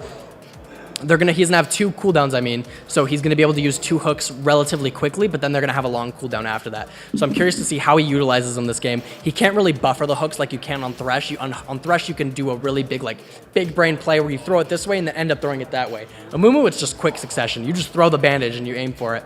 And I'm really curious to see how it works because, you know, as deadly as he was last game, he's looking like he could be deadly this game, especially with a champion like Amumu. His ultimate's being really scary, especially when you have a Xayah. Xayah, it's kind of like similar to first game. You know, if Xayah doesn't have her ultimate, if she doesn't have her cooldowns for her flash, if Amumu gets on her, he can ultimate. Even if Amumu actually gets on her, he could bait the ultimate, you know? Like, kind of like how in the top lane we saw Ornn baiting the repost from Fiora. They could do something like that. And if we look at the highlight reel actually from last game, we can look at some of the first kills in just a second. We do see Jeek the Freak behind me. They're really excited to see how he works this game. And I think first kill from last game was actually for the top lane. So wondering how that's going to go get this game considering both laners are looking to fight. And we see the first kill come for Higley in that last game. And then another fight immediately breaking out in the bot lane. And you know, that was just such a deadly moment. The first 4 minutes, we had just so many fights breaking out. It was so scary because in this moment, you know, anybody could win. These kills mean so much. And you know, for Higley to not back down after this and keep going after it. This is where the hook started. Oh yeah, that was the moment where we were like, okay, Sparkly Shark knows what he's doing when he's got the Thresh hooks ready. And we saw some of this fight happen. Really interesting fight. You know, I think Jarvan actually was, you know, capable of dying there. And we see the final kill coming out as Veigar gets a shutdown on Seraphine and Amumu sitting here kind of just holding the team here and Jeek sending that rocket downtown, knocking out J4 and, you know, following it up to finish off this game. Look at those autos. Look at that range. Oh yeah, I mean his spacing on his autos were looking terrifying. You know, if I'm playing as this Veigar, I'm like, you know, losing it a little bit. I'm like terrified as you see this Fiora crashing in on you and, you know, this game coming to an end. And I want to give such big props to Higley for that game. Yeah. But I want to see Hamilton come back and swing. Yeah. Because he's like, I think what started that so hard as well, Cho'Gath Senna didn't have any, if they didn't have flash, which they only had it once every 5 minutes. Yeah.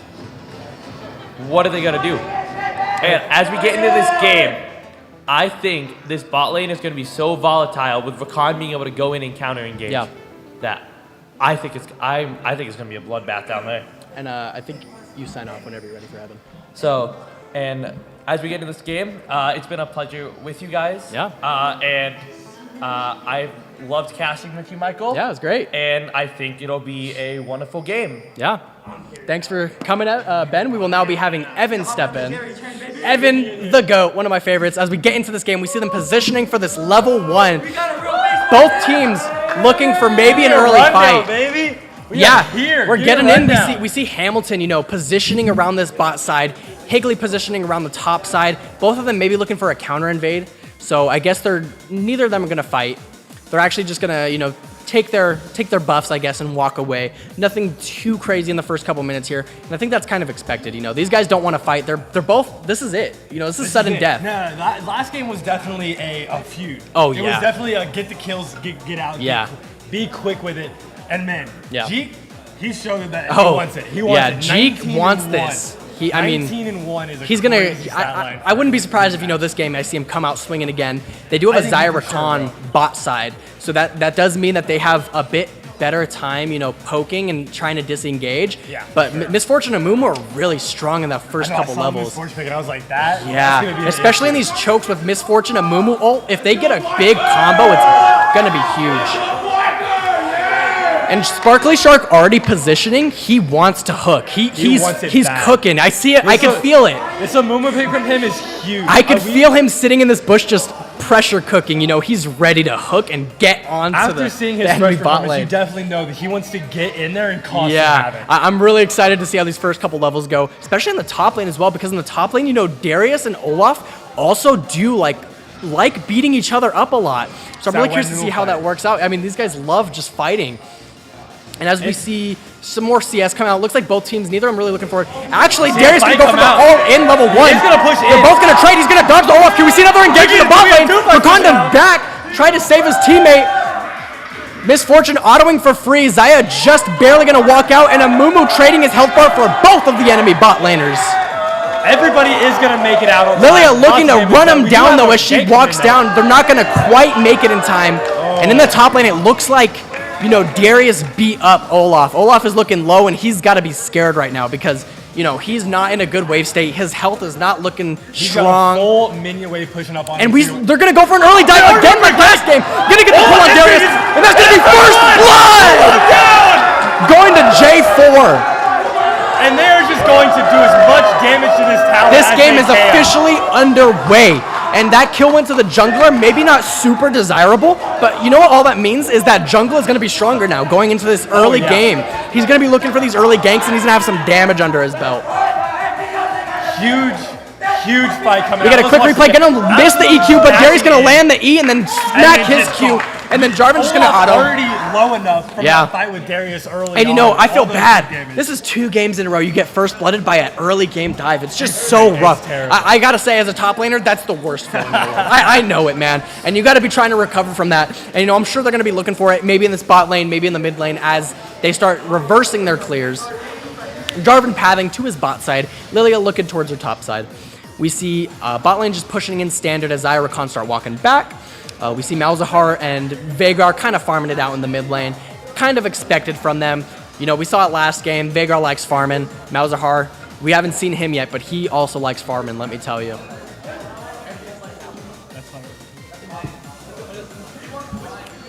We see a little bit more farming, and, looks like Higley is already starting strong in this game. We've got a first blood, but this game still relies on the minion waves pushing in. We see Olaf pushing the wave into Darius. It looks like Darius maybe wants that, as I think, once he hits level 4, he might try to look for something, not guaranteed, but it definitely is lookable with the way he's been playing, dodging the Olaf axis really well. Looks like bot lane, they are slow pushing into Higley's side, and same thing with top lane. So it looks like wave states are actually really similar right now. J4 kind of could be able to gank bot lane here. He kind of has an angle as he starts pathing bot side. A big wave caught for Darius top side. He's going to get some farm. Not going to do too much else. Lilia and J4, though, walking in this bot side. We see a 3v3 cooking. J4 not on vision. I don't think Lilia is either, though. So it looks like both teams don't really realize. Lilia getting a reset, though. Not going to be there. It looks like it's going to be a 3v2. I'm really curious to see how this plays out as they start pushing in. See the waves pushing. Olaf and Darius fighting on top lane. He's going to run him down. Land the E. Hit the Q. And that's a solo kill. Another fight coming in on the bot side. The fight is breaking out bot lane. J4 going to just barely miss the EQ.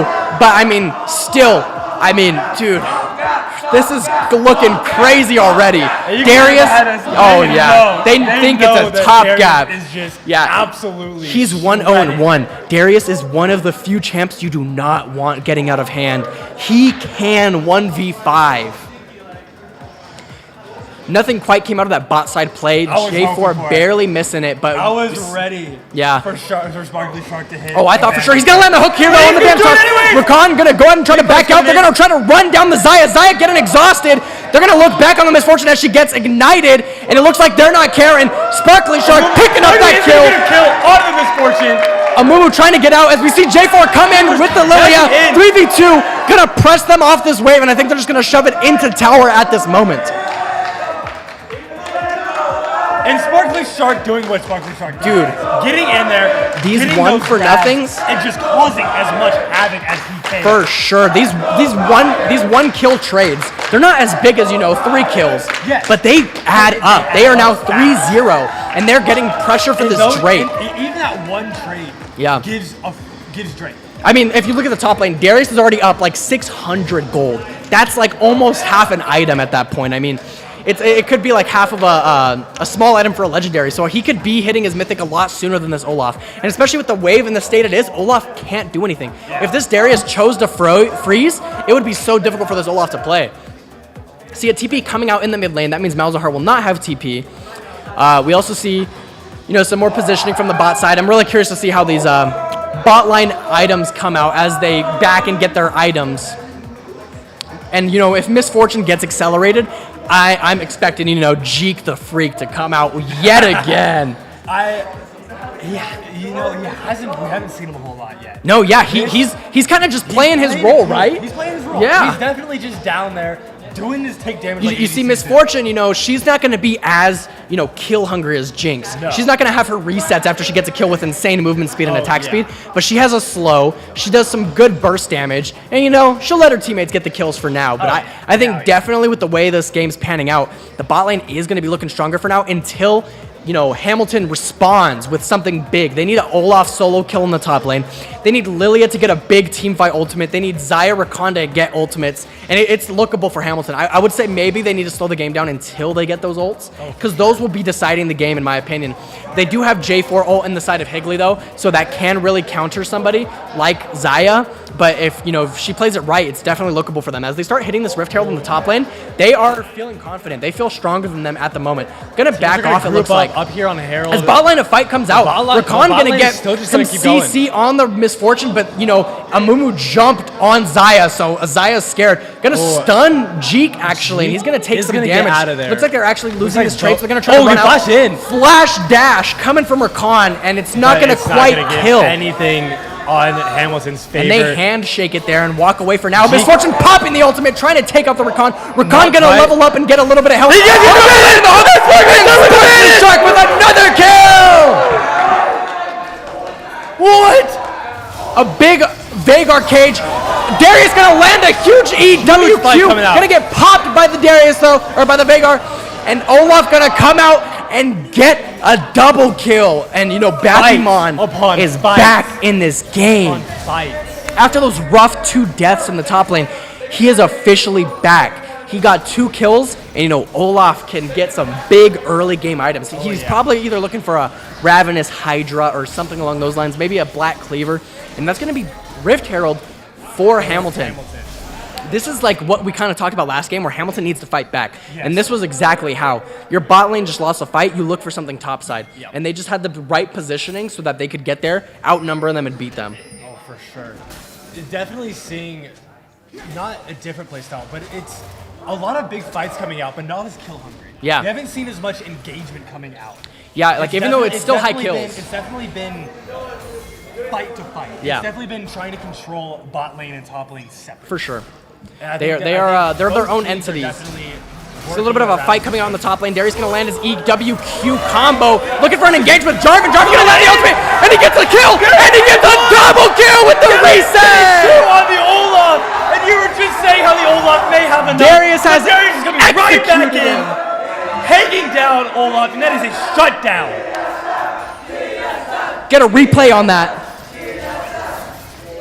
We see that in the top lane. they somehow were anticipating this Lilia gank because J4 is just there in time. Darius He gets is a out huge and E on surviving. both of the enemy players. Darius is popping Jarvan in. lands his ultimate, making them stuck in the death circle. Darius just, at this point, does enough damage just to take both out. Yeah, and you know, in case you weren't aware, his ultimate resets on kill. So he kills Lilia, he can use his ultimate my again. God, yeah. So he's just, every time they're double kill. Even though he was low on health, he's like, I just click R, right? It doesn't So matter. it's going to be huge for Darius. And now this Darius is looking more lethal than before. It was looking like Olaf could fight Olaf it. could have brought it back, But with that double kill, wasn't Darius is enough. going to be really strong. It's going to be really hard for Olaf to outplay him. Still possible, but he's going to have to play it really smart and really careful. See in bot lane, just go ahead and push this in. Gonna reset Lilia, maybe looking for a re-engage there. Gonna barely scare Amumu away. Amumu just gonna walk out. Lilia gonna go ahead and leave it. Seeing Olaf take some plating in the top lane, get a little bit of gold back. Looks like Higley actually does not care to leave. They're not leaving yet. They're saying, you're not diving us, we're just gonna push the wave out on repeat. Looks like they're confident enough where they could stay there and, you know, oh my goodness, Darius is back on the prowl, looking for this fight in the top lane. He's gonna land his W, he's gonna land his Q, Olaf is going to and have a to flash out. flash from Olaf. That is a 5-minute cooldown for the Olaf. He is not going to be getting in any In the hefty side of fights Hamilton, though, they are using this prio so that they could get this Drake, and you know that's gonna respond. You know, Higley did get the Chemtech Drake, but now they have the Mountain Drake, so now it's harder for them to stack souls, or stack the soul, and they're not gonna be as close as they would have been to the dragon. Sure. The Inferno blazes as we see the map open up in a fiery pit.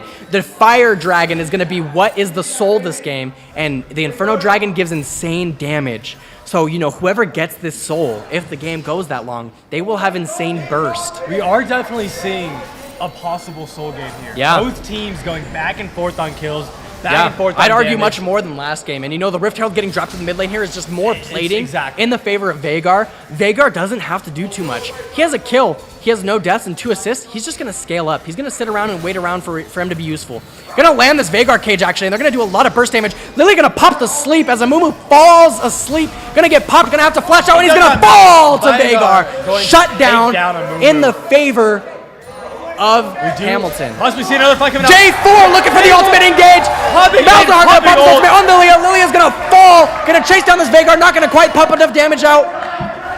And that will be 1-for-1 in this mid lane. We have seen J4 back and forth. Dude, bot lane, top lane. this guy, mid. I mean, He is he's all so over fast. The place. He's getting everywhere. He's fighting everyone. He does not care. He said, these hands are rated E for everyone. I'm getting everyone.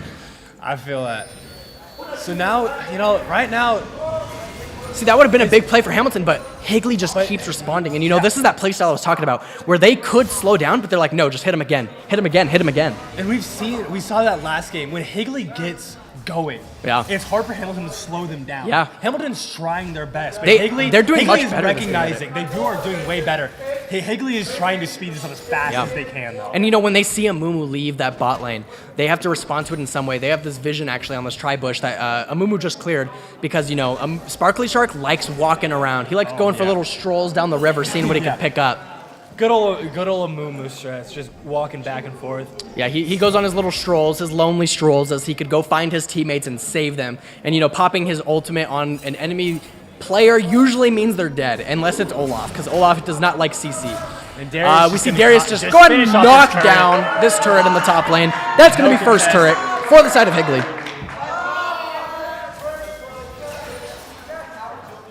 We come around the 15-minute mark. Next Drake is going to be up in the next couple minutes, and I think this next Drake is going to be really important because, you know, even though Higley is looking good right now, if Hamilton plays their cards right and they get a really big drag fight, maybe kill 3 or 4 players, the game's back. We're going to see a big ult come in from Amumu and Misfortune. No, Zaya going to respond. And it's going to take the kill. It's going to fall. Amubu's going to fall. Damage, but it doesn't matter because Misfortune is getting the double. Jeek. Oh, Lilia coming back though. They have Veigar and Lilia. They're gonna pick up the sleep on the Misfortune, and Misfortune will fall. Shut down for getting a double kill. Hamilton. They don't want Jeek getting anything. They don't want him getting as far they are as they much can. they're on top of Jeek's head this game. They know how lethal he is. And the second they see him positioning to take something, they have to respond. J4 going in this top lane, though. Gonna go ahead and lab the ultimate onto the Olaf. Gonna cancel it a little bit early, though. Maybe get him to lead. Olaf used his ultimate, though. He does not have a counter to CC. He does not have a tower. Darius is gonna run down. Pop That is going to be assassinate him. for Darius onto Olaf.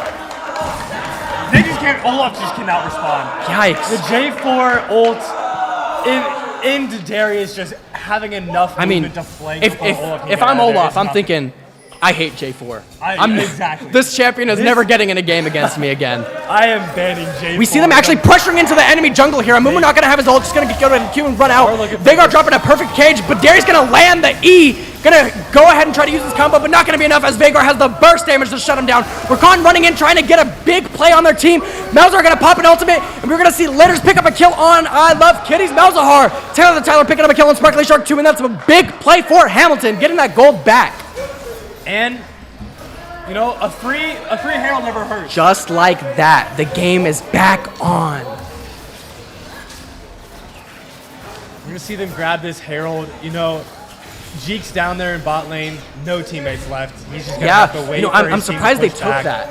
I'm surprised they looked for that without Jeek there, because you know Jeek's combo is going to be really useful because he has his ultimate just to spam damage in there.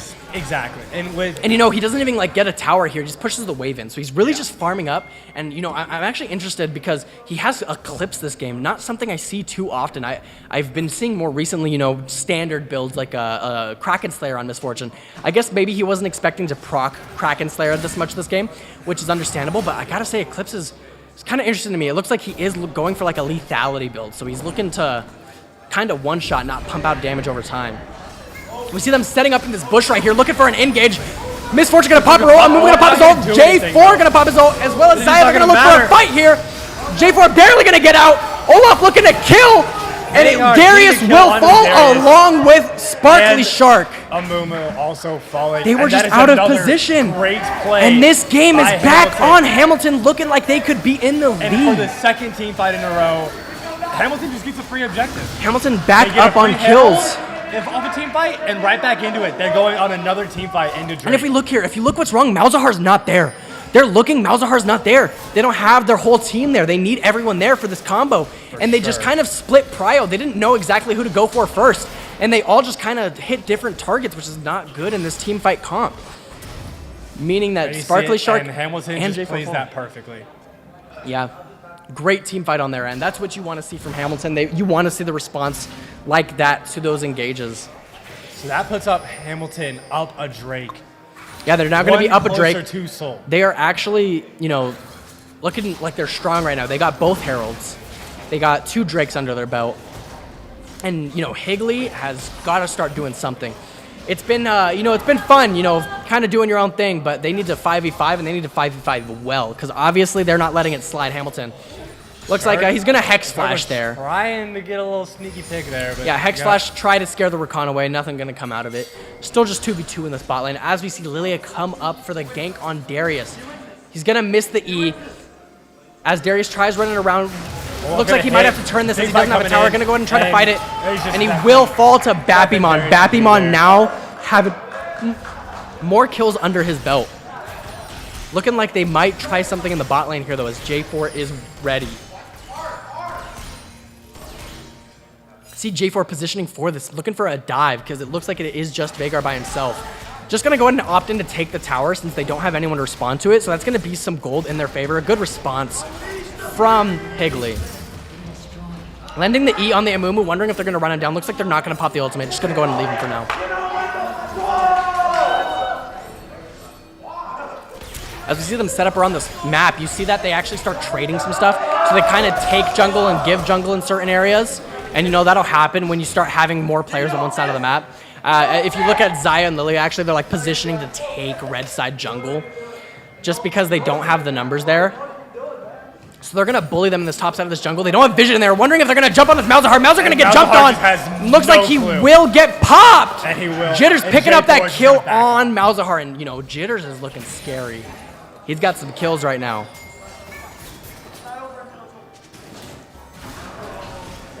and they're gonna start hitting Baron. They're saying they don't have Malzahar. We could look, we're strong right now. Looks like Higley knows they're on it though, and they're positioning to get a big misfortune ult. Looking for a big team fight here. J4 possibly ulting over this wall. Trying to maybe get a steal. Amumu gonna go in, gonna hit the Veigar ult wall though. Not gonna get the best ult. J4 jumping in though, and he is healing. Olaf is Misfortune looking to clean up, flashes in, but nothing to come from it. Nothing. And Hamilton gonna take that. Hamilton in a very oppressive stance right now. And they just took the Baron. They picked up 4 kills, counting Malzahar falling before the Baron. And they need a big fight to come back from this. They're just not playing like the unit I saw last game. Yeah, Higley needs a mirror. I think they know that, last game they were playing perfect together, and I kind of think they just expected it to work that way this game.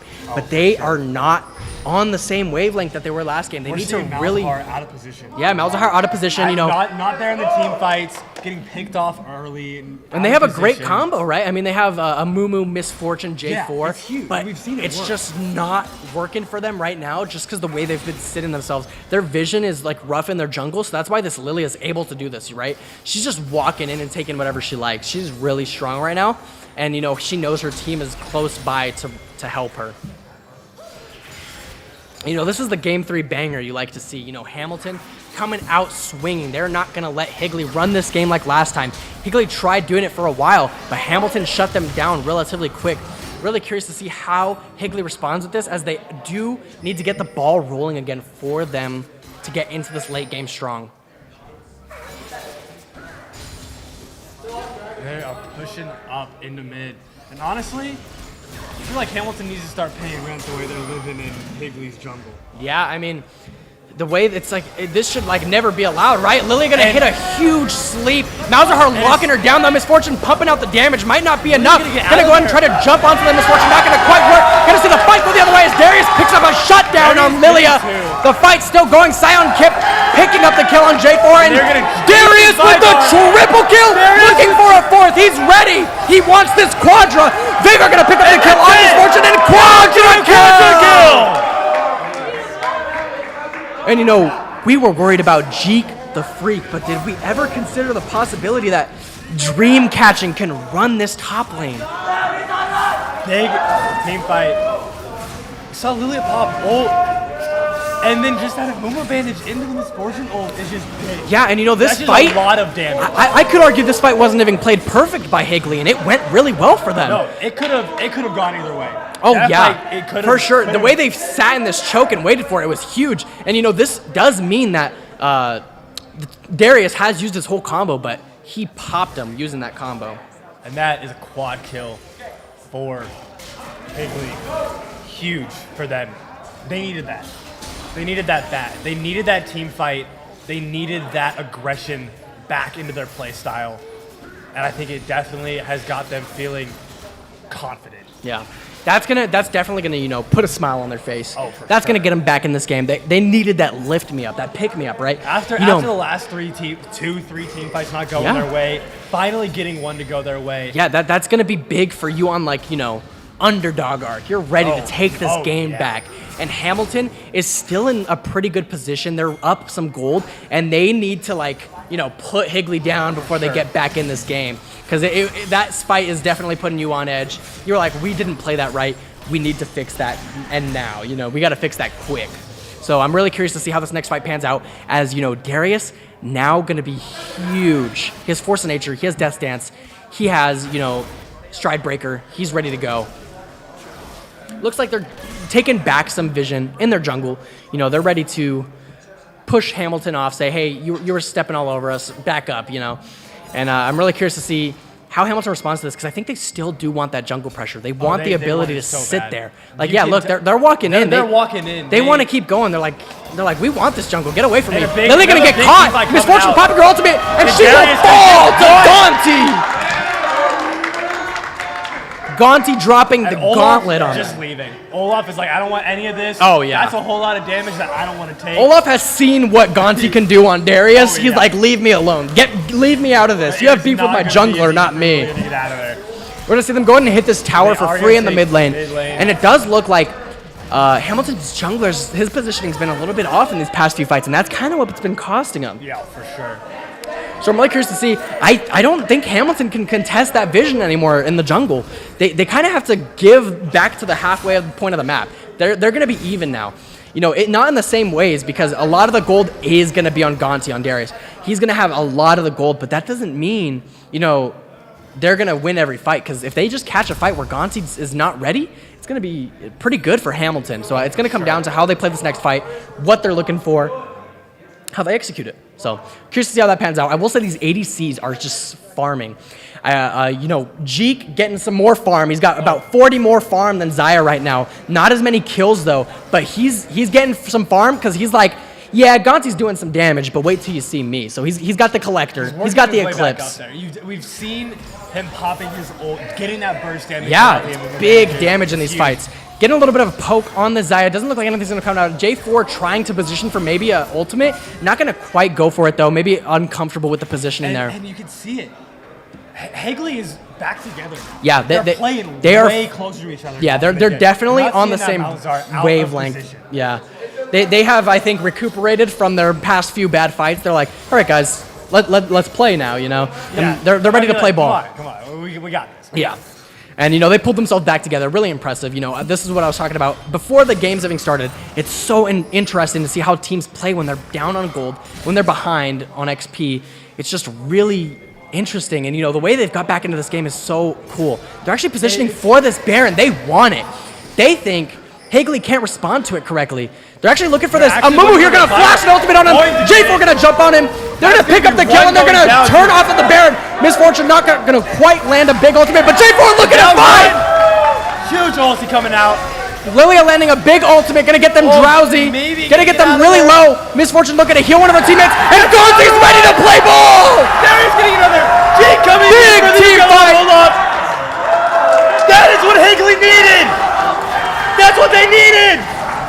Higley ace. They have gone from looking scared to looking bad. And I gotta say, they are here to win. These team fights have switched up completely. Getting that Vanguard out of position. It's night and day watching this. It's night and day. In this game, it's night and day. The first 15, 20 minutes. Getting caught out. I mean, just right there. And they were all ready for it. Misfortune missing some of her ultimate there. Not the best, but she does a little bit of poke, and all of them walking into J4's ultimate. They have to get out somehow. Olaf kind of stuck there, just has to eat the ult. Really chunked. Misfortune saving her teammate with the heal, and Gonti walks in, ready to kill. And that's just it. We did see the Leandri's burn kill, you know, one of Higley's side, but after that fight, they are so ready.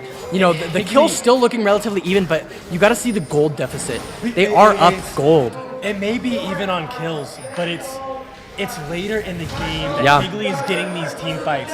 The objectives are more important at this stage in the game. They're getting that Baron because of that team fight. We see them positioning for this Drake actually kind of out of position as Gonti's not there yet. He's not ready. And you know, Gonti's really oppressive. He's got to be ready for this fight if they're going to take it. Looks like they're actually just trading the Drake for mid lane. They want to get some gold back. They don't think they're ready to fight yet. So they're just going to trade for the mid lane tower. They're going to be like, okay, we'll take this. Well, this is what we could get. Maybe try to look for an inhib, but maybe just walk out as they are going to be walking up. Higley's ready to fight. They're getting that first turret. Gonti's fast. Gonna miss his E. Gonna have to walk out. Looks like they're just gonna take the cage, take the tower, back up. Take the tower, back up. Maybe look like they could get a re-engage back in this jungle, because you know this is what happened that one time. They sat in the jungle waiting for an opportunity, and they caught the Malzahar with his pants down. So you know if they could do something like that again, it would be really big. Just not even like they need the kill that much. It's just big for team fight potential, as they could just get into the next fight knowing Malzahar's uneasy. And that is true. With that Drake, Higley is one-off soul. Yeah, and dude, this is the game 3 of your dreams. They are one kill or one Drake off of Soul. The other team has a chance to come back. They were doing really good in the mid game. So, I mean, you got to think about it this way. Even though the combo from the red side is so strong, Higley, Hamilton has Lily asleep. They could get a 5-man sleep. Put everybody asleep on Higley's side, they can't do anything. They could have Veigar cage, get a huge 3-4-man stun. they could do so much still. Zaya could position a crazy ultimate, get some huge feathers, do insane damage. This could still go either way. Hamilton just needs to recuperate. Trying to get some turrets. Hamilton really not utilizing their Baron in the smart way, you know, just getting some getting some free turrets. Yeah. And they're pulling the same tactic on them. They're sitting in their bush. Looks like Lilia will find them there with her orb, her seedling. And they're just going to push this mid wave out. They're sick of fighting. They're like, we're just going to shove mid until you respond to us. Because they want to be in a position where they have to come into them. We do see Higley kind of pushing behind. Higley kind of doesn't know what to do in this fight because they're like, why are they just shoving our mid wave? Like, what do we do? And so they're like, I guess we fight, right? So they're going to keep positioning. Lilia gonna land and eat. Gonna take out the Nexus actually, looking for something. Gonna land and Q ult, but it's not gonna quite do anything. Big Amumu roll, big Misfortune roll, shut down on the Lilia. And Zaya's gonna try to run down the Misfortune. Bakimon gonna pick up the kill on Malzahar, and Veigar landing a huge cage. Rakan gonna knock them up as well while he's at it. Double kill for Jeek. Jeek's ready to go. Gonti gonna die. Triple kill for Jeek. And can he clean this up? We see kills for both and shut down to Veigar, and that's a guy you don't want to mess with. Now a 2v2, that's an even fight for them. Huge triple kill from Jeek. We And- saw. oh my goodness. Hamilton pushed up, got an inhibitor, but Higley's just there to. At the end of the day, Higley's just there. At the end of the day, Hamilton's happy with that, you know? They took an even trade. After 2 fights where they've been losing drastically, that's a big fight to say we actually came out even. And, you know, they got the shutdown on Veigar. Even though Jeek was scary that game, or that fight, you know, they got rid of Gonti, and they got a shutdown on Veigar, and that should be a lot of gold in his favor. A lot of gold to Veigar, for sure. And with one inhibitor down, I mean, you're getting enhanced minions coming out. Yeah. I mean, those even cause a problem in and of Those are themselves. oppressive, but you got to be remembering with the big minions coming out, you know, super minions are going to be giving more XP, more gold to red side. So they're not quite at level 18 yet. They're going to get more gold and more XP from those super minions. So I would even argue that Hamilton kind of helped them out in that way by breaking the Nexus, or the inhibitor, because it kind of helps them get back into this game. As we see the Drake coming up in a minute 20. We could see a soul point here. I think this Drake might be it. I have a sneaking suspicion this might decide the game. Both teams feeling strong right now. Veigar with a big shutdown. Hamilton in a comfortable position, and this Drake could definitely give them an even better one, make them feel even more comfortable. Yeah, because I mean, even but we so, see Higley, that Drake is their soul. Yeah, That puts they them want the into soul, soul. and then you have to be thinking for both teams. They could also like trade for the Baron. They're gonna be 10 seconds apart, and if one team does really win at the drag, then they're just gonna walk to Baron, get Baron and Drake. So that could be really big for either team. So you got to be kind of nervous about, do we take this fight? Is it worth it? Because like think, if we win, what do we gain? And if we lose, what do we lose? Because you got to be thinking, if you're either team right now, you're like, if we lose this could be game. This is potentially the last major team fight that we see on this Drake. And it's really up to Hamilton to contest. If Higley wants it, Hamilton has to be there. Yeah, I definitely, it's so rough because like on both teams, you can't be by yourself this whole game now. You have to be 5v5 the whole time. We see Higley definitely taking that to heart. And They I are think all this Lilia right sleep, here. I really think this Lilia's ultimate could be essential in this next fight. If you put Misfortune to sleep, if you put Darius to sleep, your All of team that can major follow up damage that so is well. gone in an instant. Looks like they're gonna back off of this Drake. Probably just give it here as Yeah, Hamilton they're starts just to giving hit. it. Not worth the risk that it is to potentially get in there and lose that team fight. Saw Higley opting to head back. And Hamilton is just, like you said, just pushing, grab that Drake, go straight They're actually up gonna to hit this Baron again. Remember last time though, this did not go in favor of Did Hamilton, not. so I'm And really Higley, curious you see, they to are see how pushing this back. works. You may see a J4 old pop here. We do Blue see team slaying the Baron, but a huge ultimate coming out in favor of Jeek. Barely gonna live, but then fall to Malzahar Q, and they're gonna run him down. Gonti is ready to chase. Ultimate coming out from Malzahar. Veigar trying to stop it, but he can't. Amumu's not done. Sparky Shark is running him down. Gonti slays Bapimon. And Higley's back. Higley is back. Hamilton got Drake. They got Baron. But Higley got the kills. I mean, the Baron's good for XP, but now no one has it. Look Everybody's at that. dead. Huge damage Goodness. coming from Misfortune. And they are just here. I don't know if Higley could have played it better. That was great. That was great. Getting that Vigar. That's why it's so weird, because, you know, I feel like in some of these fights, Higley, like, plays all right, but then in some of these fights, they play out of their mind. I swear, it's 5 people playing on one computer. It's insane. I feel like they're just so in tune at some points. Man.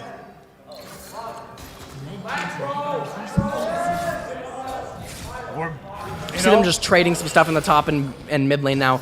And, you know, at this point of the game... Both teams are still we're 35 minutes into this game. Yeah, both and teams are still here to win. Yeah, both teams are not giving up. They are not going down without a fight. Hamilton responding perfectly to Higley's oppression, and then Higley also keeping it on. Yeah, they're keeping it on, you know. Keeping that pressure.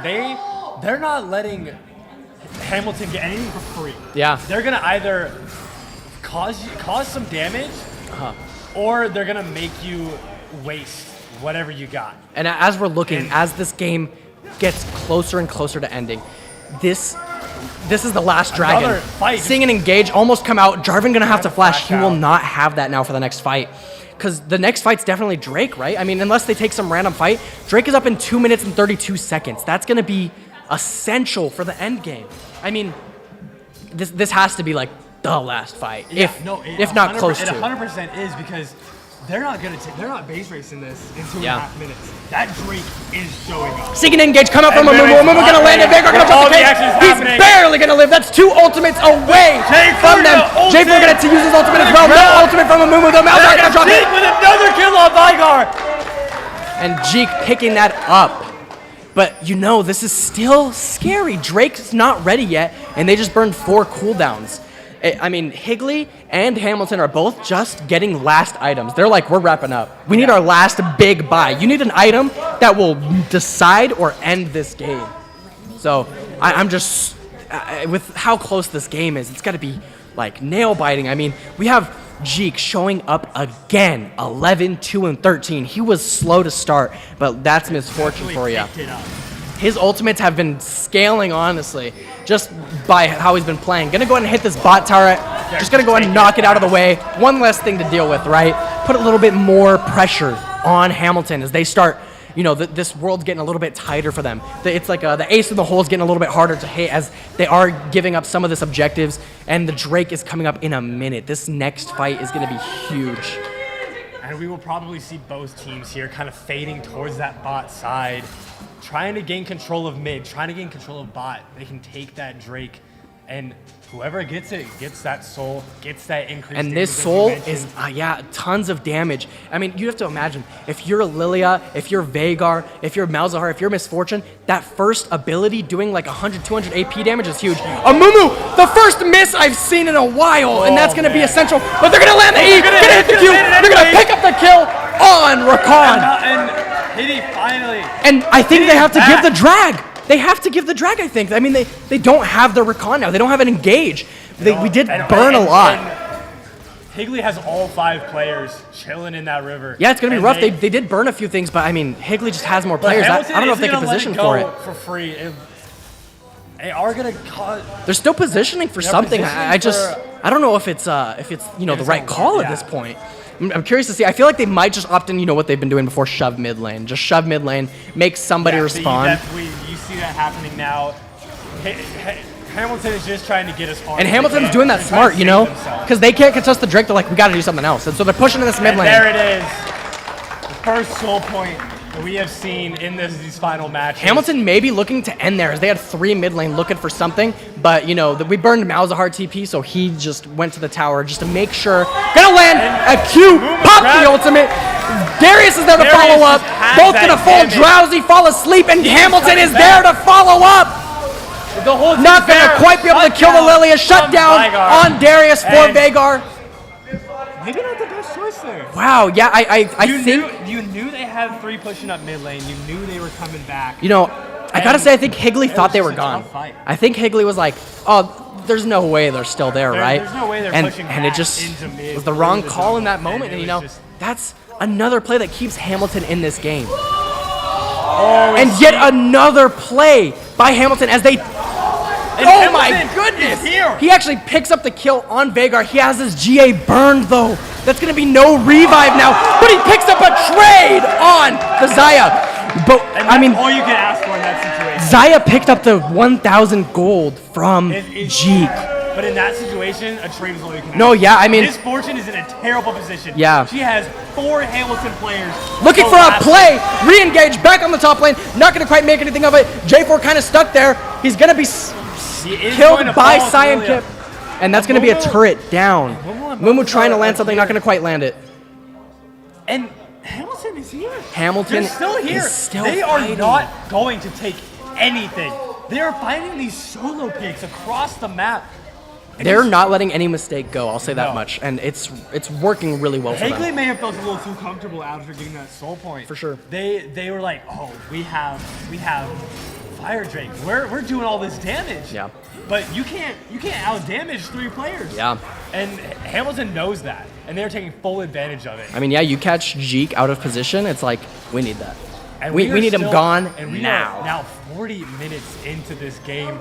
Both teams just showing that they are And here. once again, They are Hamilton here to taking win. advantage of their blue side, hitting this Baron. They know that J4 is not up in time. And, you know, they have Jeek, but they have to try to slow down this Baron. They don't have any vision on it at the moment. Amumu going to look for a pick on the Veigar. Veigar going to drop his cage, not going to quite land it on Jeek. But Amumu going to be caught out. Rakan, and both ults coming out from Amumu and Xayah. Amumu going to fall, though. But you have to think they got him off of Baron. It's still, you know, not that bad. You know, Sparkly Shark's like, I got them off of Baron. It's not that bad. Because they did use ultimates. And as we see Hamilton position for this, they're pressuring the Nexus, making it really difficult. Gonna land the Lilia ult, gonna put them to sleep. Darius gonna get caught. Uses pushing heavy into. Darius not quite gonna fall. J4 gonna hop back in, gonna try to pick up the kill. Gonzi getting a kill on Batman. Shut down on Malzahar by. And Hamilton, Johnny this Kip. could be it. Hamilton is here. That's 1 turret down. Veigar's breaking these turrets, but they're low. They have to back up. You know, Jeek is back, and he does damage. Hamilton backing out, but they are looking hot. They have one of those main Nexus turrets down. They're looking good.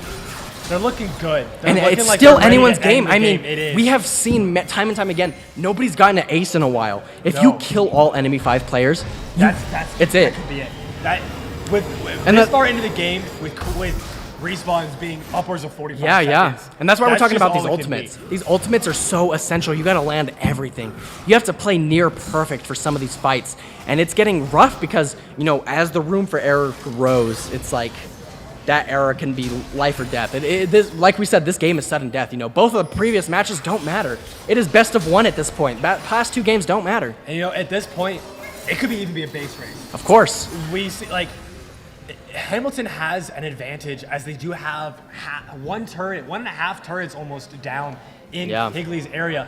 But with how much damage these characters are doing to turrets at this point, Higley could get right back in there. Veigar could solo take a turret for sure. So just like that.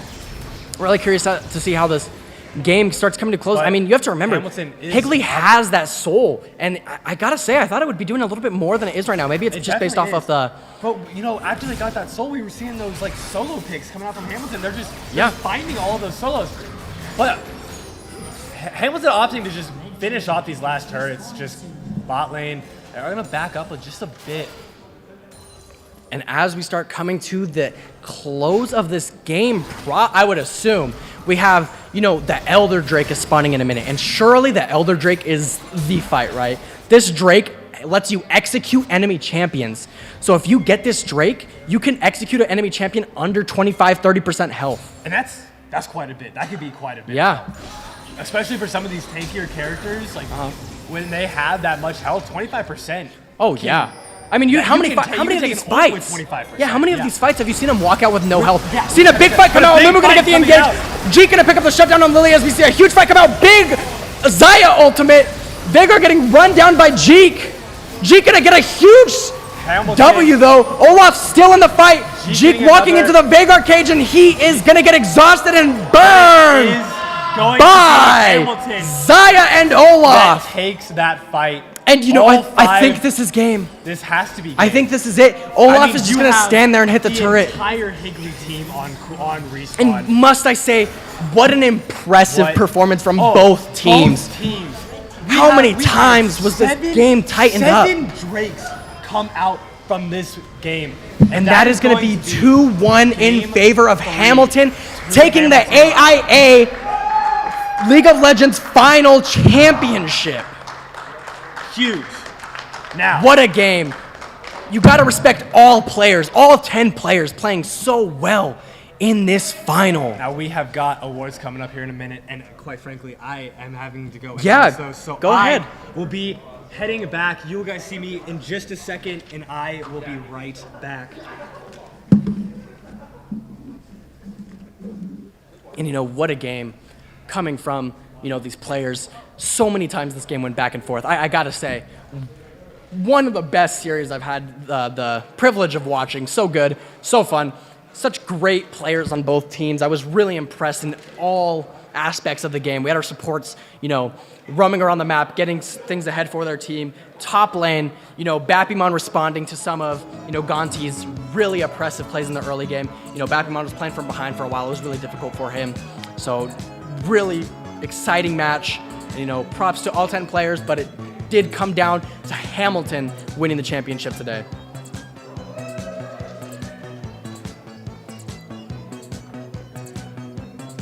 All right, ladies and gentlemen, I'm back. You just heard me on casting for that last game, but I am back here for the awards ceremony for the finals of League of Legends. Let's give it up for your 2023 AIA League of Legends State Champions, Higley!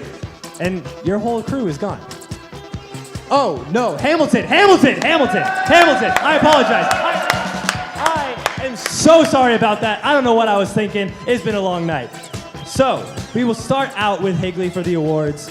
And to start out, we have Dream Catching. I'm gonna call you up and you can come get your awards. Over here. I'm lost. I'm back and forth here where we're going. Dream Catching, yep. First up. Second up, we have Sparkly Shark.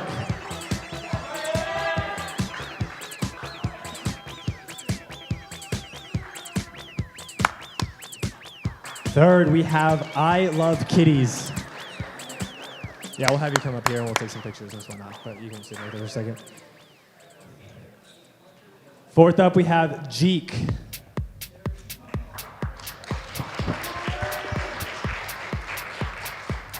And last, we have Gonti, I believe. Or was Gonti?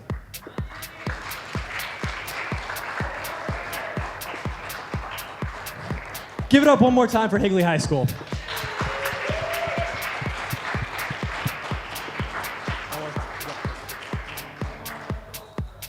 So sorry, guys.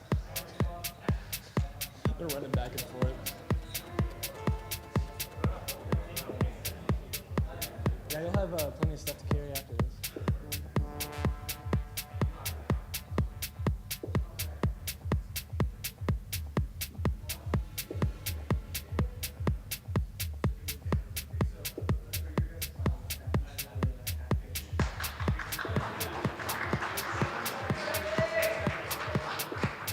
All right, and give it up for your 2023 AIA League of Legends State Champions. We have Hamilton High School. Again, apologies for the confusion. But first up, we have Bappimon.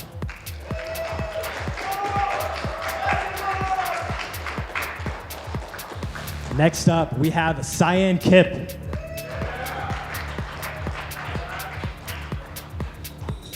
Third, we have Catfisher 4.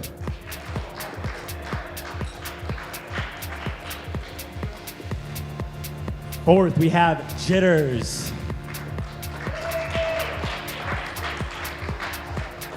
And last but not least, Tyler the Tyler.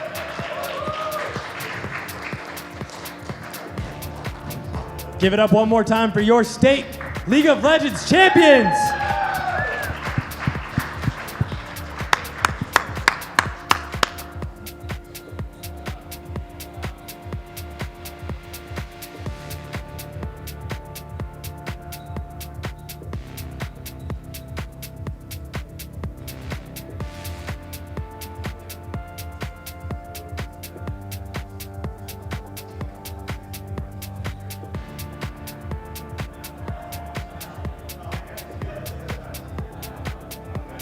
All right, thank you guys, and congratulations to both teams for making it to the main stage and to Hamilton for winning it all. And I will send it back to Michael to close us out for the night. It has been great to have you all here, and we'll see you next year.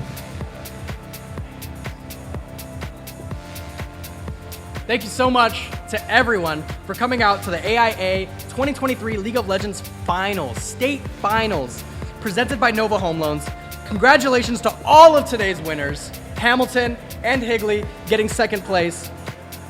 And I am Michael. I was accompanied by Ben and Evan. It was great casting for you guys, and have a great evening.